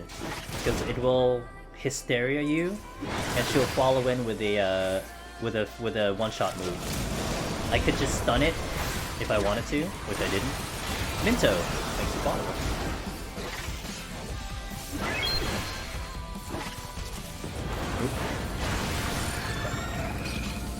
Checking the rooms, checking the chests. This is flighted, so I don't need to kill as much. Yeah, I'm gonna skip that one. Rafalcia is looking at the chest, so I'm just gonna back up for a second. I'm gonna go the other way. It is sights. It also just turns, so now I can get that chest now.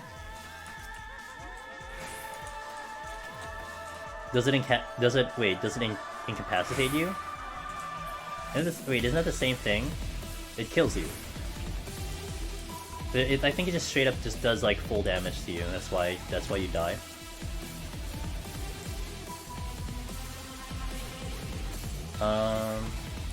What's here? Does it CC you before the... Yes. So the gaze will confuse you.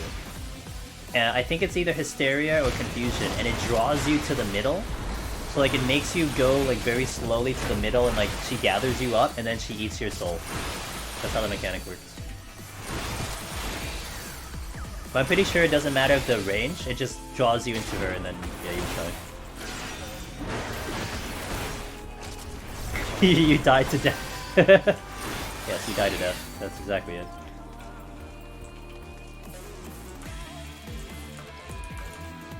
Flight? Yeah, let me flight Serby. Alright, we're gonna go to the other rooms. Trying to avoid aggro. Everything here is sight, so I just have to make sure that I'm not looking in front of it. If, by the way, you're unsure about where they're looking, omnidirectionals. Look at their arrow. Oop. So you see the front arrow? There's a front arrow on that one. That's where they're facing. Those arrows that they added in are extremely useful. Especially for something like a sprite or a jellyfish. You can know where their butt is and you can know where their face is. I realized my biggest issue on not potting enough soon enough and general clumsiness. Yeah, when I do pots for a lot of runs, JK, I will like start the pull. Like as I'm pulling, right as I'm about to pull, I pot and then we engage. Of course, like later you'll maybe figure out some optimization for it, like when you should pot, etc., etc. But as a safe play, that's what I do.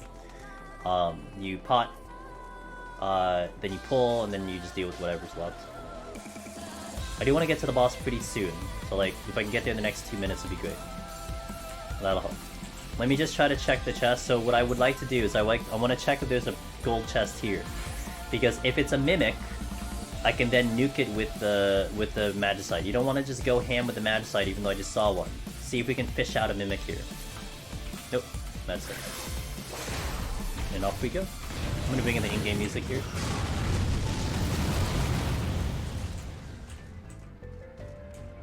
Can you kill the bosses in Heaven on High with Magicite? Says TK Nobody.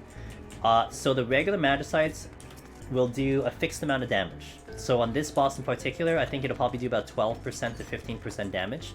However, the Odin, the Elder Magicite, is special because it will one-shot the boss. Any boss that's here, it'll one-shot it. Special, it's a special Pomander. It's very rare, but it has special properties. Garuda, Titan, and Ifrit are like kind of the same. Alright, this boss. First move it does is Predator Claw, which is a front conal. It's a front conal! You can run to the side, run behind it, and you will avoid it. My buddy Wetmog didn't know that, and what he did was he TBN'd it every single time. He's like, I didn't know you could dodge that. It's like, yeah, bro, you dodge it. Then he does a big slabber. Inner space is dropping the puddle. You don't want to be in the puddle yet.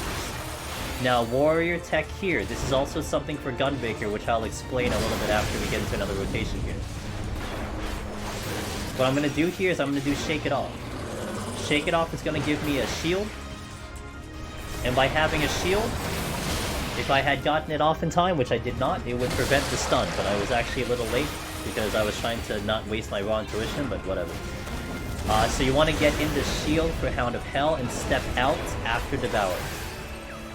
Now for Gunbreakers, if you have a shield up, it blocks the stun. The problem with Gunbreakers sometimes is you may not realize you get your Brutal Shell on, depending on your rotation. So sometimes people are conditioned just to automatically run out of the puddle after Hound of Hell because they're assuming they get stunned, and that's how you die because you get devoured outside of it. So you have to just be very careful, try not to create that habit. In about the next rotation, I'll get to showcase the Shake It Off thing.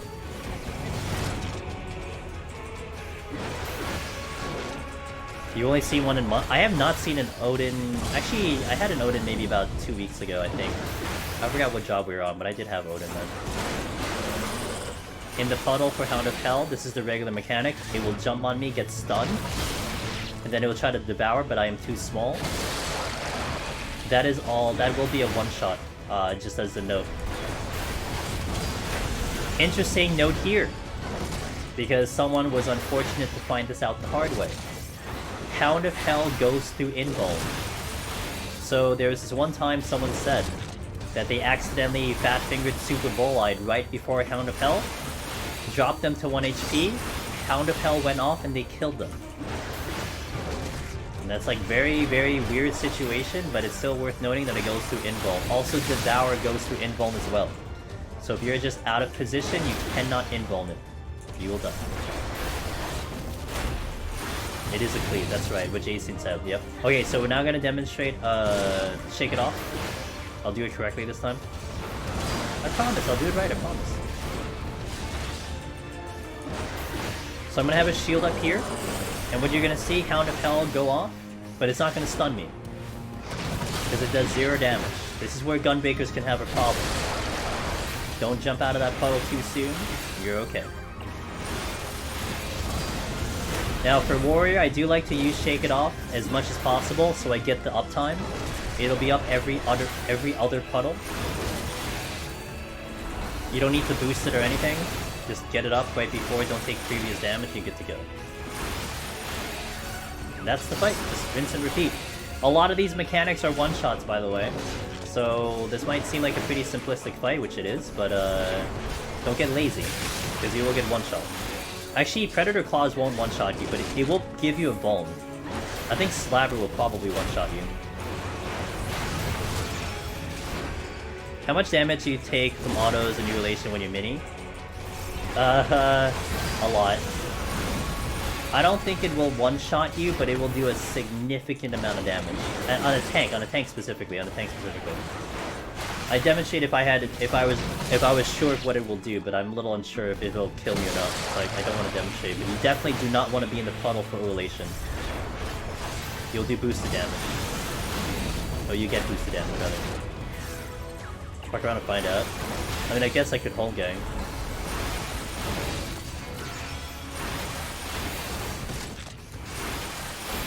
But nah, we're good. Do it for science. No, because I'm gonna run out of time. If I had more time, maybe next time. I'll totally do science if like I had insurances, but I don't have insurances right now, so. You did 10k. There you go. What else you said? 10k? That's not bad. Half your HP. Could be worse.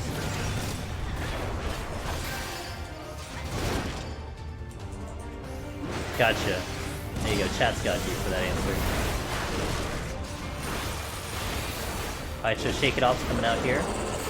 So we can block this one. Again, don't move out of the puddle, look. I can move, I'm not stunned, I can move. So make sure you don't move. Move out of the puddle, rather.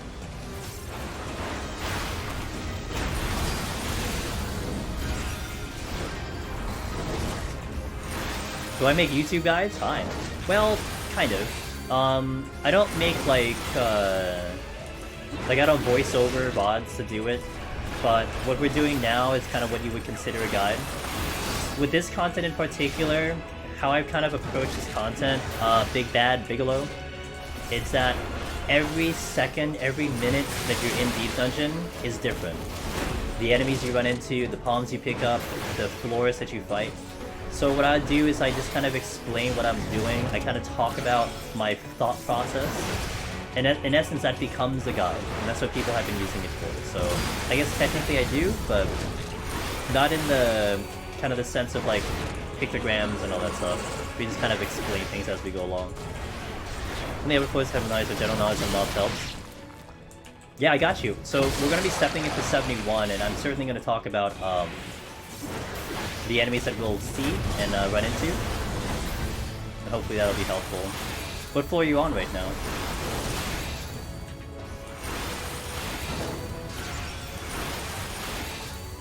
I've been saved from science. I don't mind science, it's just, you know, I have calculated science.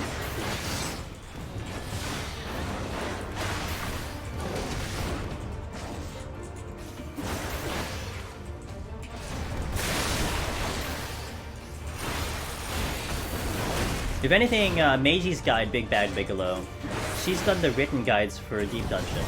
So if you needed something like on paper, or something to print out, or a web page to happen, Meiji's guide is the way to go. I kind of just do it in video form, and I just talk about it as we approach it. But that's kind of like, I think it's just like kind of a lovely 1-2 combo. That she gets the written, I get the spots. That'd be cool to have? Okay.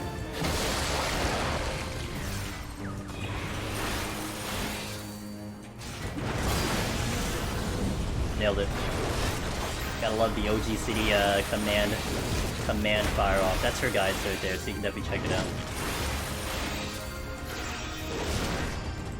And I think she does describe a lot of the jobs. There is also another guide. I'm not sure if someone has it, and if you have it, you can...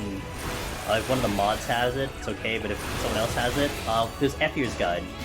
Effier's guide is very detailed. I don't have the link on hand, but the guide they made was really, really super detailed on like every detail in Deep Dungeon. It might be a little bit more in depth versus Meiji's. Meiji's is really for the beginner run. So that's also been a guide that we've been floating around that is very, very good. It's somewhere. It's somewhere. It's somewhere. I don't know where it is, but it's somewhere. Yeah, if someone has that, that'd be great. They made a guide, and a lot of the mods looked it over, and they were really happy with what it looked like. And again, it's not something better than Meiji's. I think what you're gonna get from Meiji's guide is what she's trying to accomplish for the beginner player. But man, more information is just going to be better for everyone. You know, that's how I've always viewed this content. It's just, I don't think anyone's gonna do something better than another person. Having just another view, another way of saying it, is just going to teach people better.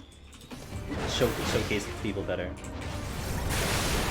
I don't think I made a command for Effier's guide. But I'm gonna try to see if I can find it. If you don't find it by the time I finish this, Jayla or anyone else.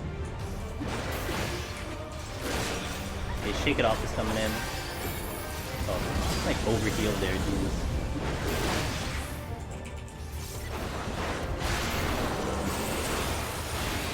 You looking? Okay. I'm gonna race you, Jayla. No pressure, but I'll race you.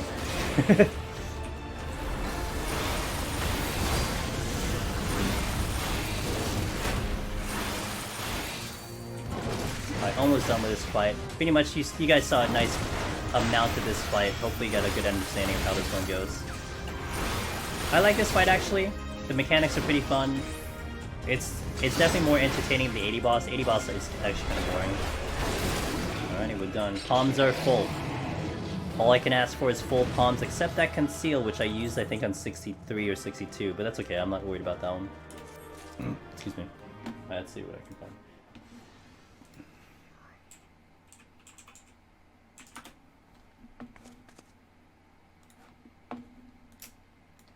Got it!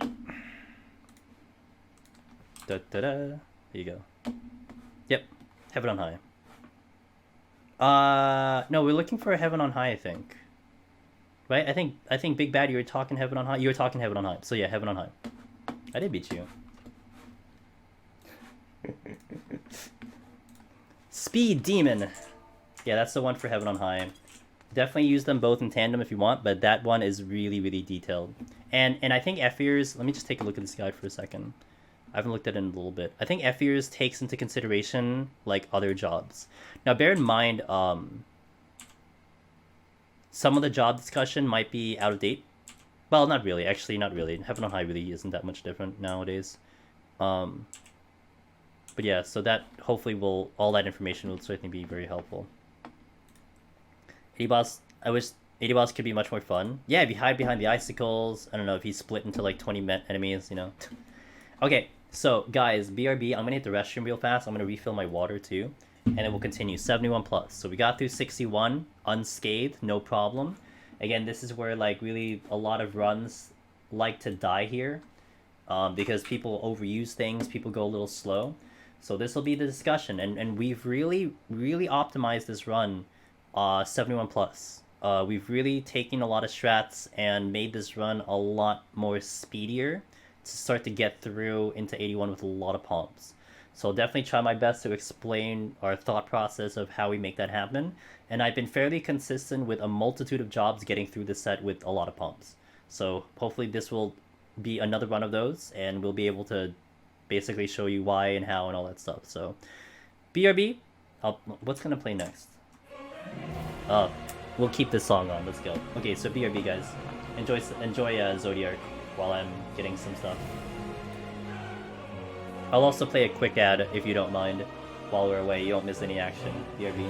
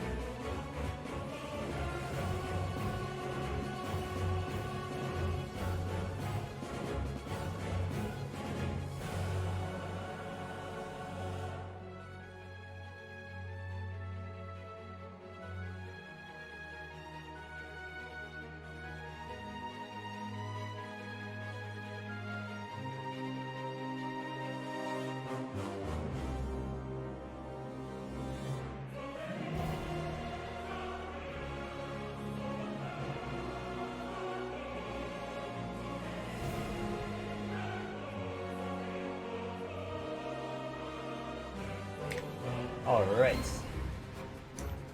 Let me pause the music for a sec. What's my water?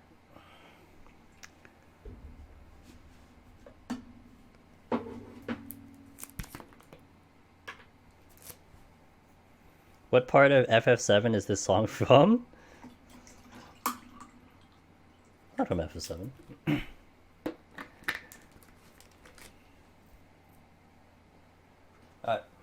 Thanks, Juan. Alright, dudes. Shall we do 71? Before we get started, there is a lot. I'm gonna explain what we're going for here, okay? there's a lot of things that we've done on this set that has really, really optimized it. And I mentioned it before I hit the break. One is that because the community is awesome, which it is, over like just hundreds and hundreds of runs, we have just basically found out that 71, 72, 73 has a higher chance of landmines.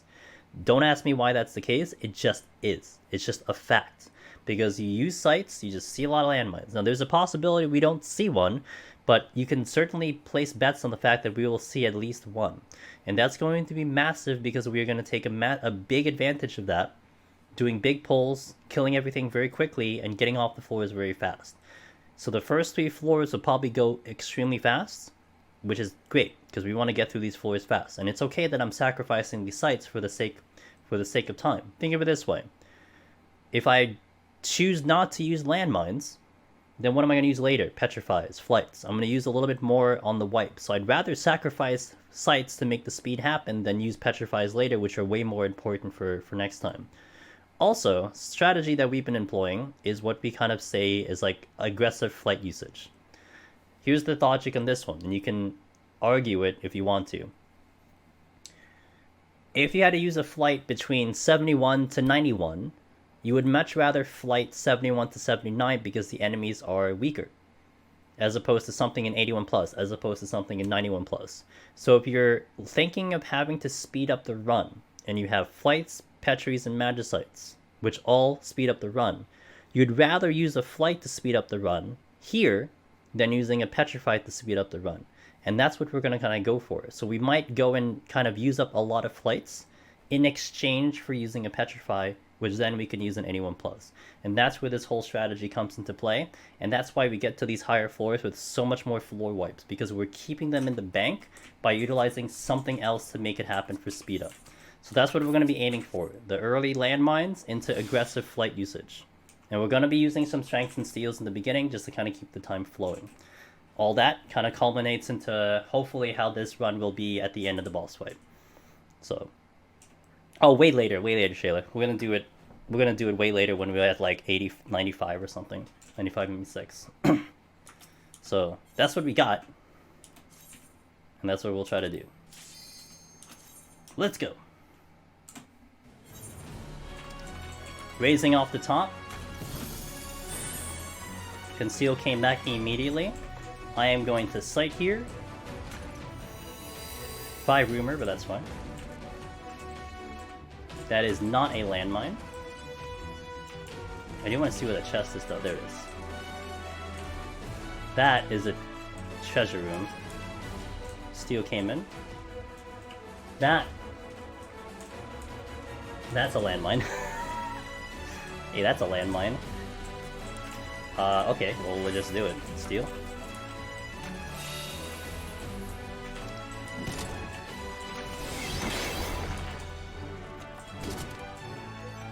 Alright, Bomb, you gotta come over here, dude.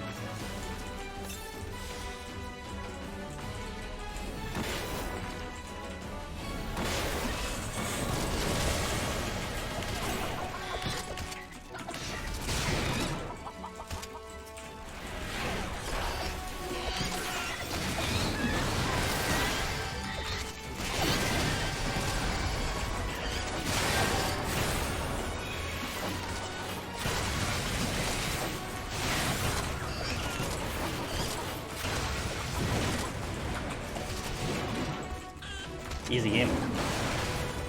Had to do the witching, of course, because we needed to make sure that everything, we killed everything very quickly. Because there's going to be a lot of AoEs firing off if we didn't do that, so the witching had to happen there. We're out of this floor in literally a minute.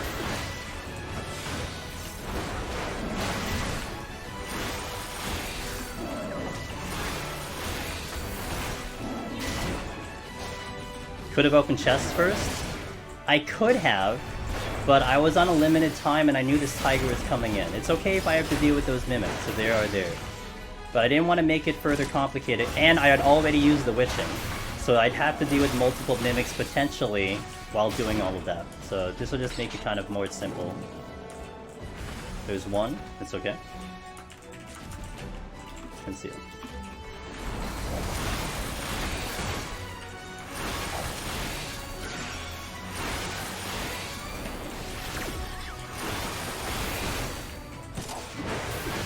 Before the witching, I'm not sure. I don't know if, I think you could, but it would have been really risky with everything being available and hitting you.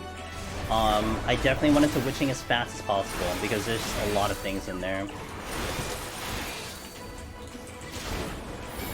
Okay, this is what? Fortune, this is what? Affluence. Okay, so we do this. We conceal. And 3 minutes in, we are now to the next floor. Boom.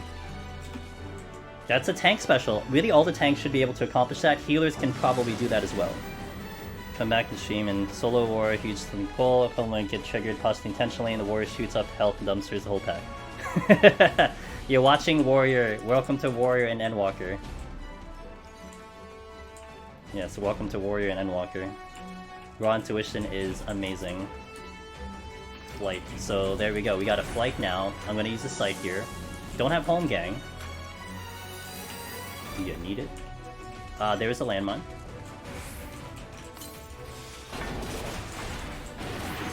Oh, that is not a landmine. Ooh. Well, guess I'm gonna drag this along with me for a couple bits. I will find one. It's fine. We'll find one.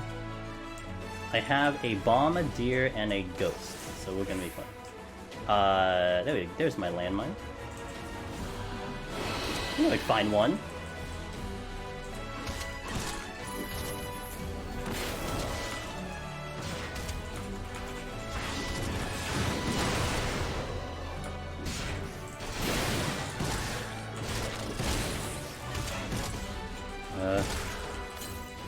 I'm a little unconfident with this one. I think I need to witch in here.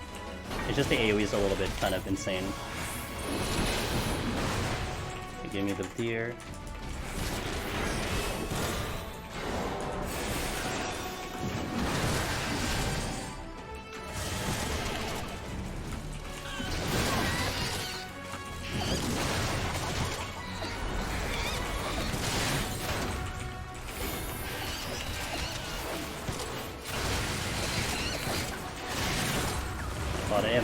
Okay, good. I used the raw intuition a little early, but it's fine. Check this one. Steal, good. As Warrior Man, getting to lurk in on what you're doing Warrior stuff is very nice. Dude, Warrior is so good. You could not do this in Shadowbringers, by the way. No way. Like, you could do big pulls, like home gang. You would do home gang, landmine, into release, into just decimation. But I can do these pulls, like, doesn't matter. Like, as long as I have raw intuition, we're good to go. And that's why it's so good now. At least in my opinion it is. Okay, another flight. I'm gonna see if I can get to this chest, although it's a little risky. Although the wolf did move, and I do have a landmine just in case if I pull aggro here. Now I'm erasing back. I'm just gonna go. Shit. Oh, well, I got both of them now. //.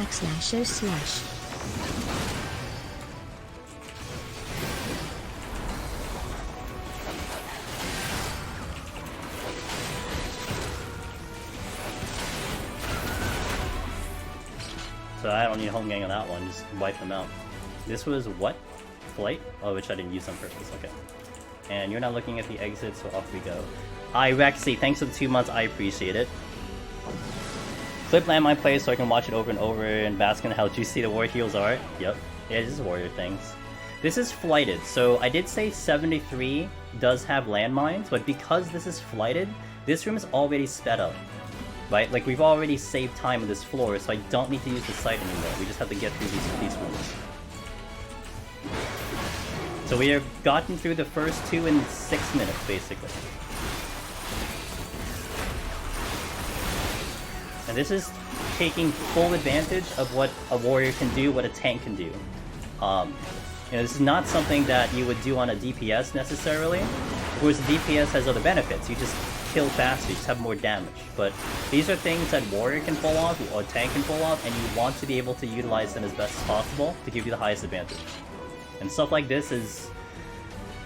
You don't want to call it a luxury, you want to call this almost a necessity. You want to do these strategies. So, you know, kind of learn how to execute them as best as you can and just save yourself time. Alteration. I will use the... Okay, This is not good.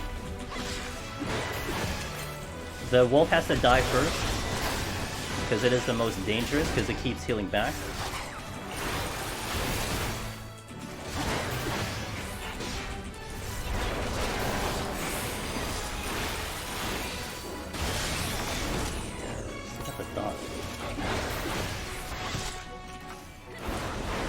Been watching one of my Reaper POTD on YouTube on off and on, and hold on.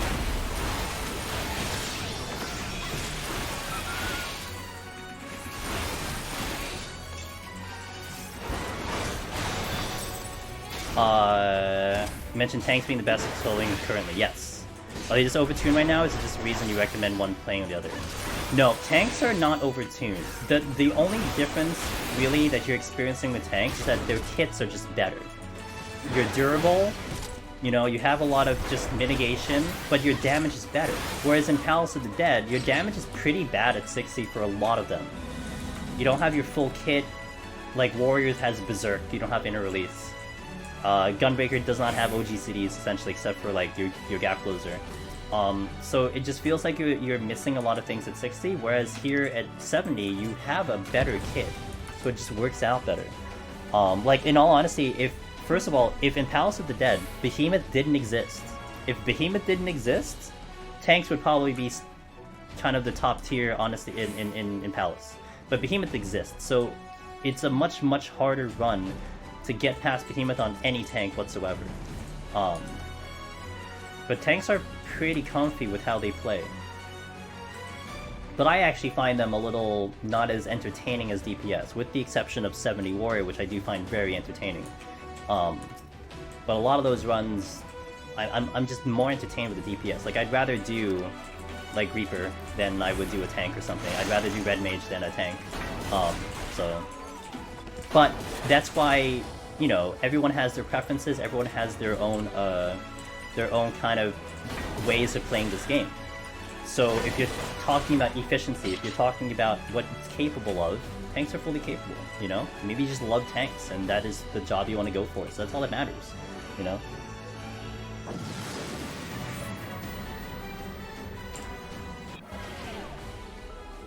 feel like I'm gonna die. So that's why Home Gang John is good. 10 seconds on Home Gang. Pop Home Gang, run it through a landmine, use your raw intuition, boom, you're good to go. Again, it probably takes a little bit of practice. Like, you know what's a good practice? If you're a warrior main John gaming, hop into an expert, get your HP really low, and then try to do raw intuition or Home Gang. Like, get yourself to a very compromised position and pull it all back. That might be a good way to learn it. For me, I learned how to dungeon pull, like, the opposite direction. I learned how to pull in here, in Deep Dungeon, and then it translated to big wall-to-wall dungeon pulls. And that's how I got the confidence. But honestly, it's just practice. You can do it on the earlier floors, you know, pop a site. Here's the good thing. If you have a free file John, do a 21 to 30. Go around 21 to 30, pick up a site, and then use a site, find a landmine, and just pull the whole room and give yourself that practice. That might be a good way of doing it. At least this way you can at least get some repetition, and then maybe it'll get a little more comfortable, you know? Like you want to work out, like, gathering everything together, popping the right cooldowns, like all the little details that get involved with a big pull.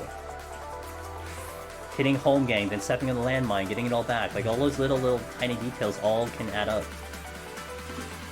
I'm currently 30 floors in solo, and I'm wondering what the best way to obtain oh, hold on. If you do exclamation point potsherds, I did make a video talking about how to kind of get potsherds the best way.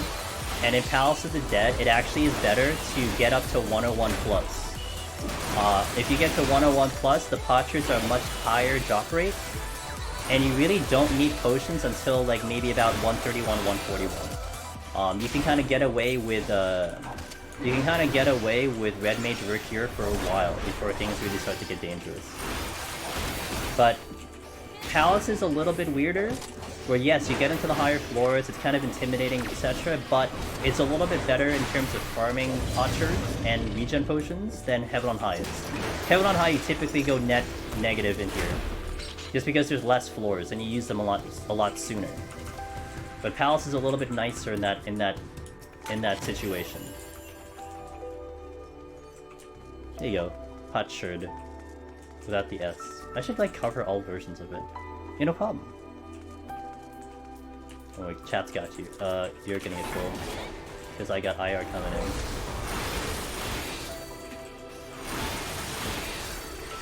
in. All these things are sight, by the way. Serpent is sight, and they shoot at you from a distance, as you saw. These are one of the easy ones to battle right now. They don't do too much. They do a lot of AoE, so that means there's a lot of time to heal back. The Mammoth, the one in front of me, has that kind of fake AoE. It'll do a gigantic Kono, but you can't sidestep it. You have to get behind it, otherwise you're dead. Trust me. So what happens is, it's like a double AoE or something like that. What it does is that its first AoE pulls you in and stuns you, and then its second AoE will do like a one-shot move that it stomps down. So if I'm kind of on the side here, it'll follow up with the stomp like that. Well, actually, it's not a stomp, it's a tusk.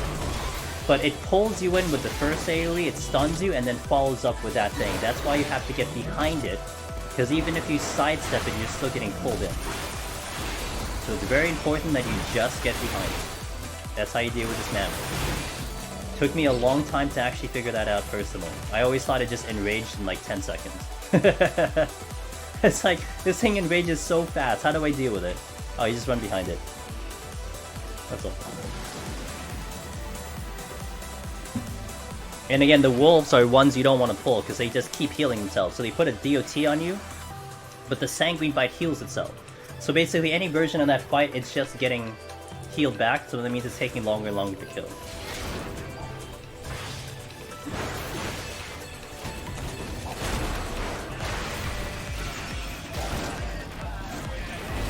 Interrupt that.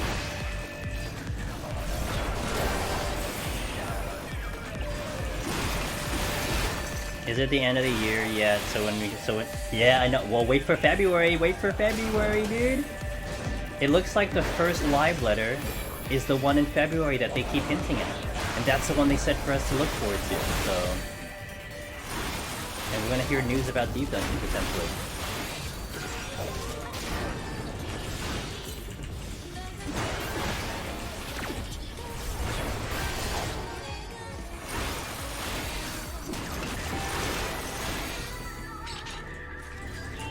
As it gave me a purity.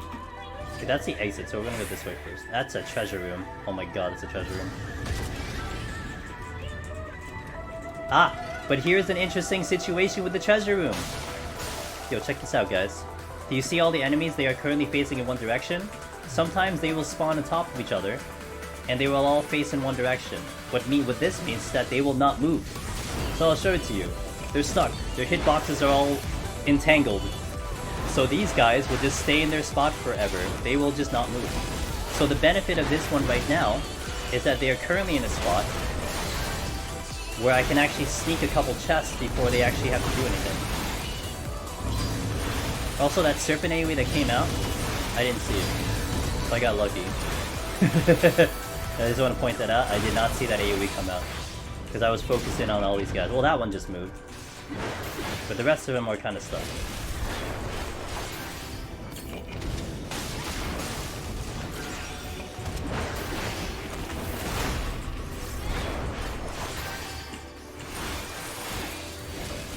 So see, a lot of them just have not moved at all an inch, because they're stuck.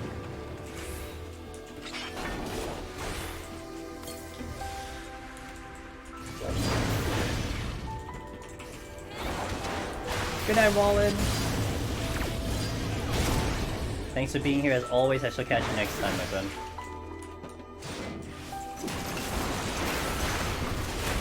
Staying in motion just because of the serpents.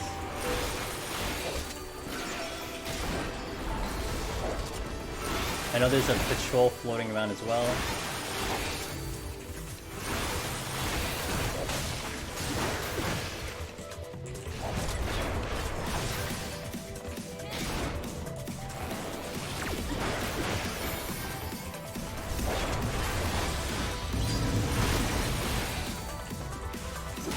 damage down is making this a little bit more annoying. Oh, shit. Okay, I can't get to anything else right now. I'm probably gonna aggro this.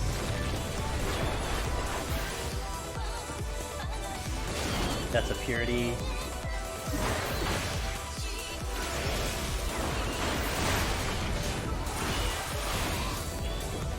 Well, they won't nerf RI. I don't see how they nerf it unless it's like it has like fall off damage or something. Like it cures for 400 on the first enemy, but it only cures for like 20 on the next couple. I don't see how you'd really do anything with it, you know what I mean?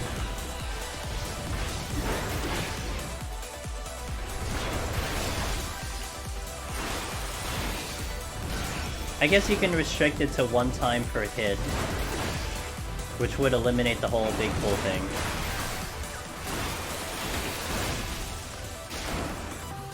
That would definitely change it quite a bit if that happens.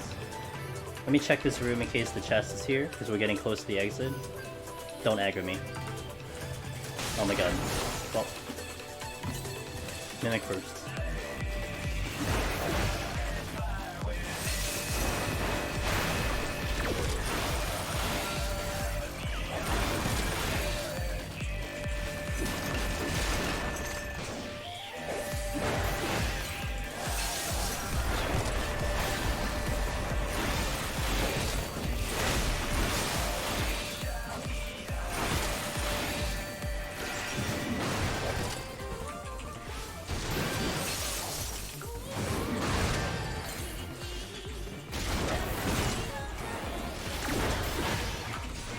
Just warrior thing.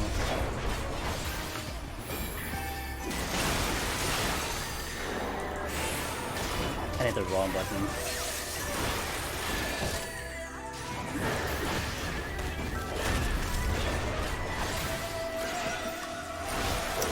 Man, this is an extra kill. I kind of feel bad.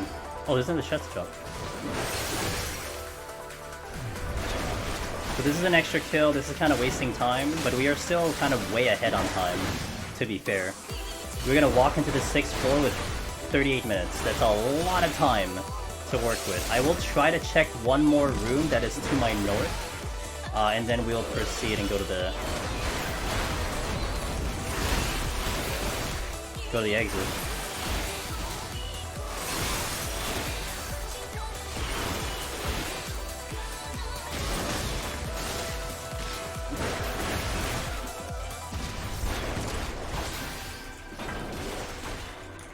Okay, frailties, whatever. I'll check one more room. If there's a chest in here, I'll try it, but there is. That's over there. I'm gonna. Okay, let's just go. So yeah, we're still ahead on time. The wolf also just moved. So if an enemy just moved, they're not gonna move again for like 10 seconds. It's very important to know. Because I can just get past the wolf right now, and off we go. Next floor.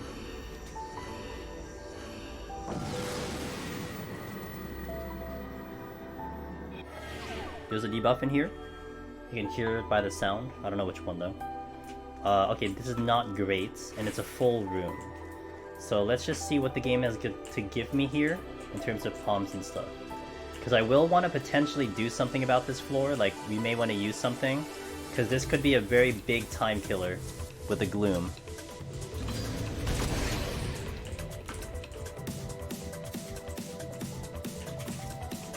I'm gonna pull Serpent right now, because my IR is up.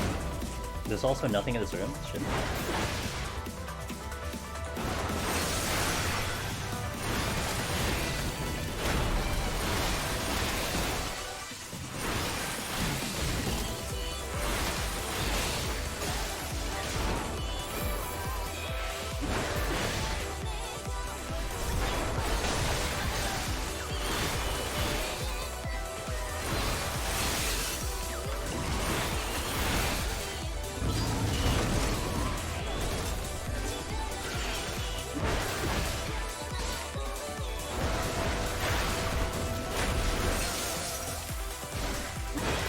That hippo, I think, aggro's me.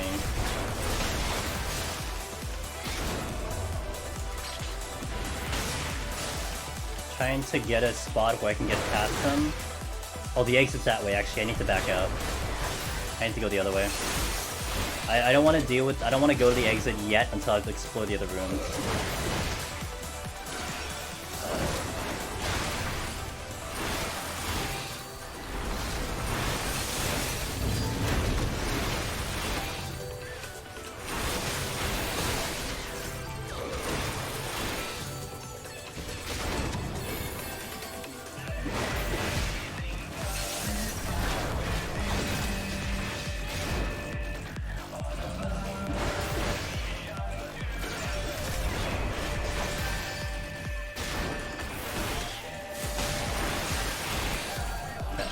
My IR is down for 30, so I'll just move a little bit.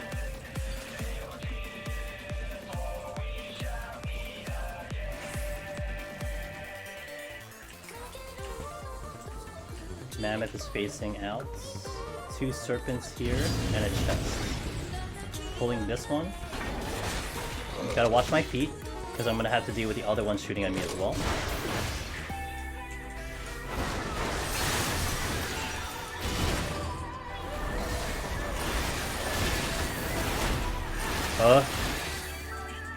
I like blinked for a second.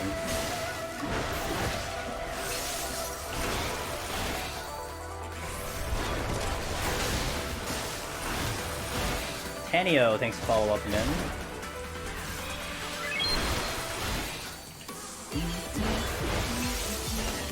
I basically have decided to fight through this floor, by the way. If that wasn't obvious. We're just gonna deal with it. We're probably gonna flight the next floor, almost guaranteed to kind of keep my time in check. But I do want to get to these chests priority. So if you're gonna notice, I am really getting to these chests as best as I can.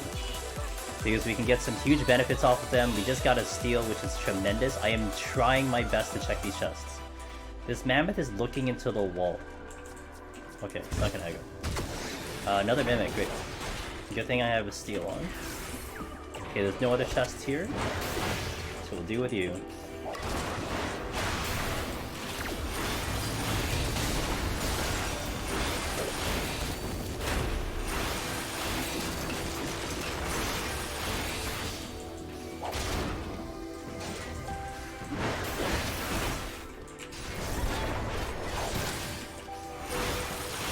So what I do want to do now, I do want to work my way to the exit.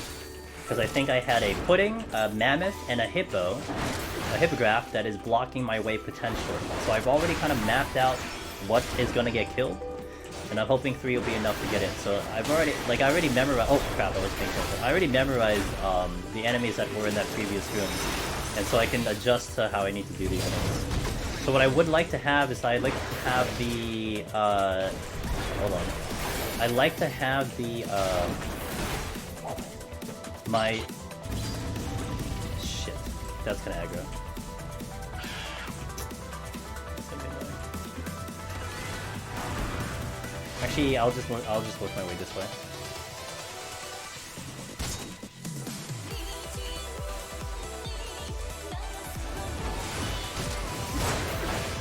Okay, this actually works out a little bit.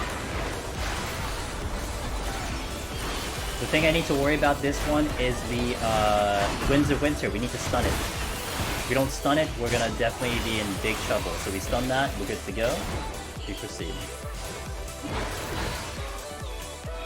Since when Raw Intuition heals you? Since Endwalker. It is now Nest and Flash, basically. Massive change for a warrior. Double cut. I know. I had to get the heal though. That was kind of intentional. I needed the heal.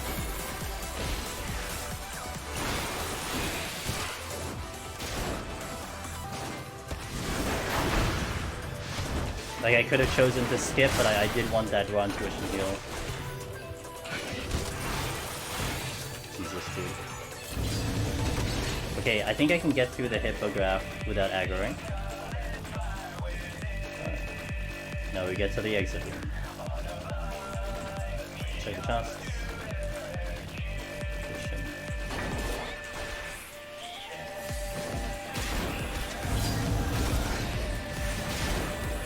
do not have him in a good position. He's just moving really fast right now. Here. Perfect, we got him. So what I want to do is get him to the edge here, and so I can get this LOS going. But it's a little tricky to get him behind the wall, so I kind of have to maneuver myself in a specific way so that he doesn't kind of catch up to me like he did the first time. The first time he got too far, too close, and I couldn't keep that LOS. But now, I have it. So I can just LOS. What we're doing is every time he's casting, I'm hiding behind the wall, and he's not able to get that cast off. He's still meleeing me though, so I'm still taking damage because he's meleeing. But I need to position this in a way so that I don't get the casting damage. This is a pretty tricky strat to get kind of down, but it's really good if you get it down.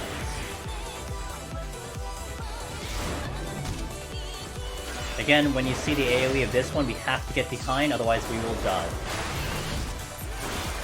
Behind, behind, behind, behind. Trust. I lost a lot of time here. We spent about 10 minutes on this floor, about 8 minutes on this one floor, because I decided to fight through it. However, as much as that's kind of a time killer, because we did so good on the first 3 floors, we were afforded this opportunity to fight through this. We saw 31 minutes, you know, it's a lot of time. So the early floors bought us this extra time. That's how you kind of look at it. We distributed in that way. But I will want to use a flight just to keep my time in order. So a flight will go out for the next floor.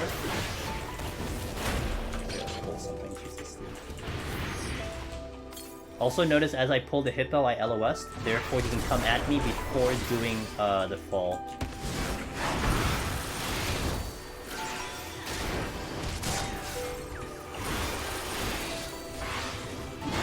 Gotta be worried about the stun that I need to do in a bit. He's gonna do one more free fall, and then he'll go into the stun.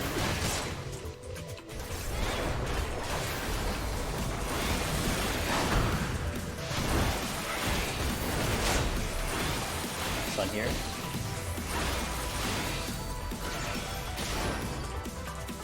How many hits does TBN announce? Oh, I don't know that. That I don't know.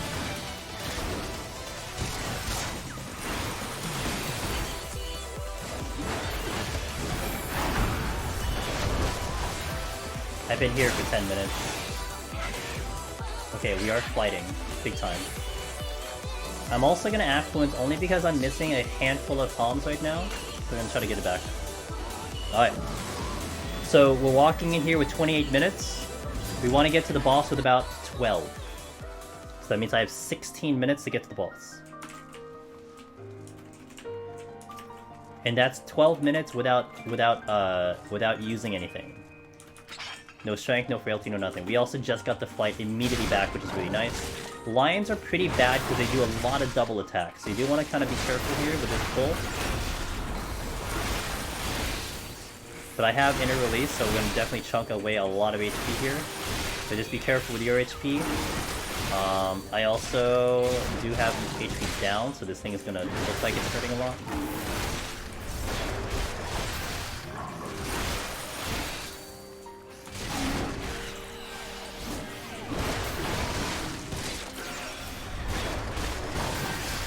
I'm gonna check behind me just really fast in case something else is coming. Is not. Okay. One line down. Intuition. Love it. My favorite.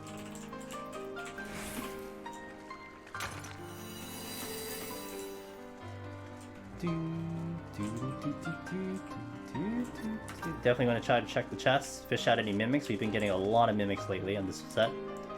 Got my witching back, great. That's just great also. I guess I'm not gonna do that one. We're gonna go the other way, guys. There's a hippogriff right in front of the door too, so that room just does not get access to me right now.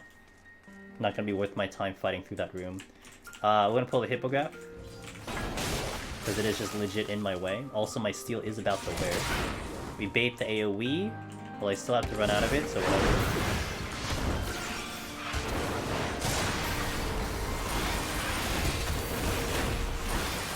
You want to watch out once my steel goes, because it's gonna hurt.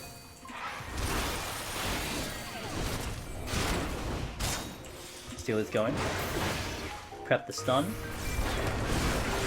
Because it'll do Winds of Winter coming in. Right there.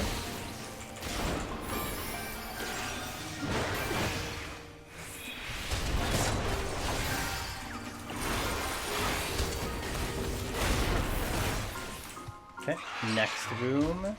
Rooms. Definitely looking for chests again. There's another one here, somewhere over here. Witching again, alright. Well, guess I'm gonna use the witching. And then we're going to go here. So we have I think a hippogriff is in here.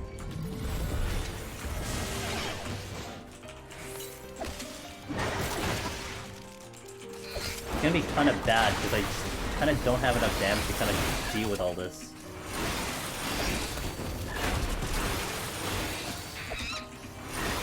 If I can get rid of this, I'm actually gonna steal here. And we're probably gonna do a second witching to survive this engagement.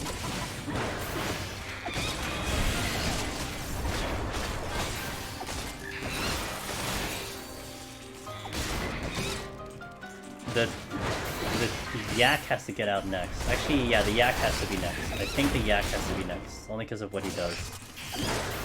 Okay, yak's next.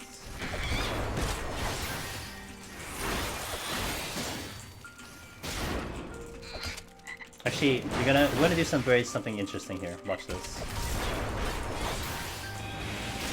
I'm gonna stun the tofu here. I'm gonna bring in the yak over here. So what I'm gonna do now is the tofu's gonna cast from that distance, and I'm gonna LOS to the tofu. Because I stunned him away, he's a caster. So he's gonna try to he's not gonna come at me as he's casting. So I'm gonna LOS each time he's casting, avoiding that damage. I'm only dealing with the yak. But I had to stun him away because he needed to be away from me. If he was on top of me, he'd be doing the melee on top of all this.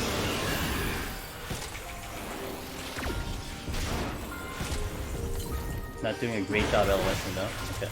Now I can deal with you.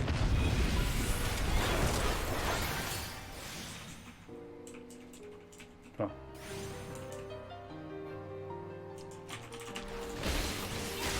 Okay, I think I got this. Not sure. Yep. Oh, I don't have the LS. Nope, I don't have the LS. I'll just deal with this straight up. Yep, it is interjectable. It is not stunnable though. You can't stun it, but you can interject it, that's right.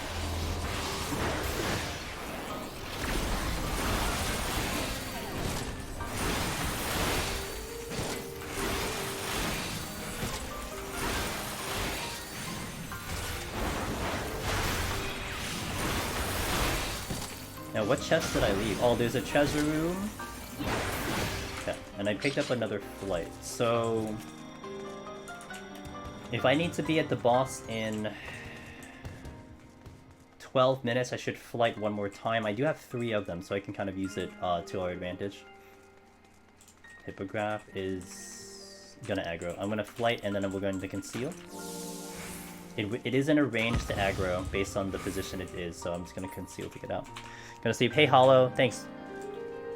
Nice spicy play. I lost the witching for it, but it's okay, we stayed alive. If anything, that'll be just like, hey, this is how you can stay alive with that one. Also priority. But yeah. I mean, we haven't died yet, so that's a good thing. Like, I'm fighting to stay alive, essentially.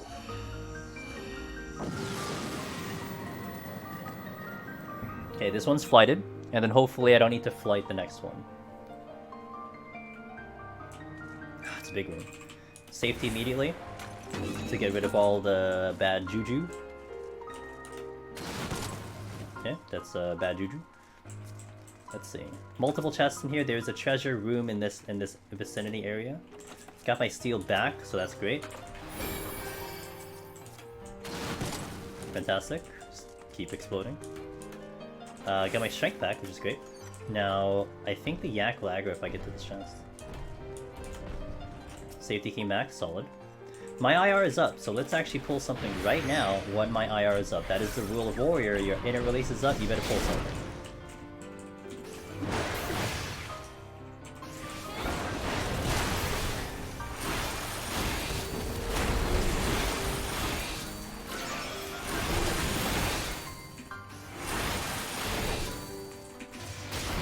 fun.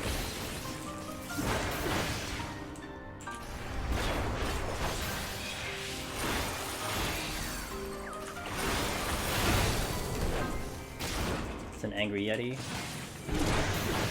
See a lion floating around somewhere.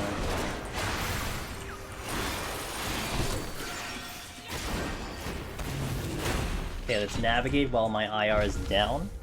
Gonna try to sneak the other chests that are kind of here. There's one that I can get to. Right over here.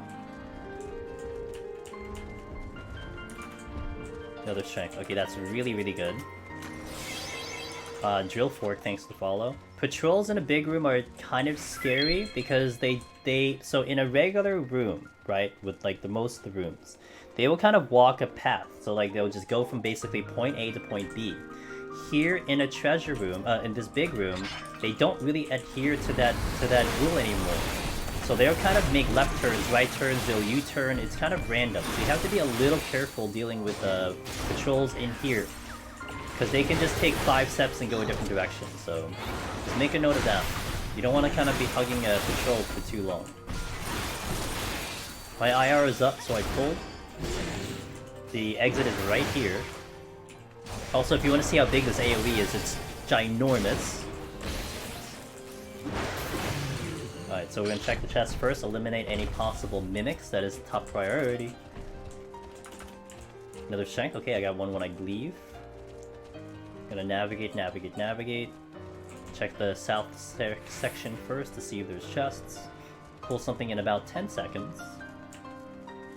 I'd rather deal with a mimic if it exists, so...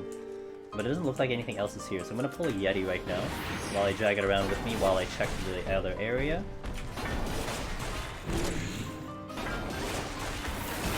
Okay. Oops. I need to get my surging tempest on.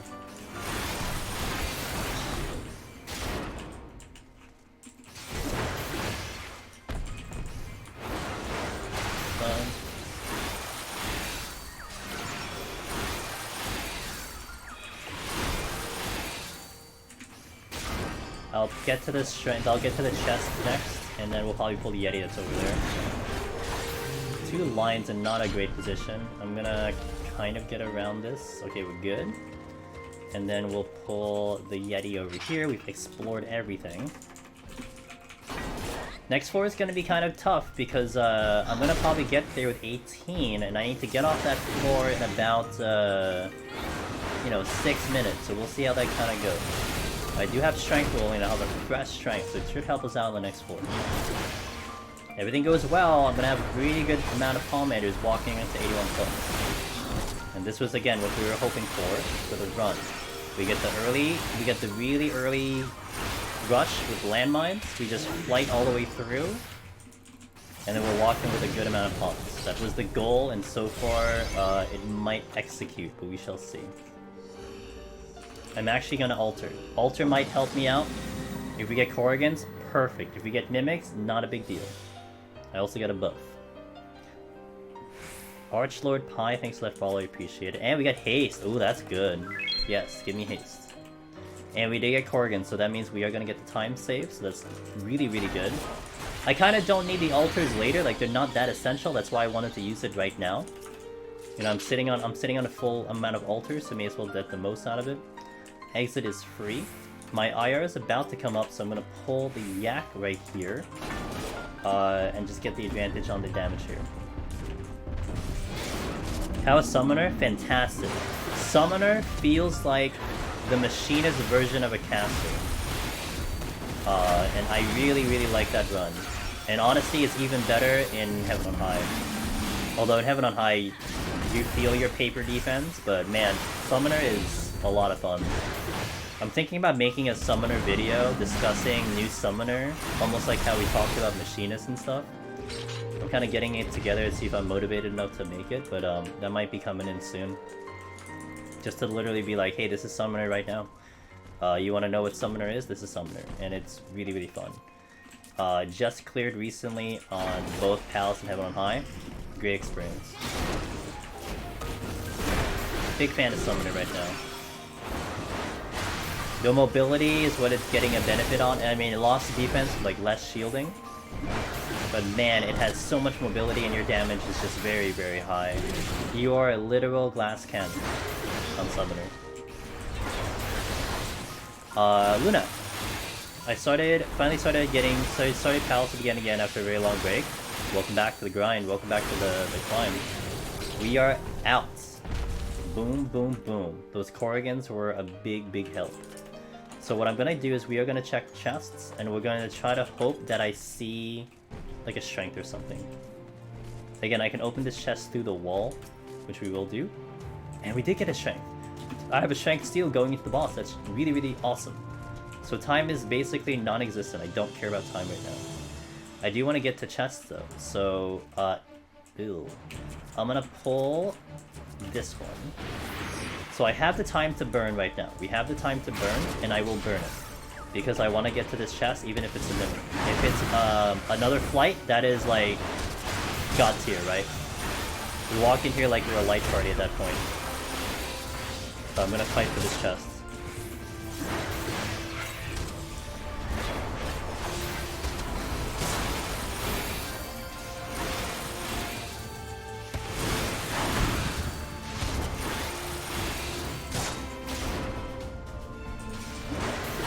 Okay, I'm gonna wait for the Yak to move. I have a fresh Strength and Steel going to the boss.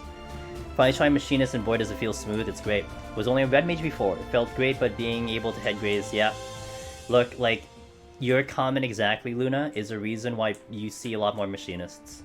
Like, red mage is great, I love red mage, but there's just things that Machinists can do that a red mage can't. It's just that simple. Purity. Alright. No harm, no foul. Except this Yeti is being a little bit of an issue. That's good. It's sight, so I'll get around it this way. I am not in its line of sight. Hopefully the Yak is not in my way. Alright, it is not. We're getting the strength through the wall, because it is close enough, so I don't have to risk going to this room. We pick strength through the wall. We go get the steel, it's in the middle of the other room, and off we are to the boss with 15 minutes remaining. 2 flights. We used 2 flights here, we got 1 back. But we had not used a single Petrify and a single Magicite this entire set. It was just 2 flights, it was like 3 flights actually. We used like 3 flights, 2 sights, a couple Shanks and Steels. Here we are, 80, with almost a full set of palms.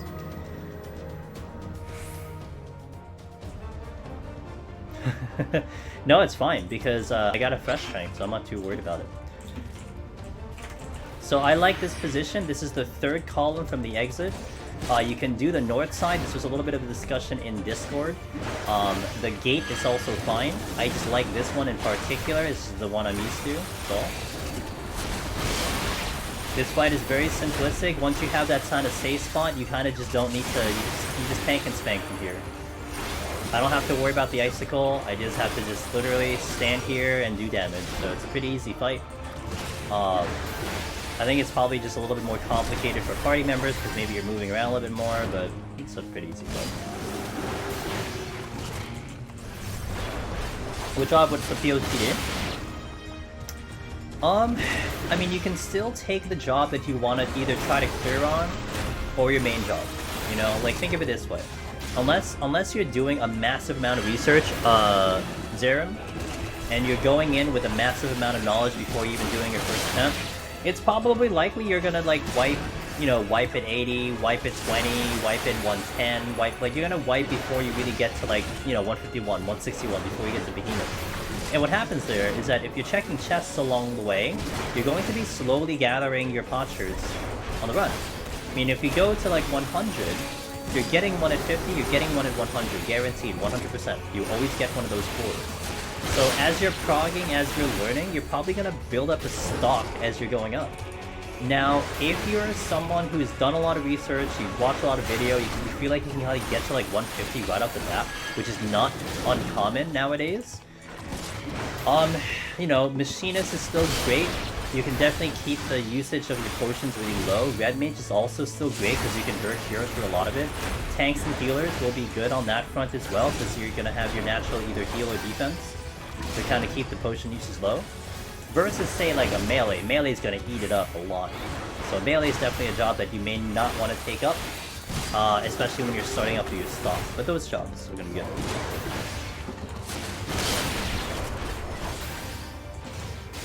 Sometimes my thing does that if my bitrate goes weird, but my bitrate's okay, so hopefully it's nothing on my end.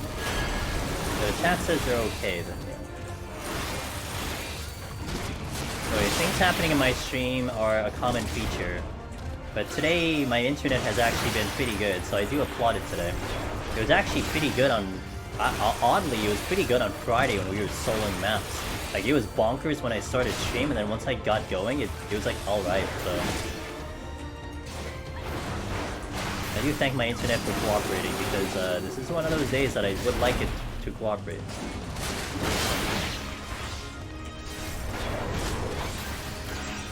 So I was mentioning earlier, I kind of like the 70 boss a lot more. It has more mechanics, a little bit more entertaining. This one is honestly a little boring. And I do hope the next deep dungeon, the bosses are so much more engaging. I've been kind of hoping for like the Boja duels to be like the baseline of the fights, you know?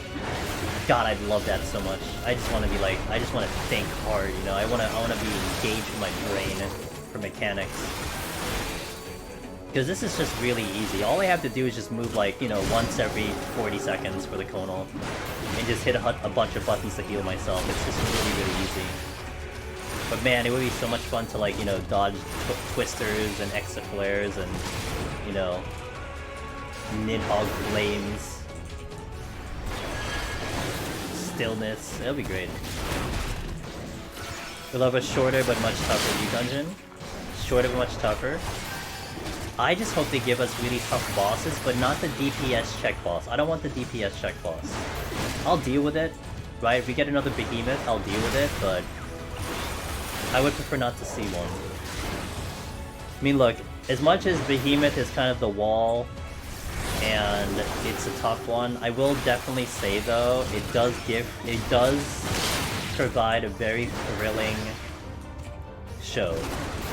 Like, no matter who does it, no matter whatever, it is one of the most thrilling fights to watch, I think, in this game.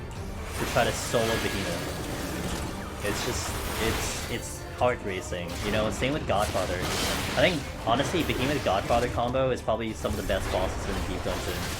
Onra is pretty good, although we've really, like, just kind of simplified Onra so much, but that fight can get a little spicy. It's killed a lot of people trying to get that fight down, so Onra is kind of in that category, but nothing's like Behemoth and Godfather, and honestly I wish they kind of upped the ante on the bosses. I really hope they up the ante on that one. Biggest hurdle for me is a lot of time investment. Yeah. Oops, my bad. My finger just like got lazy. So I think with sounds like it's scripted as Boja duels. How do you make it balance? Build work for a pin. Oh, so pin, how I was thinking? This is how I was thinking it for a pin. Think of the Lion Duel. The Lion Duel in Zadnar, right? So you have to have the spell, I mean maybe not have the spell or something. You know, you have extra flares, you have all that mechanics. But think of a light party. If it's the same mechanics for a light party, what would happen, at least in my eyes, is that you will kill the fight in like, what, 2-3 minutes. Like, you kill like a deep dungeon boss here, like literally 2 rotations. So a boss like that, you'd only see a handful of mechanics because you kill it so fast. But as you reduce the amount of people in the fight, you will see more of the fight. You'll see more mechanics. Therefore, a solo would end up having kind of the hardest challenge because you have to see like way more mechanics than a 4-man. And I think that'd be kind of cool, you know? And I think that will also make it different per amount of people that you have. That you just see more because you're just killing it slower. So like it's actually scripted fight beyond, yeah. So like imagine if you take any of the Boja duels right now, but you have 4 people in there. Like imagine how fast you're gonna kill those fights. But as the longer and longer you take on the fight, you just see more mechanics. And I think that will be, I don't know if that's fair. I don't know if that will make solo way harder. Although to be fair, I want solo to be harder. I think that would be kind of cool, right? That in essence, even visually watching it on a stream or video, a 4-man, a 3-man, a 2-man will, a 2-man and a solo will just have a different experience on the fight because you're just seeing different things. So I think that'll be cool. Yeah, like, you know, like a lot of the solo fights that they showcased in Endwalker, I think would be good starting points. They were actually really fun mechanics. I really enjoyed the Banat fight. I really enjoyed the Xena's fight. From a solo perspective, like they were like, you know, you had to kind of just quickly solve the puzzle, and you had to do a lot of movement, and you know, it's kind of good. It's a good place to start, but I hope they make it more complicated.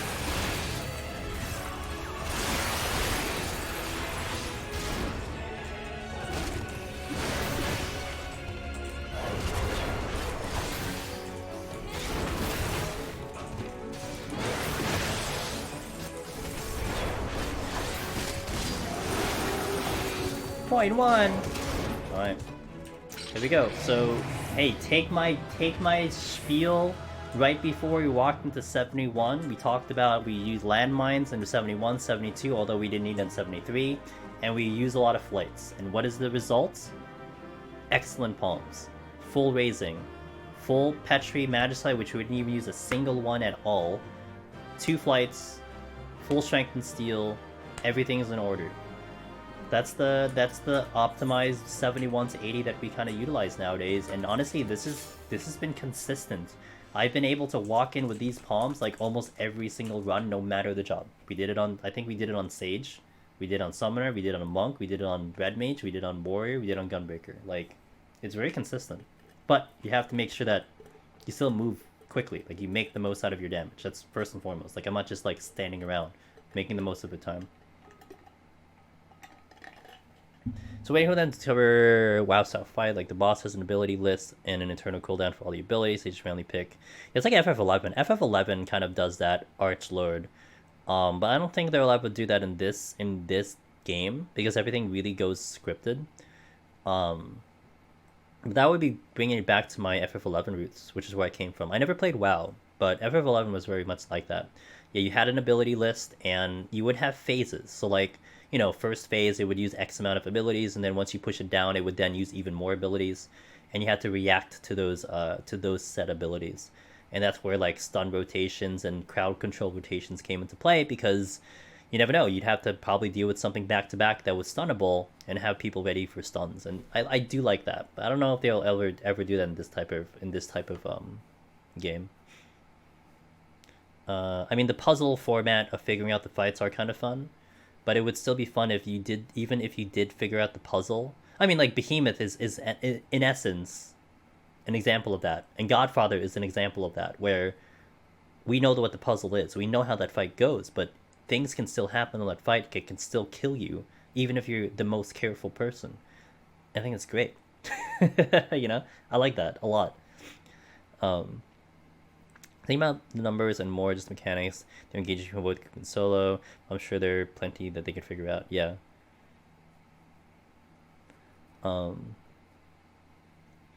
They can avert skipping half mechanics of the group and see repeated mechanics solo time boss the same for the solo.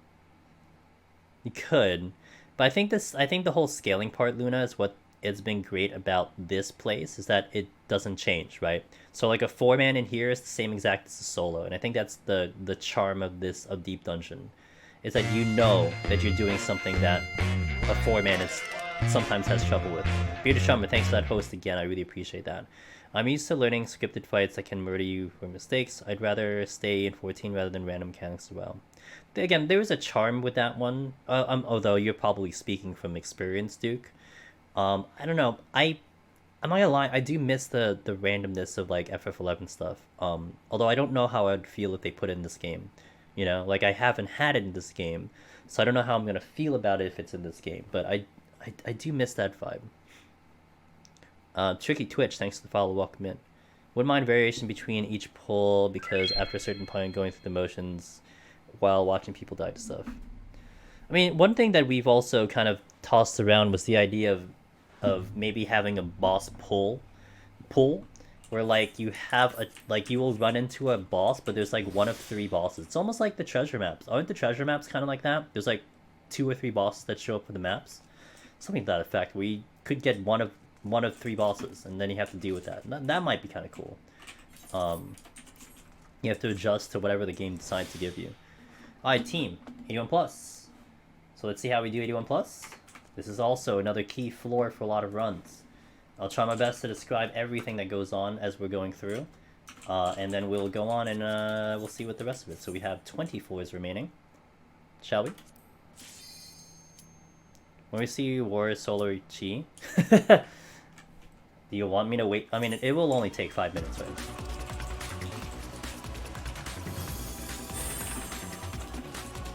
What I like to do here is I'd like to open with a Strength and Frailty. So we're going to do that right off the bat. Now, one thing that I will make a note on is if you Frailty, do not open chests.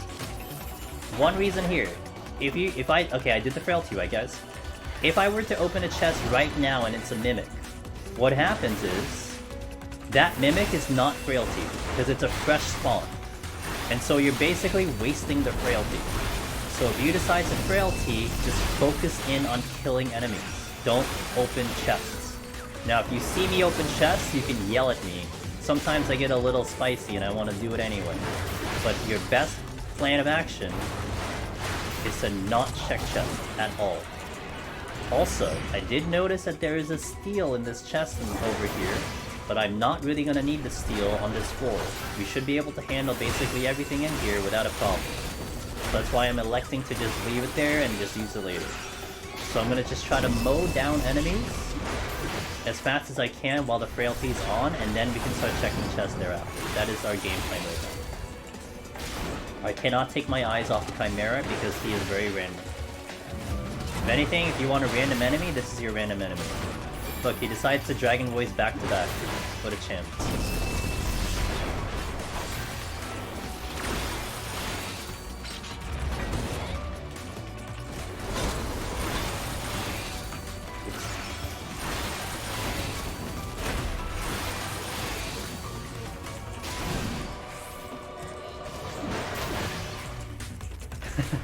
Well, I think for those long fights, obviously, like, it wouldn't make sense, but yeah, I don't know. It's just gonna be interesting to see what, like, how it gets implemented and such. Okay, Merit's coming in. So we're gonna call this uptime. What I want to do is I want to get to this corner over here. He's gonna do his Kono here. But then he's gonna do the big AoE. I can LOS the big AoE. And we call this uptime because I don't have to run out of this AoE like you would want to think of it. I just go here and I'm fine. As long as I get him near to that wall, we're good. Now he's gonna do Earthquake, which is a bunch of stomps. Do not stand in front. If I'm standing in front, he's gonna sneak and auto attack as he's doing this, and you take essentially double damage. So don't stand in front.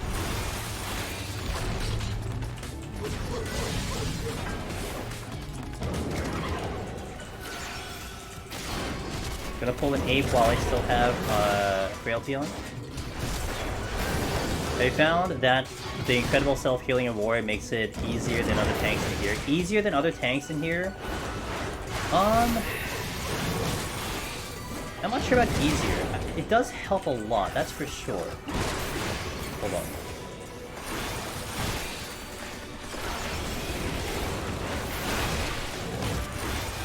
It does help for sure. That's a guarantee. I'm not sure about like overall just easier, because it really helps on the multi-pull. Like that's big on Warrior, that it helps with the multi-pulls. And if anything, like what I was able to do on Warrior is that I did clear Warrior without using any Empyrean Potions, period. And I could not do that in Shadowbringers, and even Dark Knight, which I thought was one job that could kind of pull it off. I still use like 16 on Dark Knight.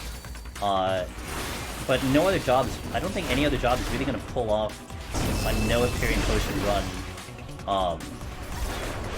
Much like Warrior can right now. It's pretty incredible. If anything is beneficial there. Hey, Iro. Chats are back on the menu.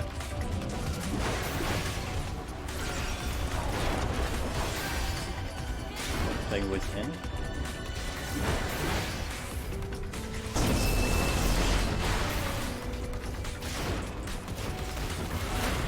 Okay, I'm gonna examine this room that I did not get to because I opened it up, see what chest is there, and then off we go to the next floor. No problem, Luna.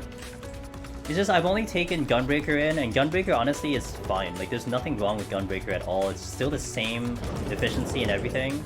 So like, it probably could still be the king of Heaven on High, as it was in Shadowbringers. Although I'm honestly making a massive case for Warrior. I'm like Team Warrior right now. But it's still up to the gamers to decide that.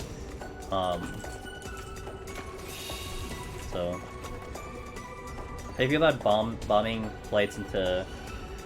same exact idea here, Osu. Because I have a lot of flights here. I would much rather burn them off than petrify Magicite. But it depends. I gotta kind of get past these floors faster. Get past the early floors a little bit quick and then manage my time that way. But I would much rather flight than the other way around. If a flight saves me a Petri, then all the more, right?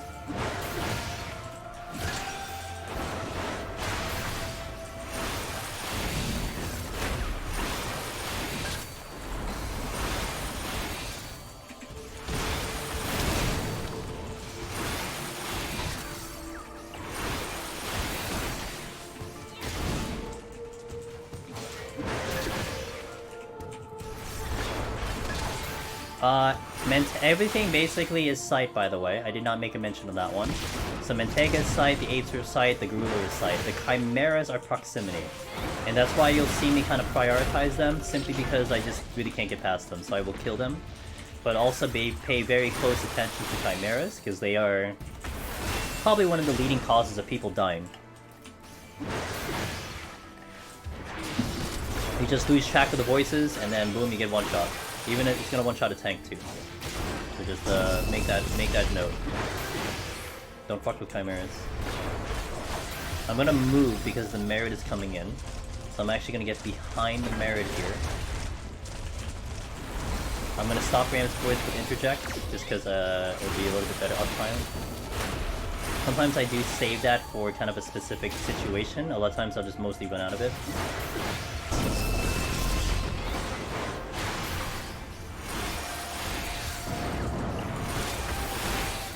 Man.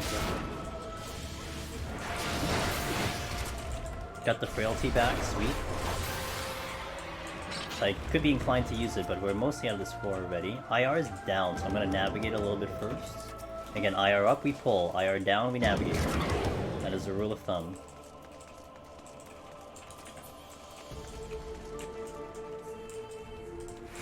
Merit. Gonna pull.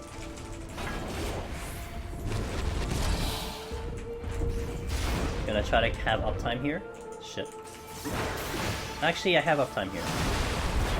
I can hide behind the wall, which is still gonna be good.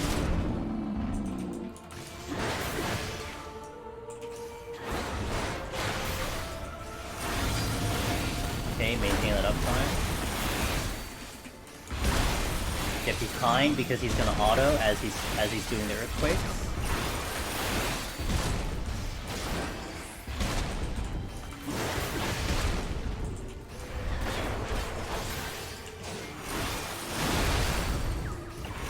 My strength is now down. Hide. If I get hit with this is big damage plus a vulnerability down. If you're curious, so it's not a great thing to get hit with. There's a chest over here on the chest. Also, the other Gerudo's coming back, so I think I might actually pull it just so I don't have to worry about it anymore. Retain uptime here.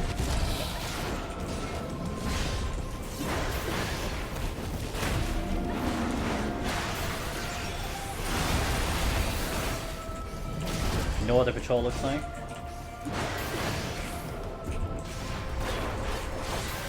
Maintain the uptime. Sweet. Getting behind so I don't take the extra auto.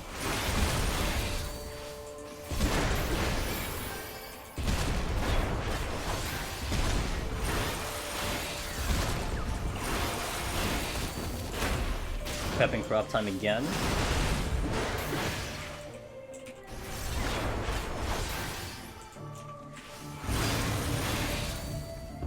We're really showing up something like this with an Ice Fight and Palace of Dead, but for the most part later floors are so open you can't do this. Correct. Big difference from Palace and Heaven on High. Heaven on High is loaded with walls. Like, this is just Walls City. And so LOSing is kind of a way of life in here. Whereas in Palace, it's very rare to have that opportunity in Palace. So it's definitely a big difference between the two. I'm gonna pull the Gozu. Gozu is Sights. Its first move is gonna be a Kona, which will one-shot me. Its next move is called Hex, which is a Gaze.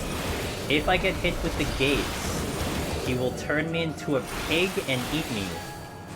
I kid you not, I will not demonstrate, sorry. That is, I think, a hunt mechanic. That it does. I think the hunts do that. You turn into bacon and he's like, nom nom bacon, dude.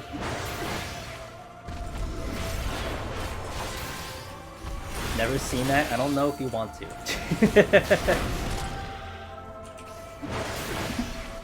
He goes nom nom, dude. A little piglet.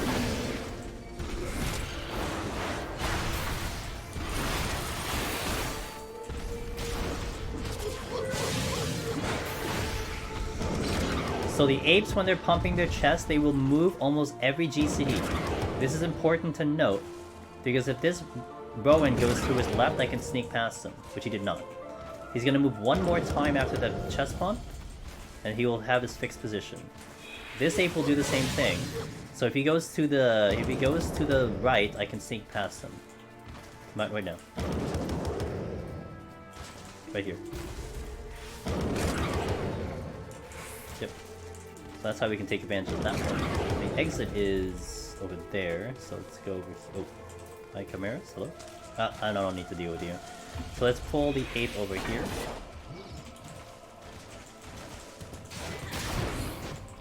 Moldy Sneeze.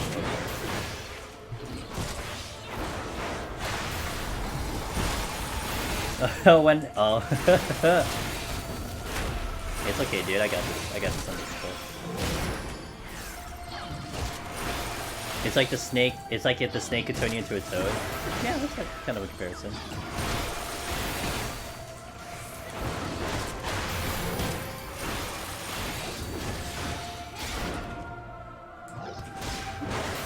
So dodging goo stuff. It takes a lot of practice. It's, you know, it's just a lot of just repetition practice and understanding kind of the pattern of the abilities. You guys like, yeah, Warrior Gang, dude. We're showcasing Warrior Heaven on High, how to get Lone Hero and Heaven on High. I mean, the palms are sexy right now, and we're just gonna see if we can get all the way to the top. Perfect. Alright, and also extra perfect that he's in a good spot. So we now go to the next floor as is. We just go to the next floor not using anything. You kind of anticipated with the Gubu. Oh, we're in maps again, guys. It's time for maps. Oh, cool! Okay, did you just clear? Or wait, was that before? Frailty.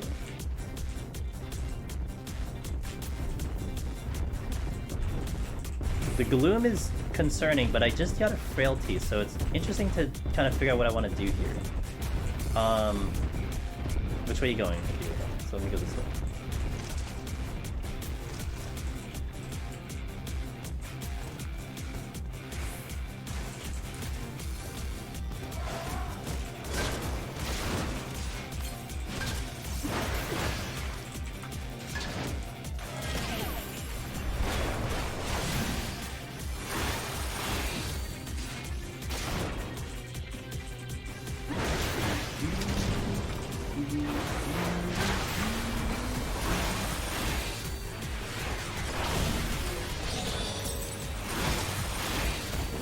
I home gang, so what I did there was I home gang right before I wanted to open the chest, because if the chest exploded, I would not die. But I would kill off an Integra. So I did a home gang there, then open silver chest, waiting to try to see if I can get it to explode.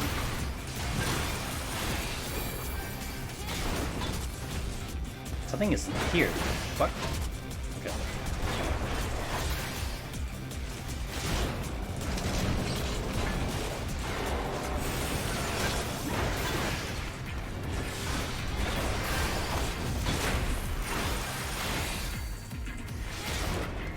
Do you have Cathystis? Yep, I do.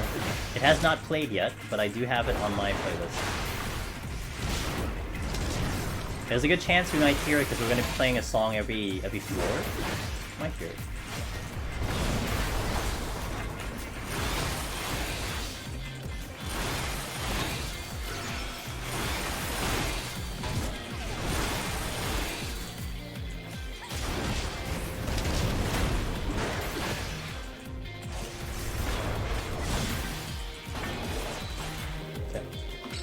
This chest is the frailty, so let me pick it up and let's proceed. Again, we're going to follow the frailty rules.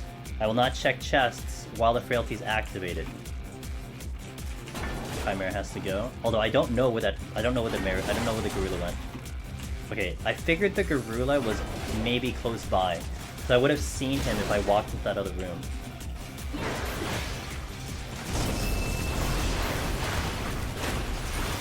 Also, considering how fast he got back here, and this is something I mentioned, I think Osu kind of made a point of this one, I think.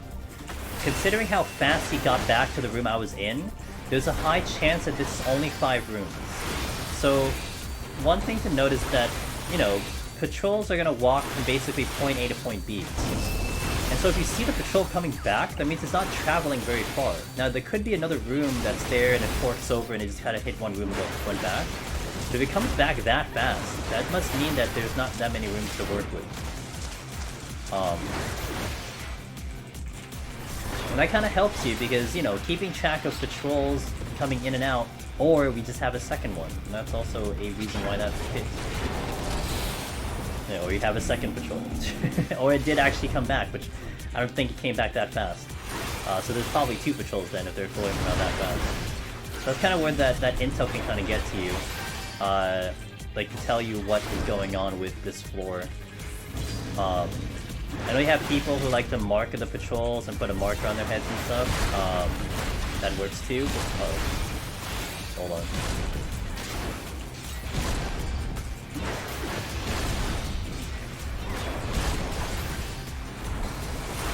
We're good now.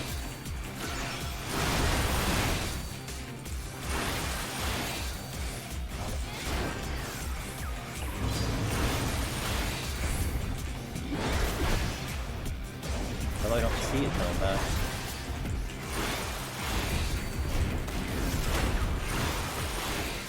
Yeah, Gims, yeah.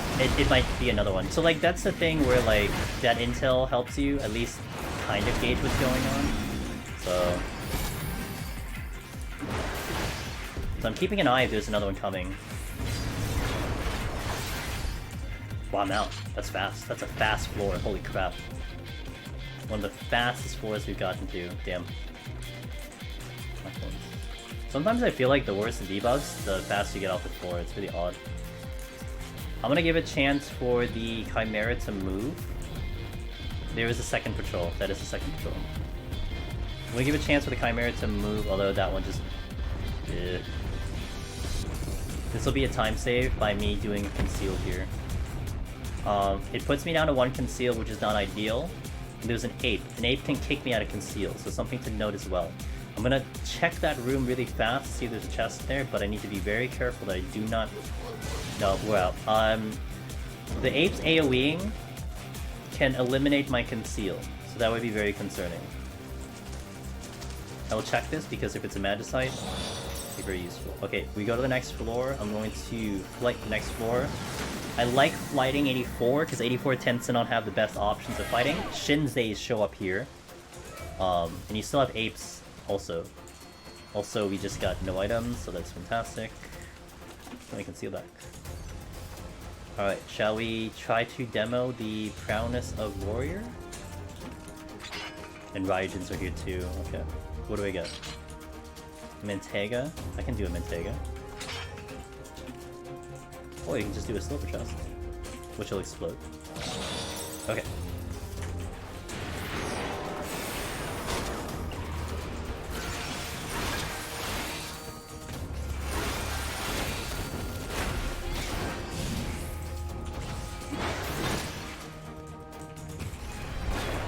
I hit the wrong button, okay.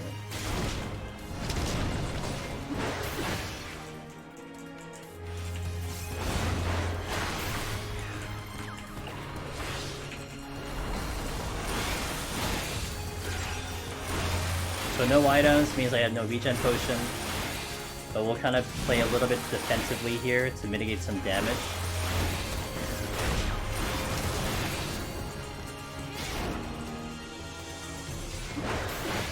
Yeah, you should always respect apes when they're eating their bananas.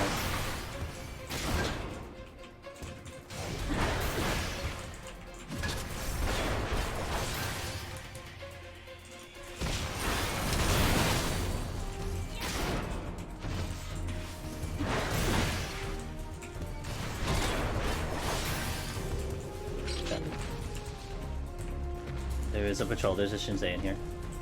Oh, this is bad. Because the elephant's gonna shoot at me at some point. Okay, elephants.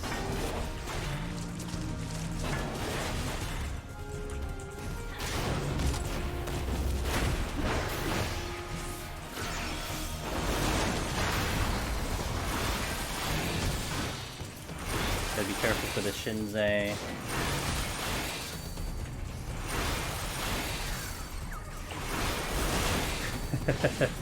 They just shoved the whole pack of bananas, dude. Whole bunch of bananas in the mouth. Okay, halfway there.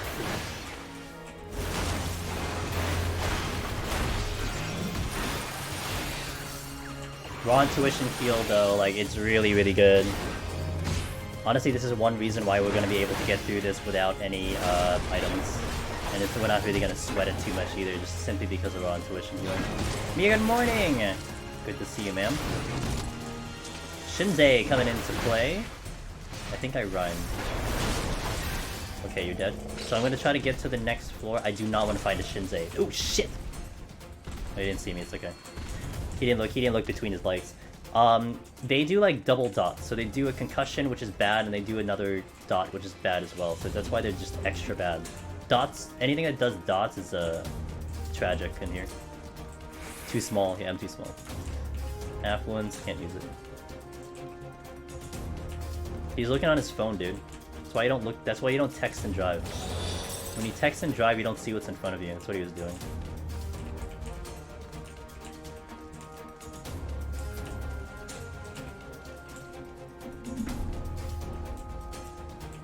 I'll check the chest. Nope. Me, I'm checking the chest, Mentega. No, you're not, bitch.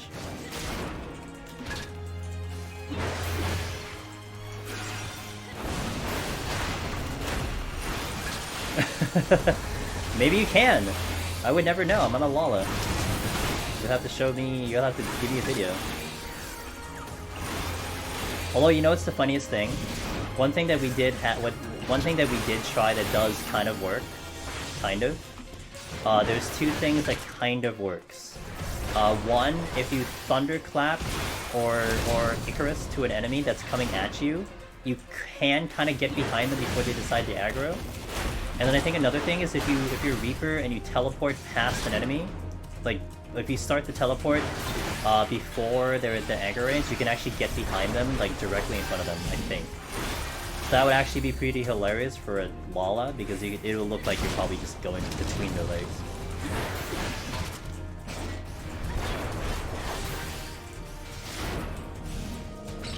Okay, I'm checking this chest.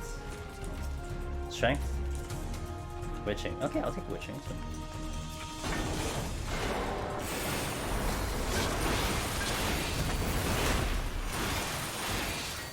I was against ever being a Lala, but Fanted recently and actually kind of OP. Saying 1 pixel large save spot is a way easier when you're that tiny. I did hear that sometimes, that people like actually Fanted in like ultimates just straight up because they can just see mechanics better. Pretty funny. You gotta do what you gotta do to win, man. I mean, I respect it, you know? That's a gamer. I will win no matter what. Well, provided it's, you know, legal, but I'll win no matter what.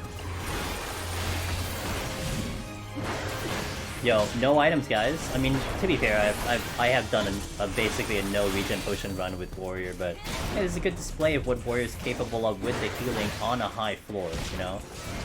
Hopefully this kind of provides some confidence on this job. Alright, so we are, like, pretty much going pretty well on time, honestly.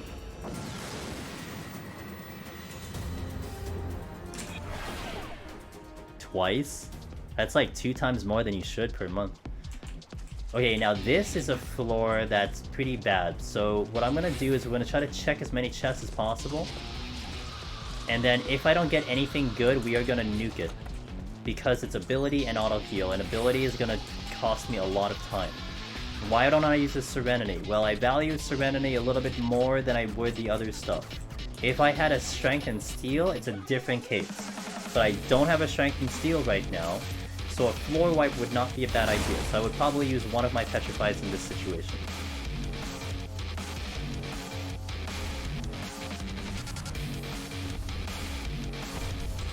So I'm actually gonna hover over the Petri, just in case.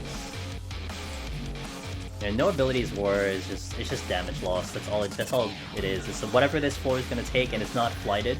It's just gonna take a while, and that's why we're gonna do that. I will check that. Ooh, I'll check the chest later. Let's check this one first.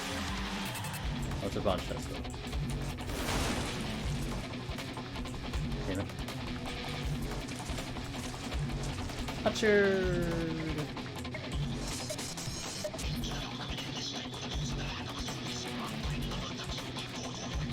Ah, well, and then that gives us our answer. Sometimes you just gotta be patient, you know? You got the answer that I wanted. I will fight through this floor now. Because there's no debuffs. So if there's no debuffs, it's a good floor to fight, right? We're not hindered. We're not gonna slow down. I am still keeping an eye on time. We are gonna fall under that 6 floor, 30-minute threshold, but it's okay. At least this floor is dealt with the Serenity.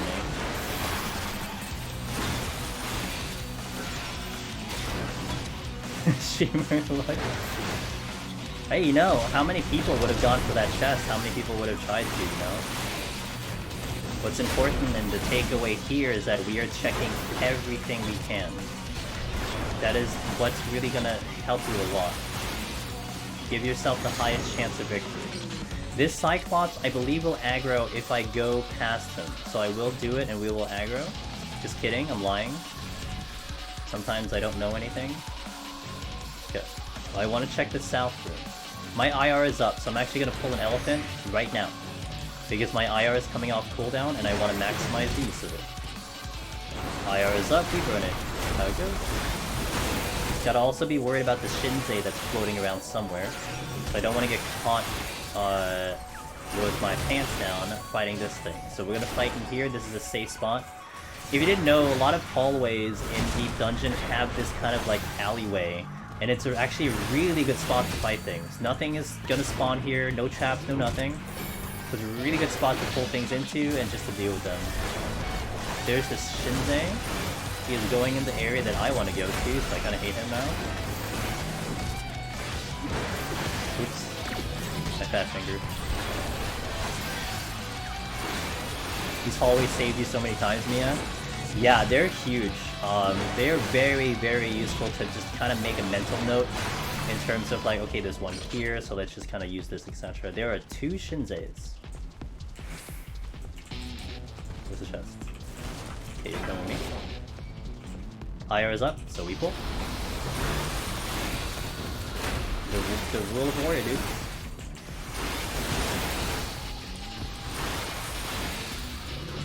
Except the melee chimera. Yes, the close quarters Rams Wars. God, you know, I see I don't know about some of you, but I've watched a number of people when they're dodging Rams Wars that they know how far Rams Force is, so they only go just as far as Rams Force, and it gives me anxiety. Because whenever I deal with Rams Force, I literally run max distance and the gap close in. And so when I see someone just run to here and just stop, I'm like, oh my god, dude, did you go far enough?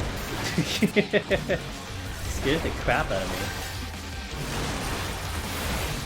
me. Okay, that is a dead end. The reason why I know that's a dead end is because these things just turned around. So that is a dead end over there.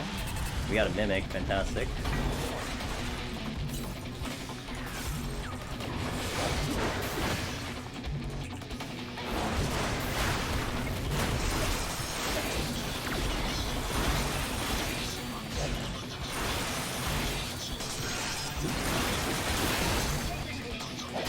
Okay. After this, we just kind of clean up the exit and we're good to go. And avoid the Shinzo.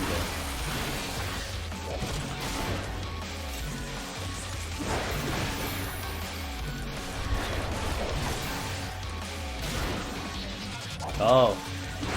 Gotcha.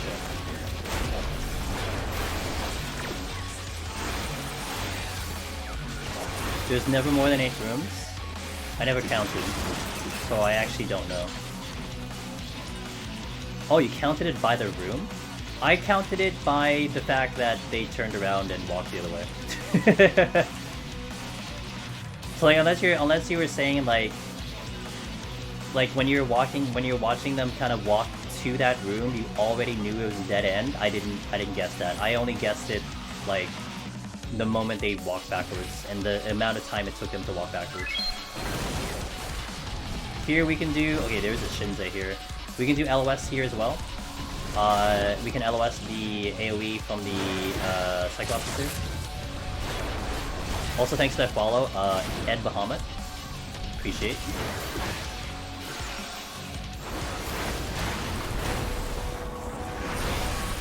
That would one-shot me if I get hit with it. Gotta watch my feet because the elephant is here.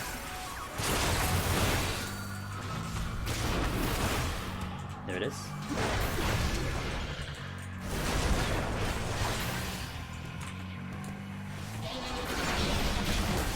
Gotta be careful because I know the Shinze will be coming back soon because that is a dead end over there.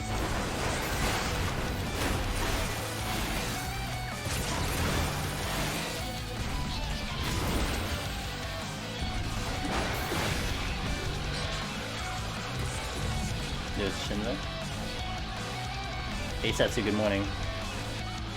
Yeah, it did make me anxious too, Mia, until I just did it, and now I have the confidence to do it.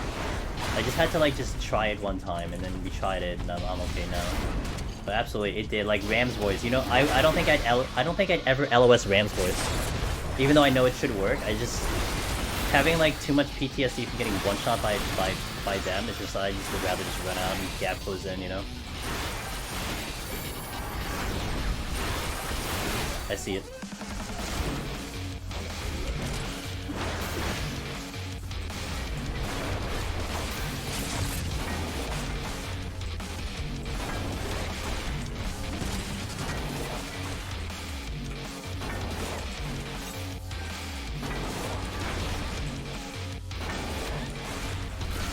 Okay, prep for Glower. I moved to the Shinze so it wouldn't give me a problem. Now, I don't trust these walls, so I'm gonna run out the AoE if they use it again.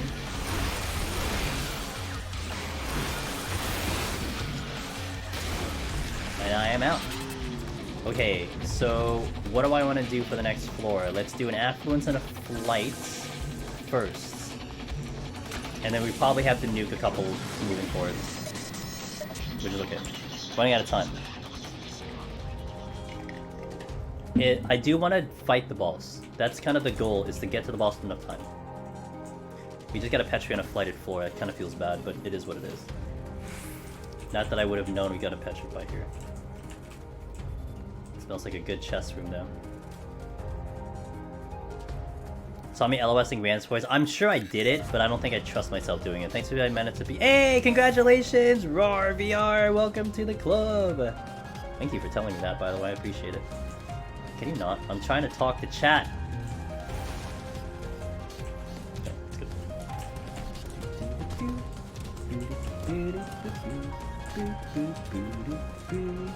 Okay, Koki is proximity. Only really thing that's gonna be proximity here, so we gotta be careful of that one. Dude, we're getting a lot of good items here. Okay, nothing here. But yeah, this song is fantastic. Can Oda be used to... Yes, it can. It has a longer animation, but yes, it can, absolutely. And actually, a little bit of tech that we do is, let's take a scenario where you have a treasure room. One thing that you can do with an Odin is you pop an Odin, and while he's, coming in, swinging his sword like a madman, it actually buys you some time to check a couple chests before he finishes his animation. So it's actually kind of cool thing, because the invincibility, like Mia said, is longer. It's actually really beneficial to utilize it like that. Alright, so this is why we're checking chest, is because we're trying to fish out the Mimic. So we fished out one of the Mimic, and I can kite it around for a little bit. I gotta make sure I don't take the pause. Okay, that's it. See that? I want to get closer to the exit before I do the Petrify here. So this would be a good spot to Petrify. Let me just get him closer here. Alright, it's good. Check the chest while I'm here. The other one's the Serenity. 3 kills, that's fine, not a big deal. Just make sure that the exit is clear.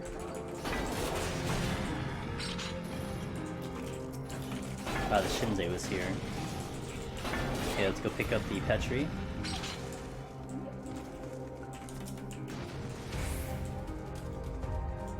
It gave you time to check 3 chests. That's actually really good. Because usually I think Aether Garuda and Titan give you time to just make to the second chest in the treasure room. So, 3 chests nice. Okay, so we kind of wasted the flight, but not really. I do want to do... I want to do at least one nuke going to the next floor, and then we'll manage what we're gonna try to do for 88. So we'll nuke 87 already. I'm gonna walk in there and we're gonna nuke it, and then hopefully it gets us to 20 minutes to 88, and then we'll see what happens after that. 20 range attack is nice. It's very nice. Yeah, hey Crane, yeah, then this is like a kind of a live tutorial format how to do it, so I'm kind of really trying to explain a lot more than I usually do, and hopefully it's been helpful to the people, to the populace. Okay, this is actually very fortunate, because Sprint and Petrify is like a wonderful combination of things. Because it really makes Petrify a lot easier, not to mention there's a lot of chances that we can F it up. So I'm gonna Petrify here. But I'm gonna check as many chests as I can first. All the frailties here though. It's not good enough for me to go. If I get a strength, it might be different. God fucking damn it.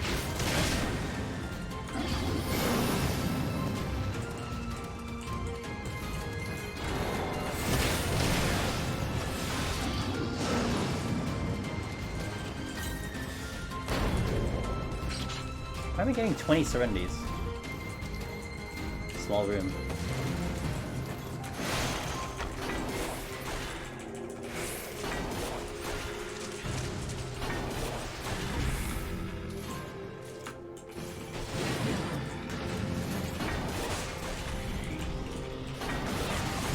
So it's Serenity, Frailty, Serenity.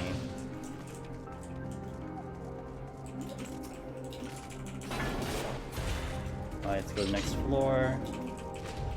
So I can probably maybe get through one more floor, fighting through it, and then we probably nuke it, and then we kind of see where we're at then.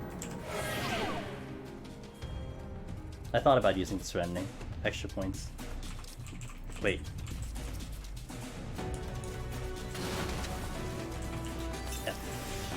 F. Whew, it's a lot of floors. So 87, 88, 89 can have landmines, but it's not as frequent as 71 plus. So I'm going to be looking for landmines here. Hopefully I can kind of get across this room though with this Koki over here. Oh, I know. Gims was just kidding. Because, you know, points. Actually, it would have been lots of points, to be fair. You son of a bitch. I'm going to conceal for a time. I'm gonna check the room first to see if we have a landmine in this area. And survey says... yes! 1, 2, 3, 4, 5, 6... 9? Do I want to go 6 or 9? I guess we'll just go 6. 6 is fine, right?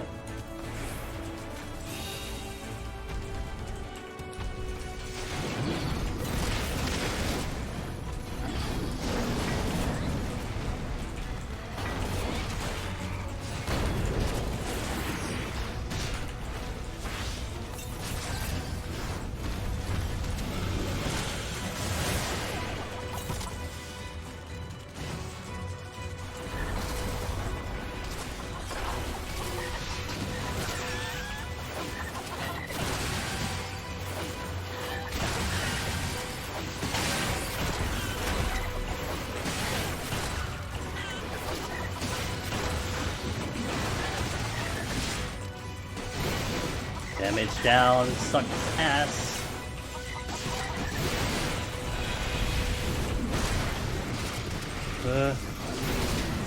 Flower. Okay. I could have done 9. Oh wait, you dropped the chest. Something dropped the chest. Happens. Easy clap. I could have done 9. So I could have done 9 because this is a luring trap, but I kind of was just like, oh, I'm not sure. Could have done 9.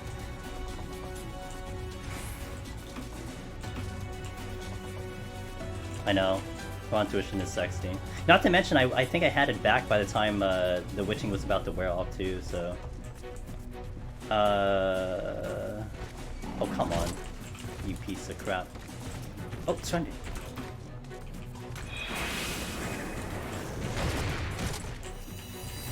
Okay. Oh, my IR is up. IR up, we use it.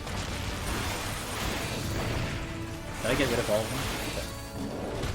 So all of them? Alright. You all saw me. Oh, you all saw me ignore that chest. I feel like something's behind me. Nope, I'm just hearing things. Oh, there is a Koki that's kind of floating around there though. Can you stop? My cable's being annoying. This has an enrage. Kind of. It'll get an attack bonus. We don't want to get it an attack bonus. Because it's gonna hurt.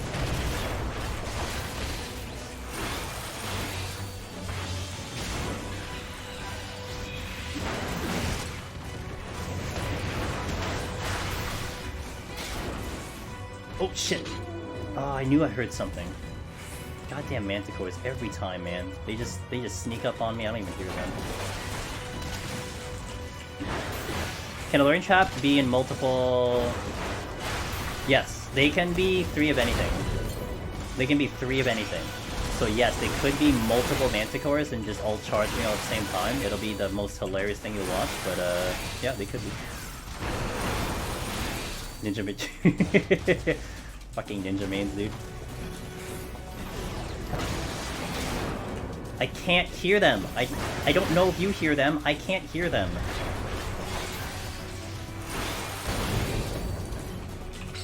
Wait, am I still there? Fog.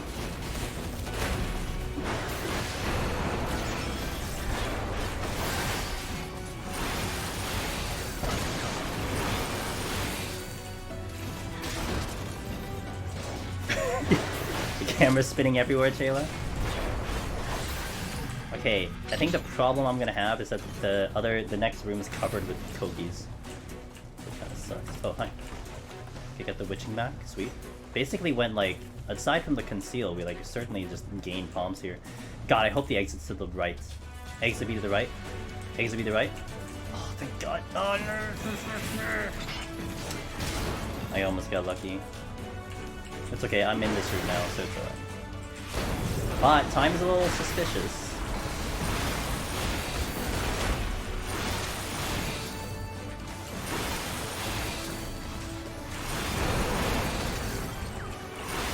I think what I'm gonna do is the following.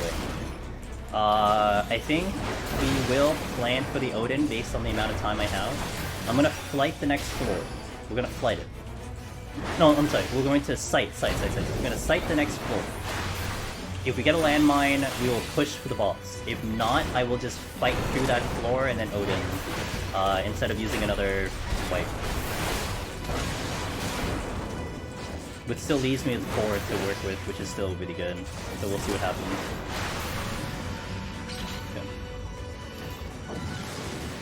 Yeah. Yeah, I can do that. Yeah. Absolutely. We can fight it until I basically time out, yeah. Good idea, yeah. Oh shit, this is a big room though. Okay, let's hunt. I did a sight on purpose here, because I want to hunt down the potential traps here. The also problem is I do have fake exits, so let's see what the game gives me. Nope. A lot of goo-boo, which is not great. Trap, there is a landmine right there. There's a luring trap right there, but this is a tricky floor because of the blind auto-heal gloom. I don't think I kill anything in time. I mean, I could double witching, which honestly that would save me the Serenity. I could just double witching. But can I get everything in the spot is the question. Without dying. Fortune. That's a treasure room over there. Oh boy, we have to make a quick decision here. I need to kind of decide very quickly of how I'm gonna do this because time is ticking. That Koki will aggro me.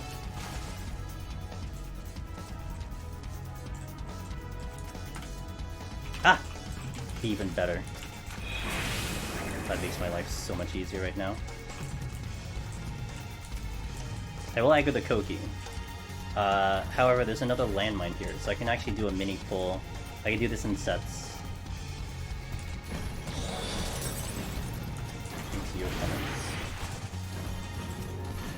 Oh, I didn't want the group.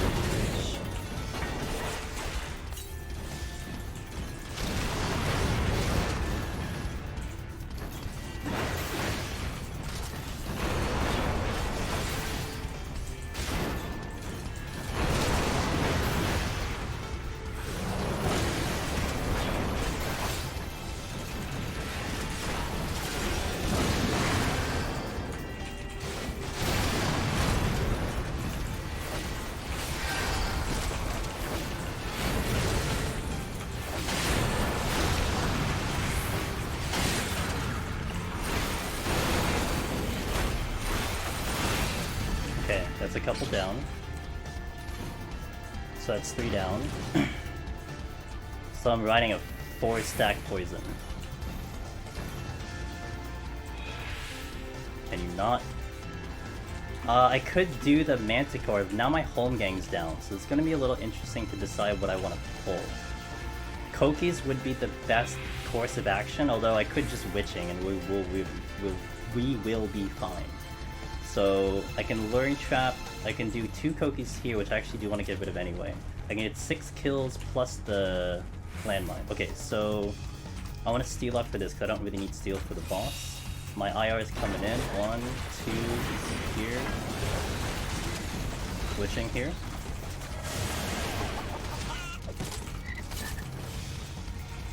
Oh fuck, I missed one. Oh god. Okay, well that's going to be really complicated now.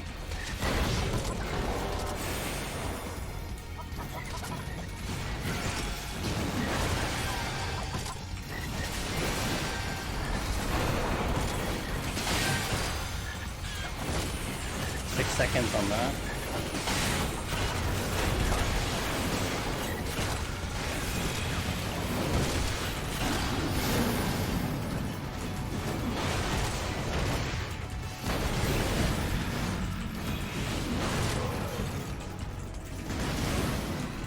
Okay, now I gotta find the exit. Safety.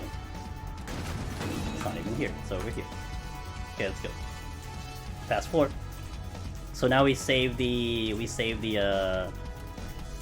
all the floor wipes. But this is tight on time. So I probably have to frailty here. Probably. Just to make sure I get this on time. So my IR is up.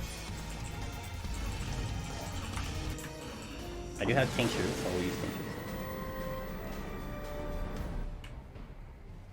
Well, because I had that free one, I had double landmine, so I can actually mitigate it that way. Strength. Yeah, definitely a strength. I'll do the frailty. What's up, Mortal?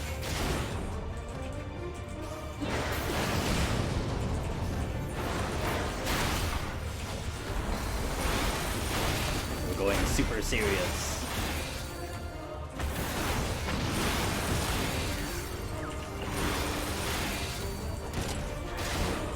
I made a whole bunch of pots for maps, so that's why I have them.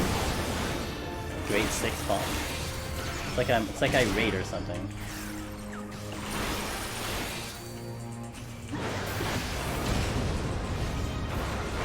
Can you get over here? Good lord.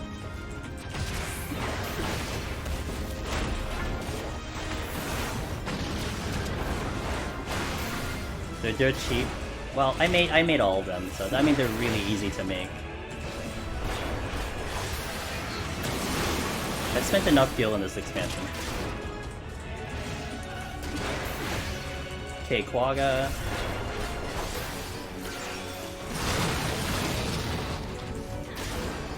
Oh, I don't know if I should have done that. Oh wait, actually, I can greed this. Because I'm actually not gonna get the weight in inner release. Okay.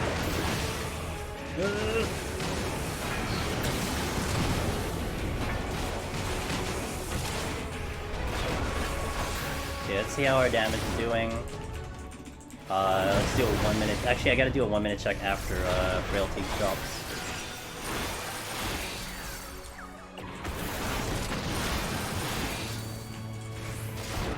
Or if someone wants to do math once the frailty drops. I think I'm probably doing, what, 12% a minute maybe right now? Guesstimation.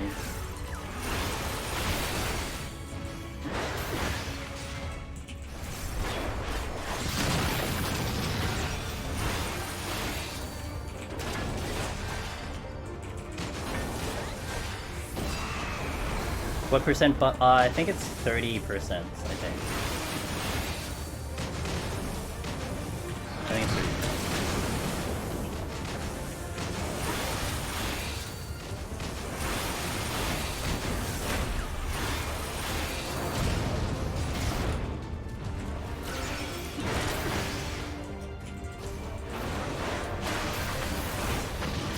This fight I was able to do without any Empyrean potions before. With no steal, which was crazy. But the healing is just ridiculous, so. Warrior being warrior.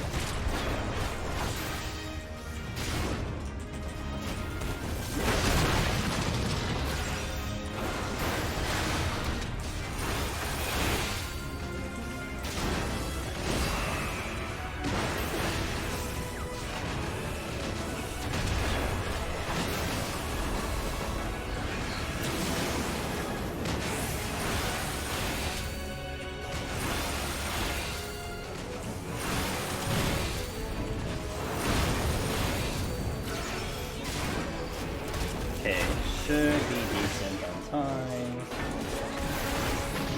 Hopefully. I'll do a check at 7 minutes. Also need to slightly concern if my strength drops in this fight, but we did the frailty, so it should be okay.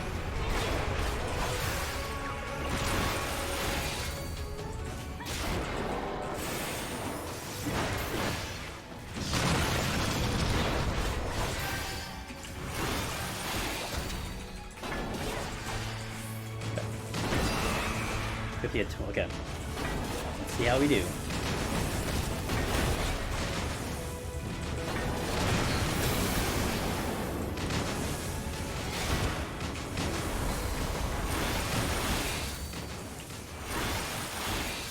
And it's a lot easier to do the math on Warrior now, because IR is on the 1 minute.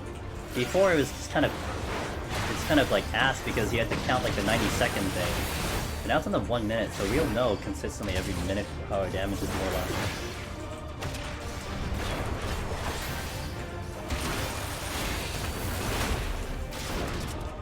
So about 11% a minute. Pretty good.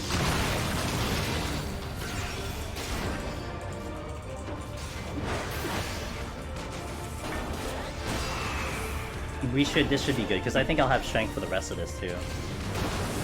So I don't even have to worry about the strength falling out. So the frailty certainly was good. It may not have been necessary, but I don't think I will regret it.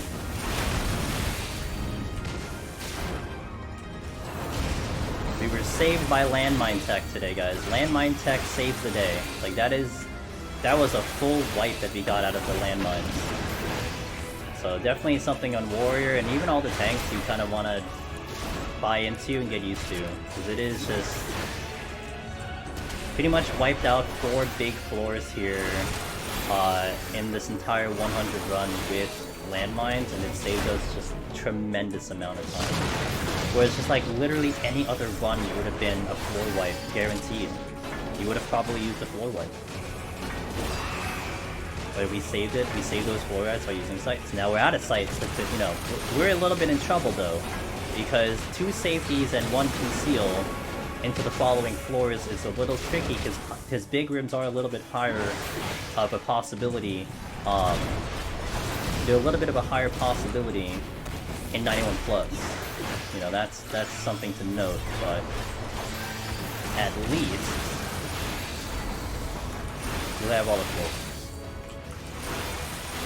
But certainly the thing you want to probably go back to is just how the palms were used and how kind of the speed in which we went through.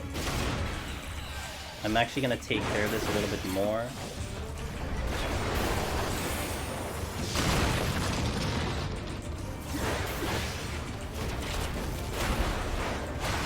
I noticed you move away from the meteor just in case the instant drops. Am I doing that intentionally? I just follow the pattern that I go for. So if you're talking about the pattern of that instant meteor, which I guess that was the one that dropped, I'm just doing it organically. Like, I'm not intentionally doing it. That's just my pattern of this fight. That's why it confuses me that I kind of want to learn and understand-ish how people are dying to that mechanic. Because I've just never died to it. But I think because of my natural movement, the way I park the meteor, and then just my distance at the end of that thing is just, I'm just in the right spot at the right time. That's probably why. Organically. I mean, this is pretty much like just, you know, on a script, if you will. Oops. So I'm just going, like, through the motions. Oh, no. So here we get to showcase how to deal with this problem. So I'm gonna sprint here. We need to sprint now because we want to stay sprinted to avoid some of these AoEs. I remember this happened to Buddy. As we're moving, we should avoid this no problem. We want to stay in motion. If you're in motion before that AoE goes out, you will be okay. As long as you're in motion, you're avoiding the AoEs. The only time you die from that is if you actually get caught kind of flat-footed and you're not in motion, and then that's it, you're dead, because you're just not going to get out in time. Sprint will save you, especially for that line AoE, but there's that kind of backup shot in case you get hit with it.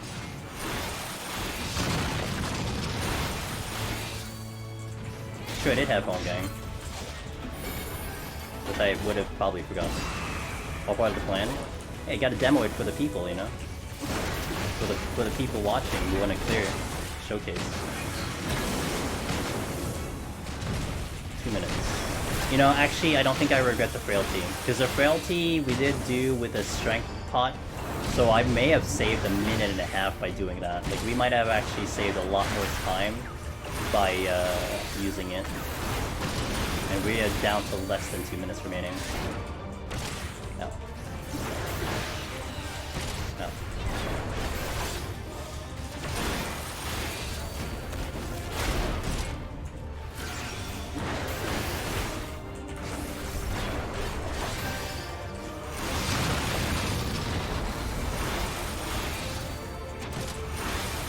Alright. Dead. Neutral nut, thanks for the follow. Palms are good. If anything, the floor wipes are important. We got an affluence, we have no more flights, that's okay. And we will pick up strengths and steals moving forward, so that'll be a thing too. But so far, so good. And again, this is yet again, we're walking in with 5. I've been walking in with 5 floor wipes almost every run right now. So we've maintained that consistency, and that's pretty gnarly. Alcalance. I like the name. Thanks for following. Someone less experienced that could have easily meant failure. Yeah, showing people what to do when shit happens. Yes, that one in particular is very tricky because, like, a sprint saves you, but you really have to be, like, 2 steps ahead. You have to know that if you're in motion, you will be fine. And that's from experience because I've just done that and I've seen it. And you can avoid all those AoEs provided you are pre-moving and pre-motion. But you're not going to know it unless you saw it, either visually see it or it happened to you. So there you go. I did watch someone die to the weight AoE, which really sucked, but that's, you know, it's just part of the learning curve. Alright, team. We're going to go into 91 plus, but I'm going to take a quick restroom break. We're going to play a couple ads as well while I'm away. You won't miss any action. But we will do 91 plus to the finale. We've started this run 6 hours ago at floor 1. And we are going to wrap it up, hopefully, We are explaining how this run goes, and there will hopefully be a lot of things to talk about in the next couple floors of what I'm gonna do about managing palms and all that stuff to get to the end. Hopefully this run ends in a victory, so we shall see. So BRB, thanks for being here, thanks for watching, thanks for all of the support, by the way. You had a lot of like first time subs today and a lot of followers, so I really appreciate that, everyone. I do also want to just give a quick plug to one of the companies that we are collabing with, which is Epic Desks, and they make desk pads, and they're really good quality stuff. So if you're looking for a desk pad, check out their website. I just linked it in the chat. And we have a code associated with them, but man, it is really good stuff. So definitely give a look while I am away, and we'll catch up. What's the next song playing? That's a good one to play in the background. So BRB, quick ad, check out Epic Desks, and I'll catch you in a couple minutes, guys. Thanks, guys.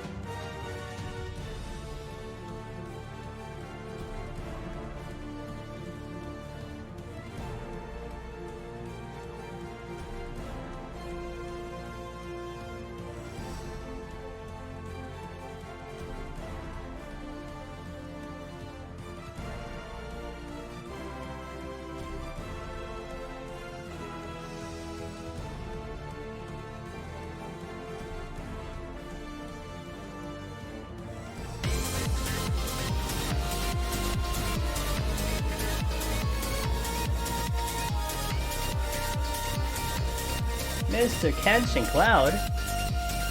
Yo. Shout outs to my buddy Kenshin. Oh, Taylor, you were amazing. Kenshin, how you doing, my pal? I'm in a small break. Gotta kill 45 seconds because like I put people in ads and they gotta watch the ad and enjoy whatever, you know, if they gotta buy condoms or something, they gotta do that. What's up, Kenshin? Shadow, thanks for the follow, welcome in. Hello, team. Guys from Kenshin stream, welcome in. I'm Angelus Demonus. I do a lot of deep dungeon solo content, and you've actually come at a really good time. If you're going to be awake for another 40 or so minutes, we're actually going to hop into the final 10 floors of Heaven on High, solo on Warrior. And we're doing this as kind of a live tutorial walkthrough type of format, where I really try to talk about my thoughts as much as possible. So hopefully something, you get to learn something, if you will. We're in a really good position to try to get to the shrine today. So, Kenshin, how was your stream, man? How are you doing? How's the new year treating you? How's everything treating you? Hopefully you're doing well, and it's awesome to see you. Jordan, hello. Alright, I think the answer done. Alright, time. Thanks for shouting out Kenshin. Guys, check out Kenshin. Really good content creator.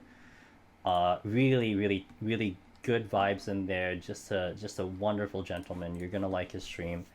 So definitely check him out. So, alright team.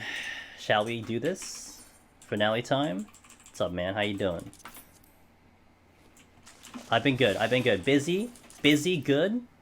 You know, not bad busy, good busy. Stuff that I've kind of been doing to myself, and I don't mind it at all. But it's been a good It's been good so far, so thank you for asking. Hopefully things have been good on your end.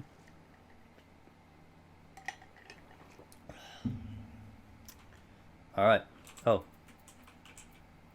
Craftsman Delight. Dump. Alright, let's go in, guys. The finale.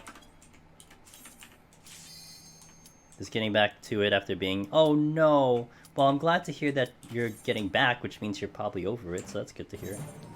Too many people getting sick, man. Too many people getting sick. Hate to hear it, hate to see it. Alright, so... The next floor I'm already gonna set up while I'm kind of figuring things out. So we're gonna do an affluence alteration. What I do like to do is on this very first floor, I do like to fight through this floor. I'm actually gonna keep the strength in order here because I kind of want to hold on to one strength. When we're picking on a lot of white mages right now, if we see white mages, we want them because we can do line of sighting. And so what's happening right now is this white mage is trying to cast stone. And he's having a problem because he can't see me every time he tries to cast a stone. This is what we call line of sight. And these makes this the easiest enemies to fight provided you can do this movement tech. I'm using a solid object. As he's casting, I displace my position and he can't cast. And that is the specialty that you have on this board. Trivializes this enemy, but that's just how it works. Kicked our ass for about 2 weeks! Oh man. Oh man, yeah. That's what I've been hearing too, like people are getting sick and like it takes a while to recover, but man, glad to hear that you're back in it though.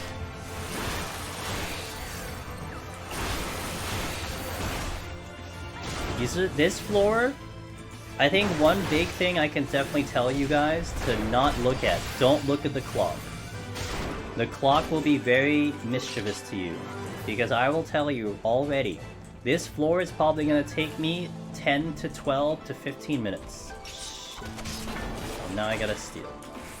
I'm going to strength steal and frailty here. This floor could take me 10 to 15 minutes, easy. And sometimes when you look at that, you're like, oh my god, time, what am I going to do with time? Oh my god, I'm running out of time. No, don't worry. Don't worry. Because I have a lot of floor wipes. And the next floors are going to be a lot faster. So the time is going to be really oddly distributed. Just don't freak out that you're spending so much time on that first floor. That is natural. It's normal. Oh god, it's the Gozu train. Don't worry. Only 2? I would have expected more. Oh. Well, he wanted to play a little bit earlier than I wanted him to. So what I like to do here is if I do have to engage Gozus and maybe warriors, I like to strength steal and frailty. We want to get rid of them ASAP, especially the Gozus. Just eliminate the Gozus out of the way with the frailty. Make your life so much easier that you don't have to dodge these bad boys, and there you go. That's why we frailty here. What is a floor wipe? A floor wipe, at least how we refer to it, is an item or commander that will eliminate the floor completely. So it'll kill all the enemies, or it'll kill a majority of the enemies. So I have Petrifies in my inventory, and I have Magicites. I have 3 of them. So those would basically open up the floor in one button. The 3 that you see that says Magicite, that will kill everything on this floor in one shot. So it wipes the floor. That's how we kind of refer to it. And those would definitely save me time, but I want to use them in the most opportune situation. So this current situation, this current scenario, there's no debuffs. I don't have to deal with any debuffs. I don't have to deal with any oddities here. This is just the first floor. And thus, I want to only deal with this straight up as best as I can. We got another raid. Sauce of the Roll. Hello, dude. Welcome in. If we can get a shout out for Sauce, I would really appreciate it. Hell yeah, check him out, guys. He's a great content creator. Really damn good player, too. What's up, dude? Thanks for the raid. We got double raided. Welcome in, team. You have come at towards the end of the Warrior run, but we have just started the set of floors. So if you're interested to see how Warrior transpires in the last set of floors, I got you. And we're gonna explain how this all works as best as I can. What's up, dude? I'm doing pretty well. Today's been a pretty awesome day so far. Just been a clean run on Warrior.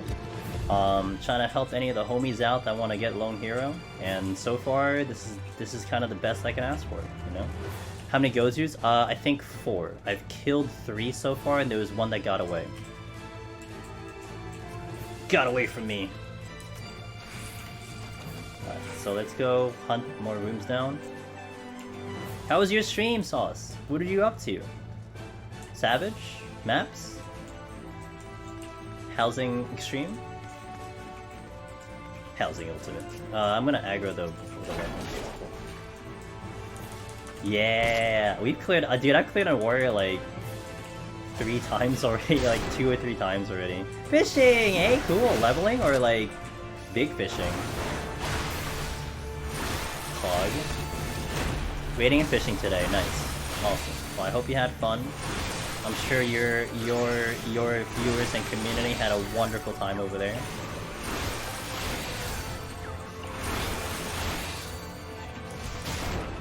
Ah, so interesting question there, JCM. I too like to fortune the first floor, however, I do have 3 Magicites. And a Magicite Fortune is a much better combination than just this floor. So if I did not have the Magicites, yes. But because I will probably couple the Fortunes with the Magicite, then I will just hold it for that.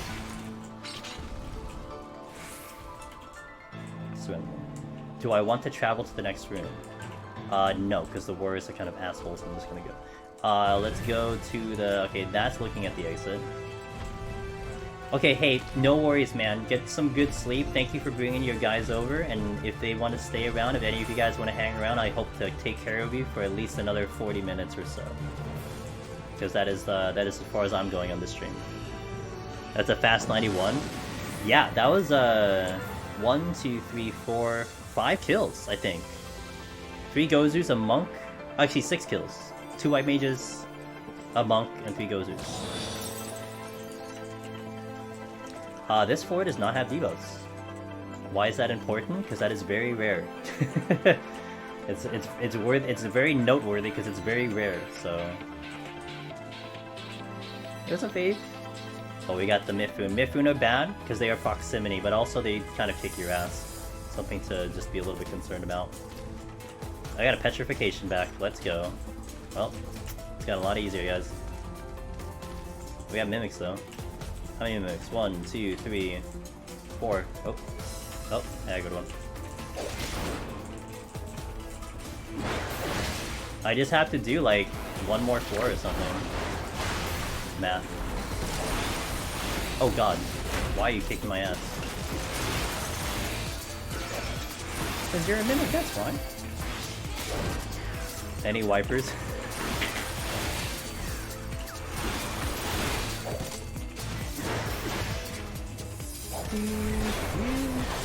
Actually, I should just frailty this. Let's go. Let's go, let's go, let's go, let's go, let's go.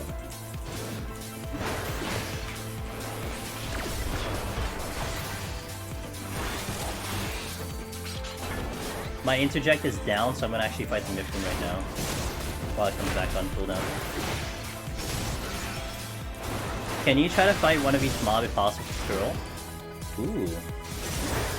Maybe I can. Sure, Mia. As per requested, you shall. Avoiding that for LOS.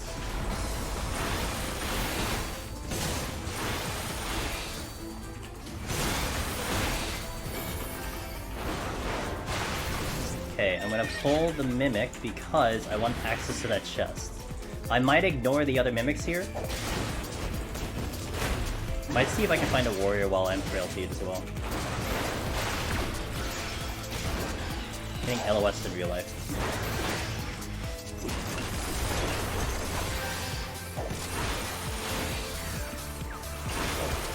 Warrior can do anything? Warrior can do anything! Don't come here. Good boy. I'm losing my strength and steel.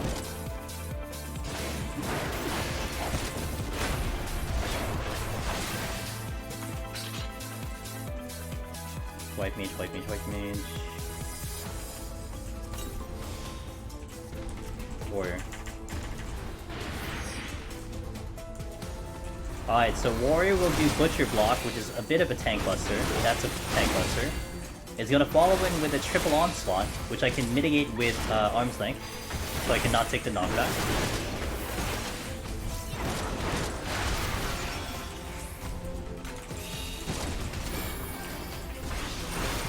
It's gonna do Failed Thief here, which would be big damage-ish, but I mitigated. Also, I did notice my my steel go off a little late. Ow. Ow. Ow. Fusion. Come back here, come back here, come back here, come back here, come back here. Come back here. Thank you.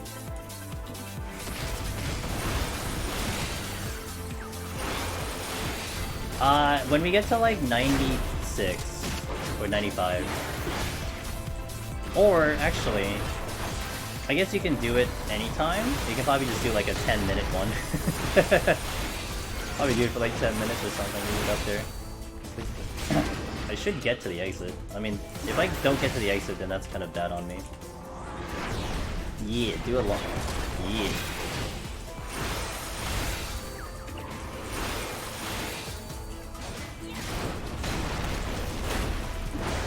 So what's gonna come up is you're gonna see a potential. Yeah.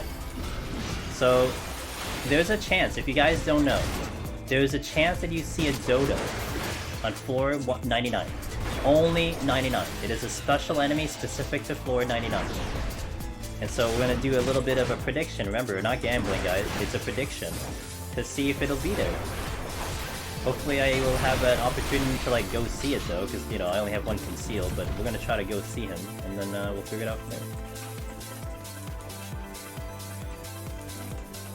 Intuition. Oh, I didn't get the other chest. Wait, there's two chests over there. Okay, let's check them both. There's a lot of white mages. Pair up. Ah, yes, thank you, game. I did want that dodo mount, I guess. Ooh, I got the seal back. Okay, let's carve our way to the exit. So, we're trying to fight one of everything, right? So we did a Mifune, we did a Warrior, we did a Monk, we did a White Mage. Okay, everything has been shot here.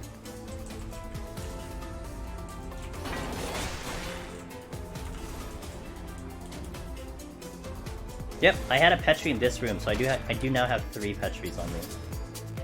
So I just have basically one more floor to go through, and we're good to go. Although if the next floor is a bad one, we will probably nuke it to kind of save the Serenity. And kind of wait for like a better floor.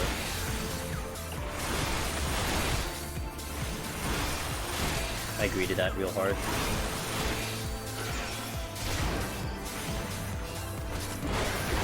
Really? Can you not? Okay, I was coughing then. Got it. Nowadays I like to wipe 92 if they had bad enhancements. Yeah, I think I do that too sometimes. I mean, I want to keep that Serenity as long as possible, so more than likely I will nuke those. I will nuke those if they're really bad. But sometimes I decide to fight them too, just knowing I'm gonna nuke the ones later.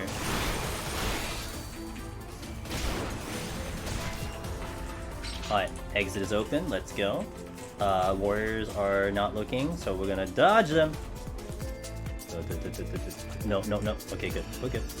Wait, actually, hold on. I'm gonna do an Affluence and an Alteration again, we're gonna set that up, and then off we go to the next one. I'll do that owl gif. That was posted, was perfect, oh my god. Okay, this one, this is going to be a Magicite. The reason is because, it saves me a Serenity. Now, if I see Corrigans, I will change my mind. If I can get to the Corrigan room.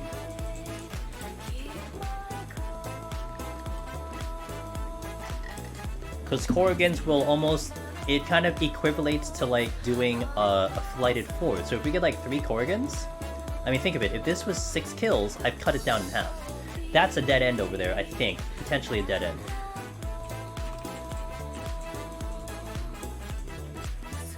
YOLO.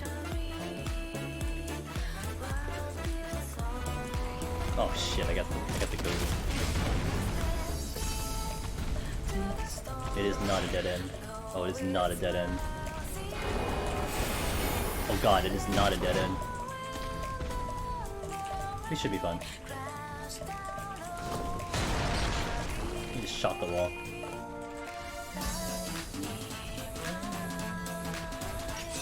God damn it.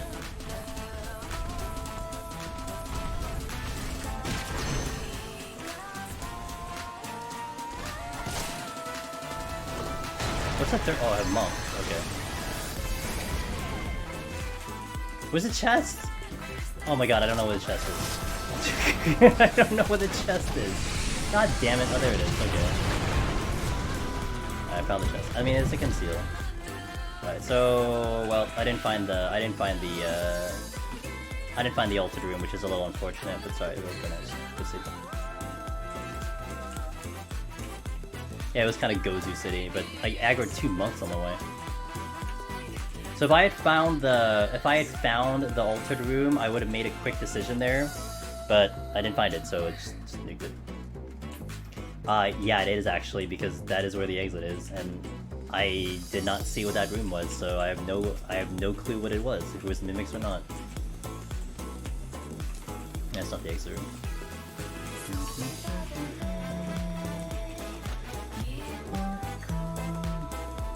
Yeah, we'll just say it's mimics.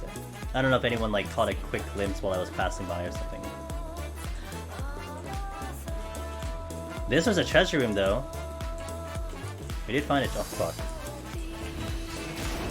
Alright, time for my expert warrior skills. Let's go. Come on, Mimic. Come here.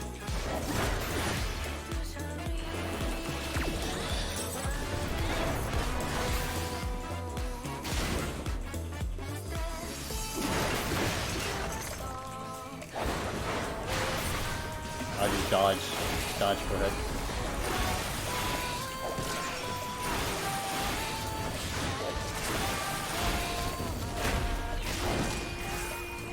Whoops.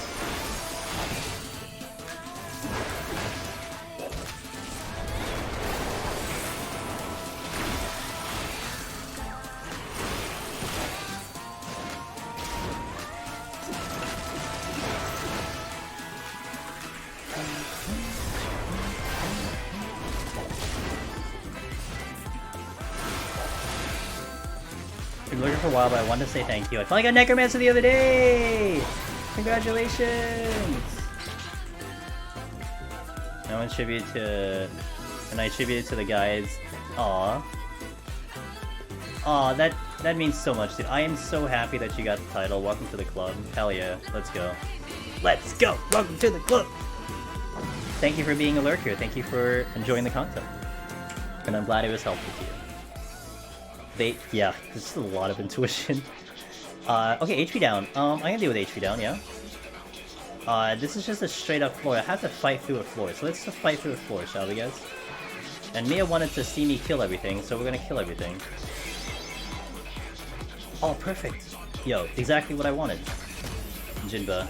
Wait, actually, badass giant. Let's do badass giant, okay? Really bad giant. We don't like pulling these. I'm gonna show you why we don't like pulling these. First of all, he gets it on drain. So that's already bad. So he's regenning every hit. Cloud cover is just AoE. I think I'm in that. Nope, just kidding. I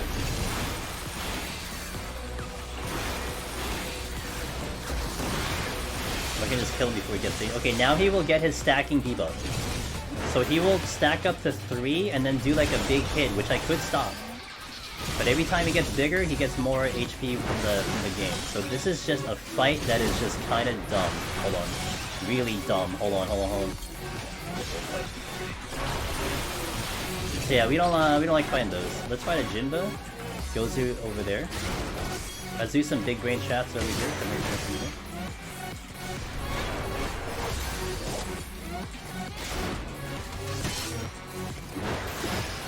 Wait, can I do this right?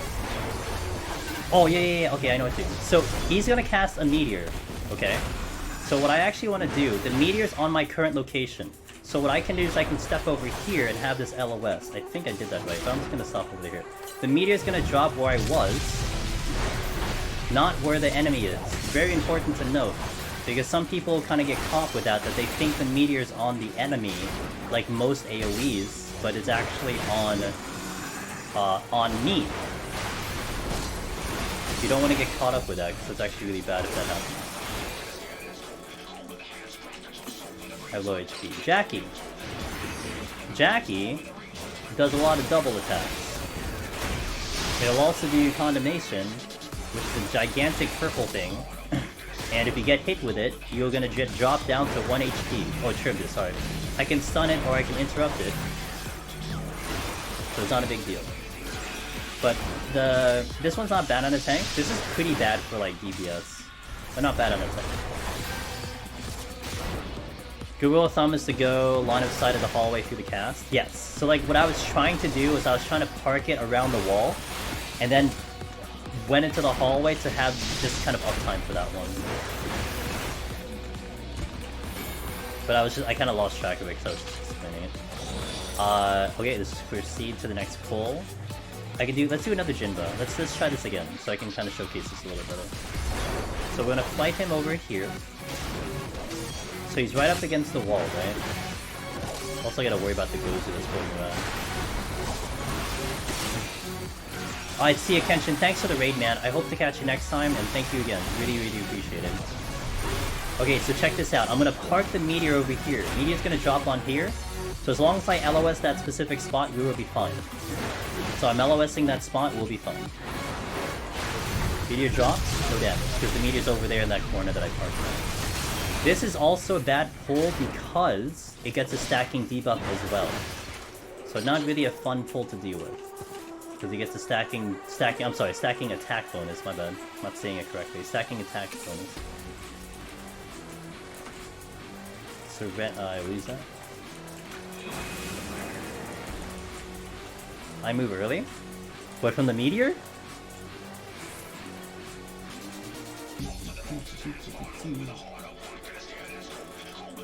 Chat's doing is to give them as many stacks as possible in wishing big chicken. I kind of want to do that, but I don't know if I'm going to survive, that's the problem. Oh, you're just too paranoid? Fair. Sup. Zoom! I like the name of the ability. And Gozu, and Gozu, and Gozu. That's a swipe in front.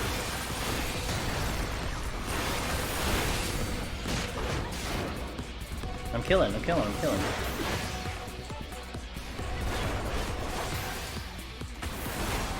Once I get through this floor, then we are all the way through. 95, 96, 97, 98, 99. Everything gets wiped up. So we get through this floor, we are home stretch. That's why I'm trying to fight through this right now.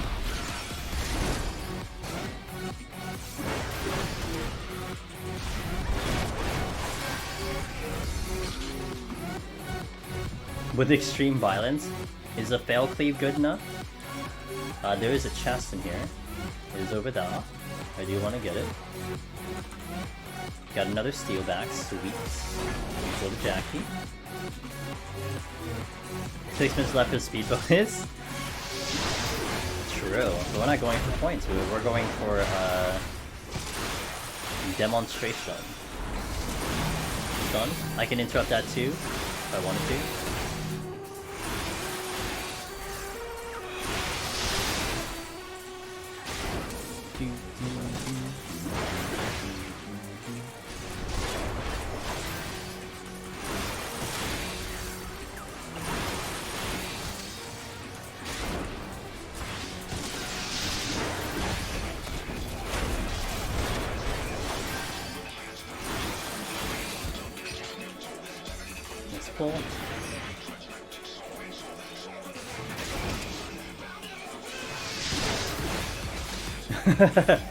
Damn, what do you have against Gozus? Damn.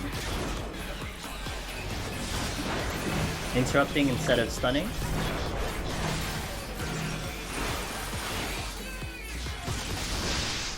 Now my HP is a little like weird, but this is only because I'm not using potions, so that's why my HP looks a little concerning.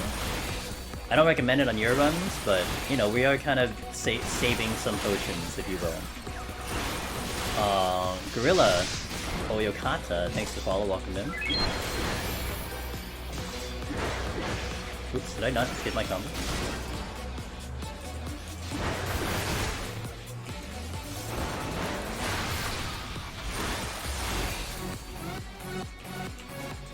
Okay, let's go find something. Is Jinba safe to pull for Summoner? You know, maybe. If you had Strength on, maybe, because you're probably gonna delete it pretty fast. Like, you can probably shield up its initial burst, and probably wipe it out fast enough if you have Strength on. Oh yeah, you probably need Steel though. Yeah, you probably want Steel on a Jin though, it's funny. It hits really hard, it might drop you really fast.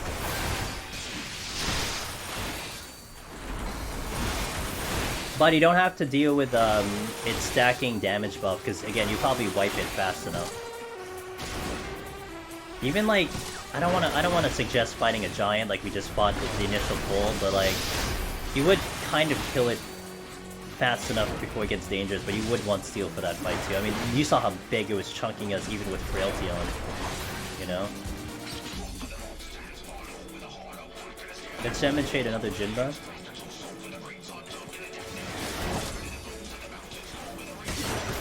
So I'm gonna fight him here. Oh,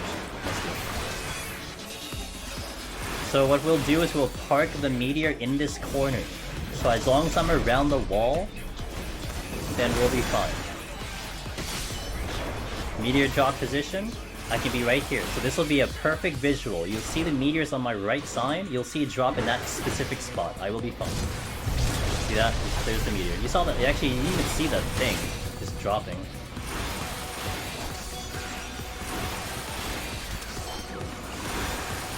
Okay, it is now attacking harder. Theoretically, I can park the other meteor right where I am too, if it gets to it.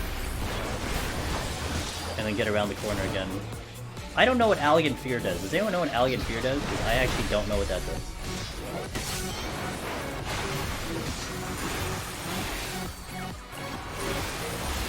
Alright, we're out. So now it is home stretch. We just kind of just get up to the exit, but we're gonna totally fight things we haven't fought before. What does it do? Is it stun? You lose control of your movement, so it's like Hysteria?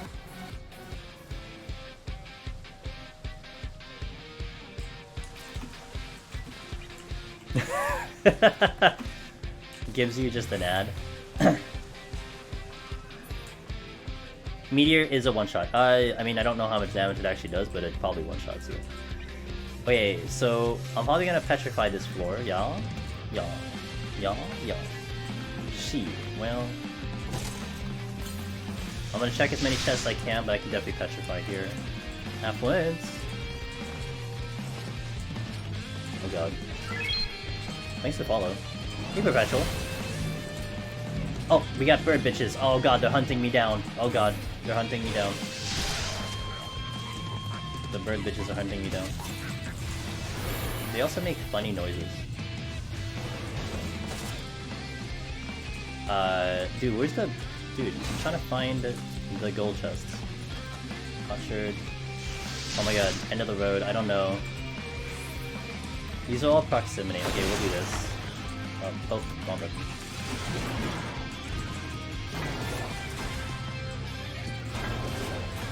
Okay, let's go.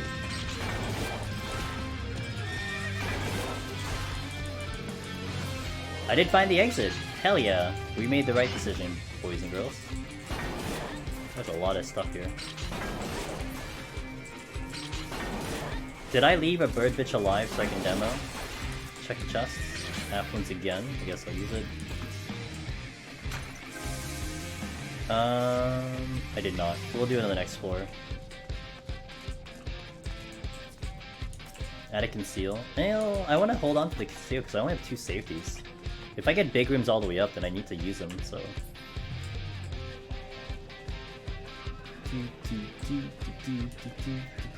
Okay, 1 floor wipe down, next floor. If we get to 97, we're free of Serenities all the way up.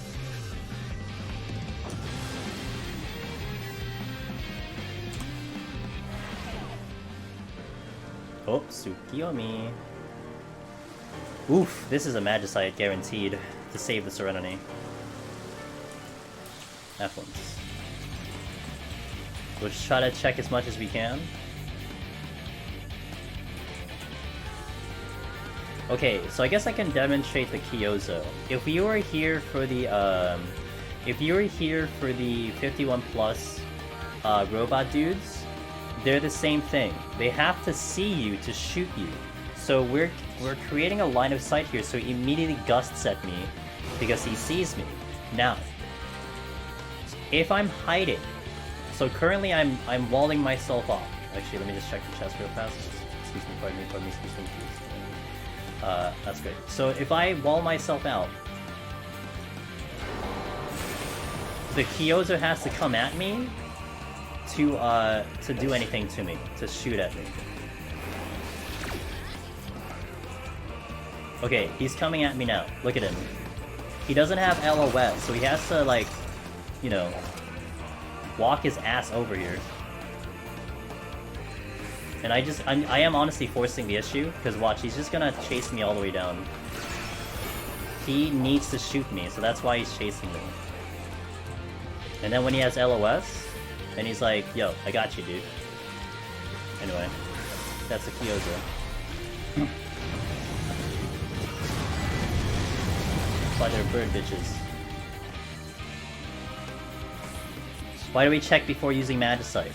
So, if you just saw, like, I got a Mimic out of the chest. So if I spawn Mimics, I can just nuke them with the Magicite. Now in this specific instance, I'm not going to check any more gold, because if they're now Mimics, I have to basically Serenity, because I have to fight them, or I just take a death. And that's why it's important if you're going to nuke a whole floor, like you're already planning to nuke it, like a Petrify, or a Magicite, or a Magicite, you want to just start checking chests, because if they're Mimics, you fish them out, and then you just blow them up later. And so you're going to see that I'm just skipping chests now, because I don't want to deal with that. So we're just going to go on. Did dump a lot of chests, but I also don't need them, because we are really just... we have floor wipes all the way up. So, we fought everything so far. So let's fight a demon, a flying demon, an archdemon, and I think a Pegasus is up in this floor too. There's the Pegasus. So let's Serenity here. I'm gonna re-steal. Let's fight Mr. Pegasus.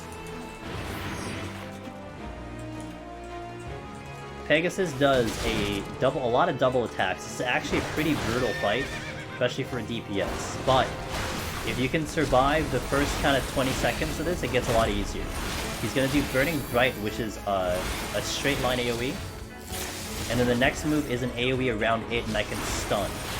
If you get hit by that move, that is a confusion for 30 seconds. You're probably just dead at that point. Because you can't move, and you're just gonna take other damage. Burning Bright.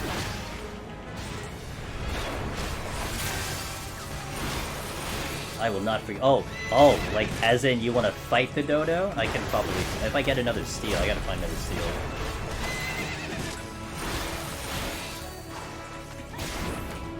Burning Bright again. I'd have to pick up another steal. Stun.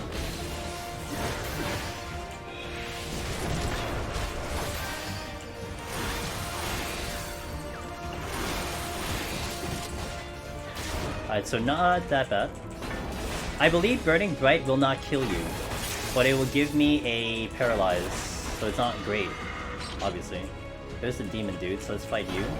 Demon Dudes are, I would say, a little bit worse than a Pegasus, because these guys would do one AoE, and then just kind of double attack all the time, so they're not great to fight, but they are proximity. So that's one thing to definitely be alert on, is that they are proximity, so they can make you a problem getting around the floor.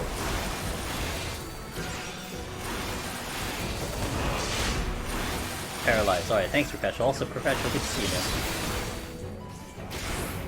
I think I already said that, but it is worth saying twice. They try Odin. Well, if we pick up like another Magicite, I could.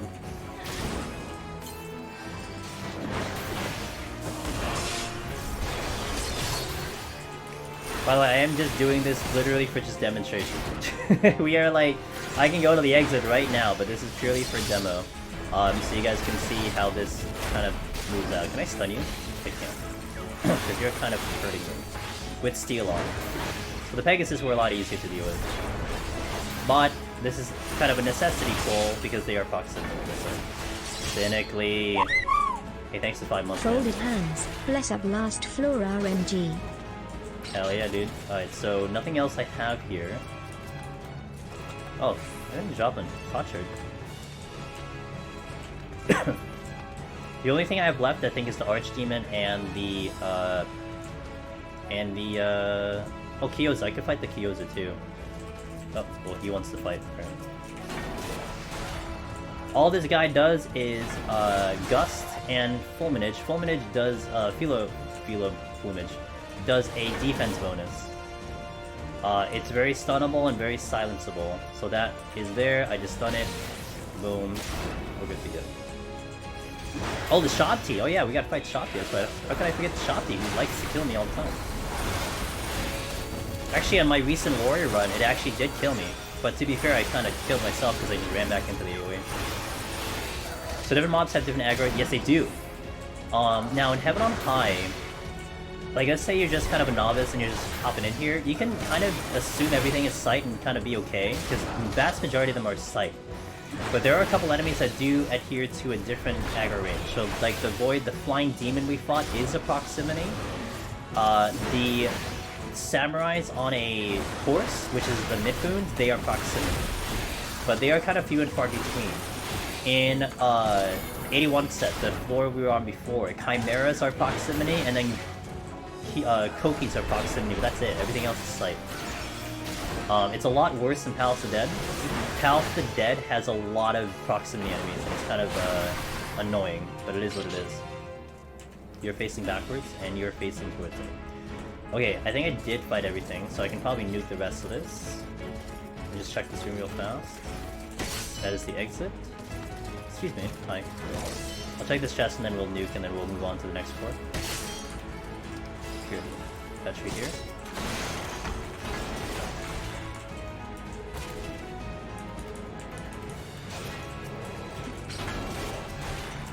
Okay. Okay. Okay. And let's go. And I guess to follow up on that one, Ratton, there are 3 aggro types: sight, proximity, sound. Proximity is just if you're close to it, it'll aggro. Sight, if you're in front of it, eyesight, you aggro. So you can be behind it, you can be to the side, you won't aggro. Sound is similar to proximity, however, you can actually RP walk. You can walk, literally walk, like you're RP walking, and you will not aggro sound. Because they can't hear you. Now you can do a whole bunch of other things if you want to. You can like, you know, laugh at them, you can, you know... What I like to do on Monk is like, I like to just form shift in front of their face, they can't hear you. Bring back Blood and Smell? Well, Eureka has that. Fortune? It's funny, yeah, it's interesting. It's kind of like old school MMO mechanics, kind of, but it's fun that it's in here. Oh wait, it's Serenity. Okay, we can fight a demon. Let's fight a demon while my steel is up. Zenki, this is an Archdemon. It's a little bit easier than the flying dudes, but they do double attacks, so they're not great to fight. The damage will catch up to me. Exhibit A.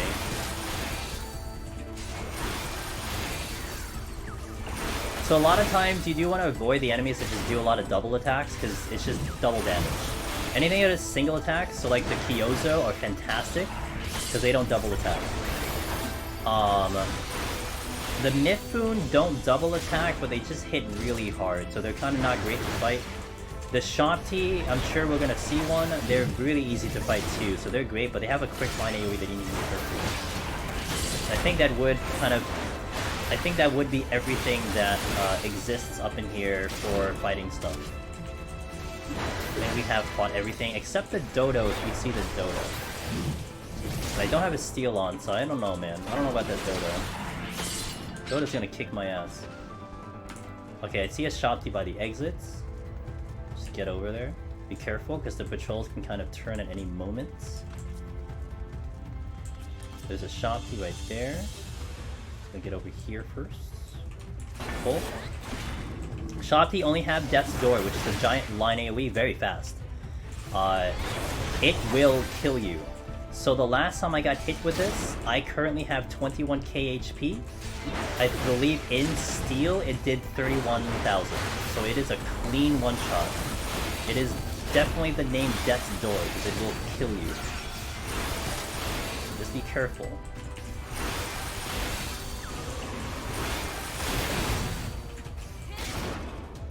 There was one time back in Shadowbringers I was on Red Mage and I was fighting one of these.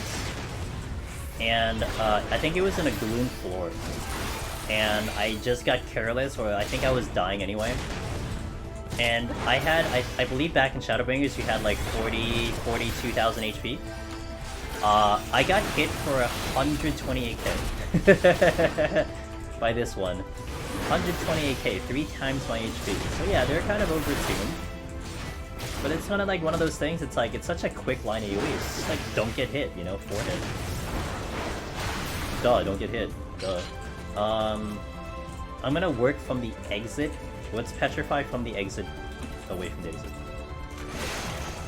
Yeah, blood aggro in like FF11 was if your HP was too low, stuff like undead would just aggro you because they smell blood. That was the concept. Oh, because I fortune, that's right. Did I not melee you? Are you kidding me? Oh my god, dude, I'm auto-attacking you. Okay. That's crazy. It's a thing. It does exist in Eureka, I believe. Eureka has that. I think Eureka has blood and magic aggro. Magic aggro is exactly how it sounds. You just cast magic and it aggros. I will pop these, because if I get a steal, I can fight the dodo later. But man, if we fight a dodo later, it's just gonna obliterate me. I got a steal! Okay, sure. Well. Okay, well, if we see the dodo next floor, then, we will fight the dodo. It's the only thing I haven't fought in here. Dodo path, we have seen it twice in a row. But it is a very rare sight, so bear that in mind. We'll see who are the winners, the believers or the non-believers.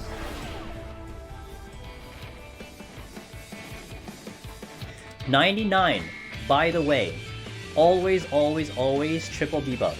There's always a gloom, and there's always 2 other things. Now, it's not necessarily bad, but it is always a triple, and that's why you really need to have Serenities as long as possible. Push it first. Alright, let's go find our friend if he exists. Let me first get this chest because it's important. Okay.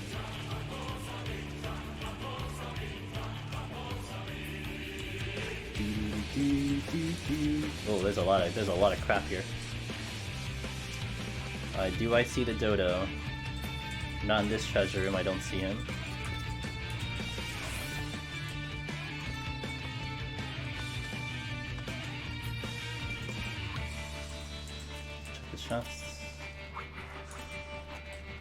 Oh, I mean, it's giving me a lot of steals. This seems like a small room though, but I'm not seeing the dodo yet.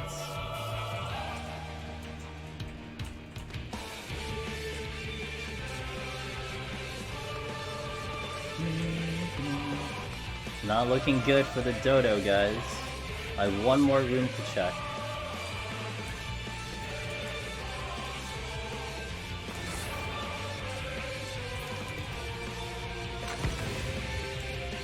Nope, no dodo today, everyone. RIP, no dodo. Oh well. He did not show his face today.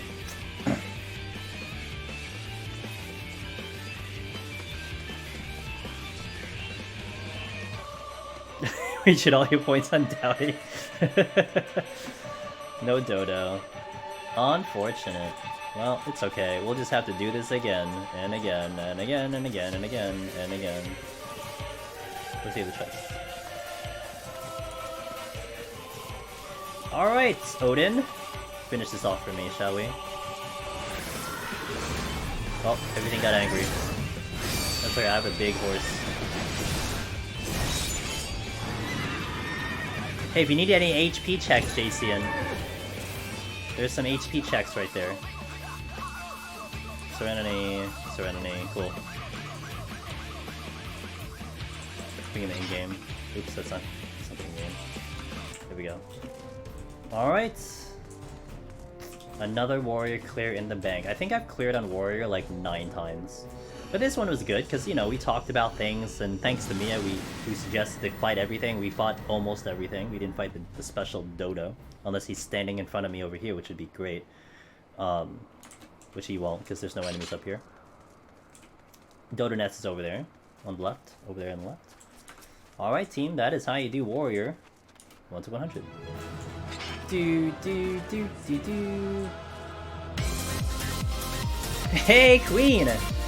Come in for the victory, let's go. Damn, am I that late? Oh my god. Hey, Queen! Aw, guys, check out Queen. She's a good buddy of ours. Great stream over there. Does some 14, does some other variety, other RPGs. She was doing 12, I know she was doing 12. Thanks for the raid, welcome in, guys. You actually just came in for the victory. I do apologize, though. We would be heading out to the ending of the stream, but no, it's okay. We get to enjoy the win up here. Nice, pretty skies, you know. I don't know. We should do like here, I guess. Yeah, it sounds good. I guess that's good. I like this. Far view, down the steps, looking down the steps, looking up. My computer just crashes. Oh no! What's up, Queen? How you doing? Thanks for the raid. Welcome in, guys from the raid. I'm Angelus Demonus. I do a lot of Deep Dungeon solo, and we actually just finished up. We just did Warrior 1 to 100 solo. We started 7 hours ago at floor 1. We just finished up getting to 100, nice and easy. Not easy, but you know, nice and calm. So, appreciate you bringing in. Good to hear. Not a high score. We had 69 though. Endwalker Deep Dungeon when? Wait for February. They're gonna make an announcement in February, and we're gonna probably find out then. February. That's what we're waiting for, so. But I hope, guys, I hope anyone watching, I hope that was good, informational for you guys, especially for the ones who hanged around. Hopefully it was a good run to witness and to maybe try to learn from. This will be getting up on YouTube, obviously, when I get a chance. But today was all about trying to showcase what Warrior can do and all my thought process and everything, and hopefully this will be the next kind of useful video for you guys to absorb in the future. And I'm thinking this will probably last, unless they make some big Warrior changes. This should probably last for the expansion, so that's what I'm hoping for. No, next month, unfortunately. Yeah, and anyone, hey guys, anyone who's hunting down the lone hero, talk to me. We got Discord. Definitely a good place. I may not get to you, but a lot of the friendos will get to you, and there's a lot of great friendos that are very well experienced that can talk you through it through their eyes and everything. So we are all about just getting people clears. So if you're interested, you know, check out the VODs on YouTube, talk in Discord, all that stuff. Twitter also is where I go live. So if you want to see when I go live, Twitter is a good place for that, because I kind of don't announce it in Discord. I kind of want to keep the announcements very limited, so when I want to tell you something, I'm making it a point. But I make more of my announcements when I go live, but I'm on a set schedule, so it's good to go. But yeah, guys, thank you all for being here. Immortals, wonderful to see you, and everyone else. Perpetual 34, Queen, thank you for that raid. I really appreciate it. I'm gonna bring your crew over to someone cool, so hopefully that'll be fine. Next stream is Tuesday. That is post-patch. And sometimes the patch notes will dictate what I might do on Tuesday. So if there's any significant changes, I might take a job in if anything has changed. But if not, it's Palace of the Dead. And either a tank or a healer, I think. But I'm not quite sure yet. So that's what we'll do for Tuesday, Thursday. So look forward to that. I'll decide what I need to do. But, well, I'll wait a couple days to see what happens with the patch. But yeah, thank you guys for being here. I appreciate all of you. I do want to go visit someone who Let me see, actually. Actually, hold on a second. Let's see who we got.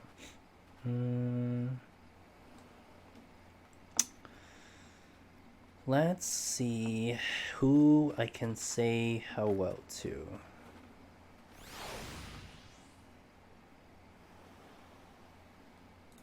Let me just check this for a sec. There is one I do want to say hi to, and but I want to check this one for a second. Oops, sorry, my bad.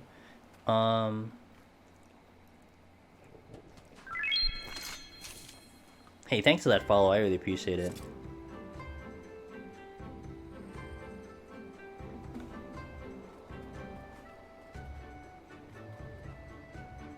Okay, let's actually go to this. It's very rare for me to find someone who is doing a little bit of deep dungeon, and we got someone who I'm not sure I've seen before, but it's okay. I forget people all the time, and hopefully they will treat us pretty well. Their name is Shinobi Zuru, and the reason we're going over here is because they are trying to do Machinist. They are currently on floor 68. They've been streaming for about 3 hours, and, you know, we like finding people who try to do solo deep dungeons, so we're gonna go over there, and hopefully we don't get them killed. But let's give them some motivation, spam some of the stuff in there. We'll go say hi to them, and we'll give them some good vibes, so maybe they can get the Necromancer, because their title literally says, we're getting that title if it's the last thing I do, so let's give them some hype and some good vibes. Thank you guys for being here again. I hope to catch you on Tuesday. It'd be nice and chill. We'd be taking the floor in, climbing up on Palace of Dead. Thank you for that followers, Sirius and Ed Ring and Cerulean. But yeah, let's go say hello to Shinobi, who is doing Machinist right now. Catch you next time. Have a good night. Have a good morning. I shall see ya. Let's go raid.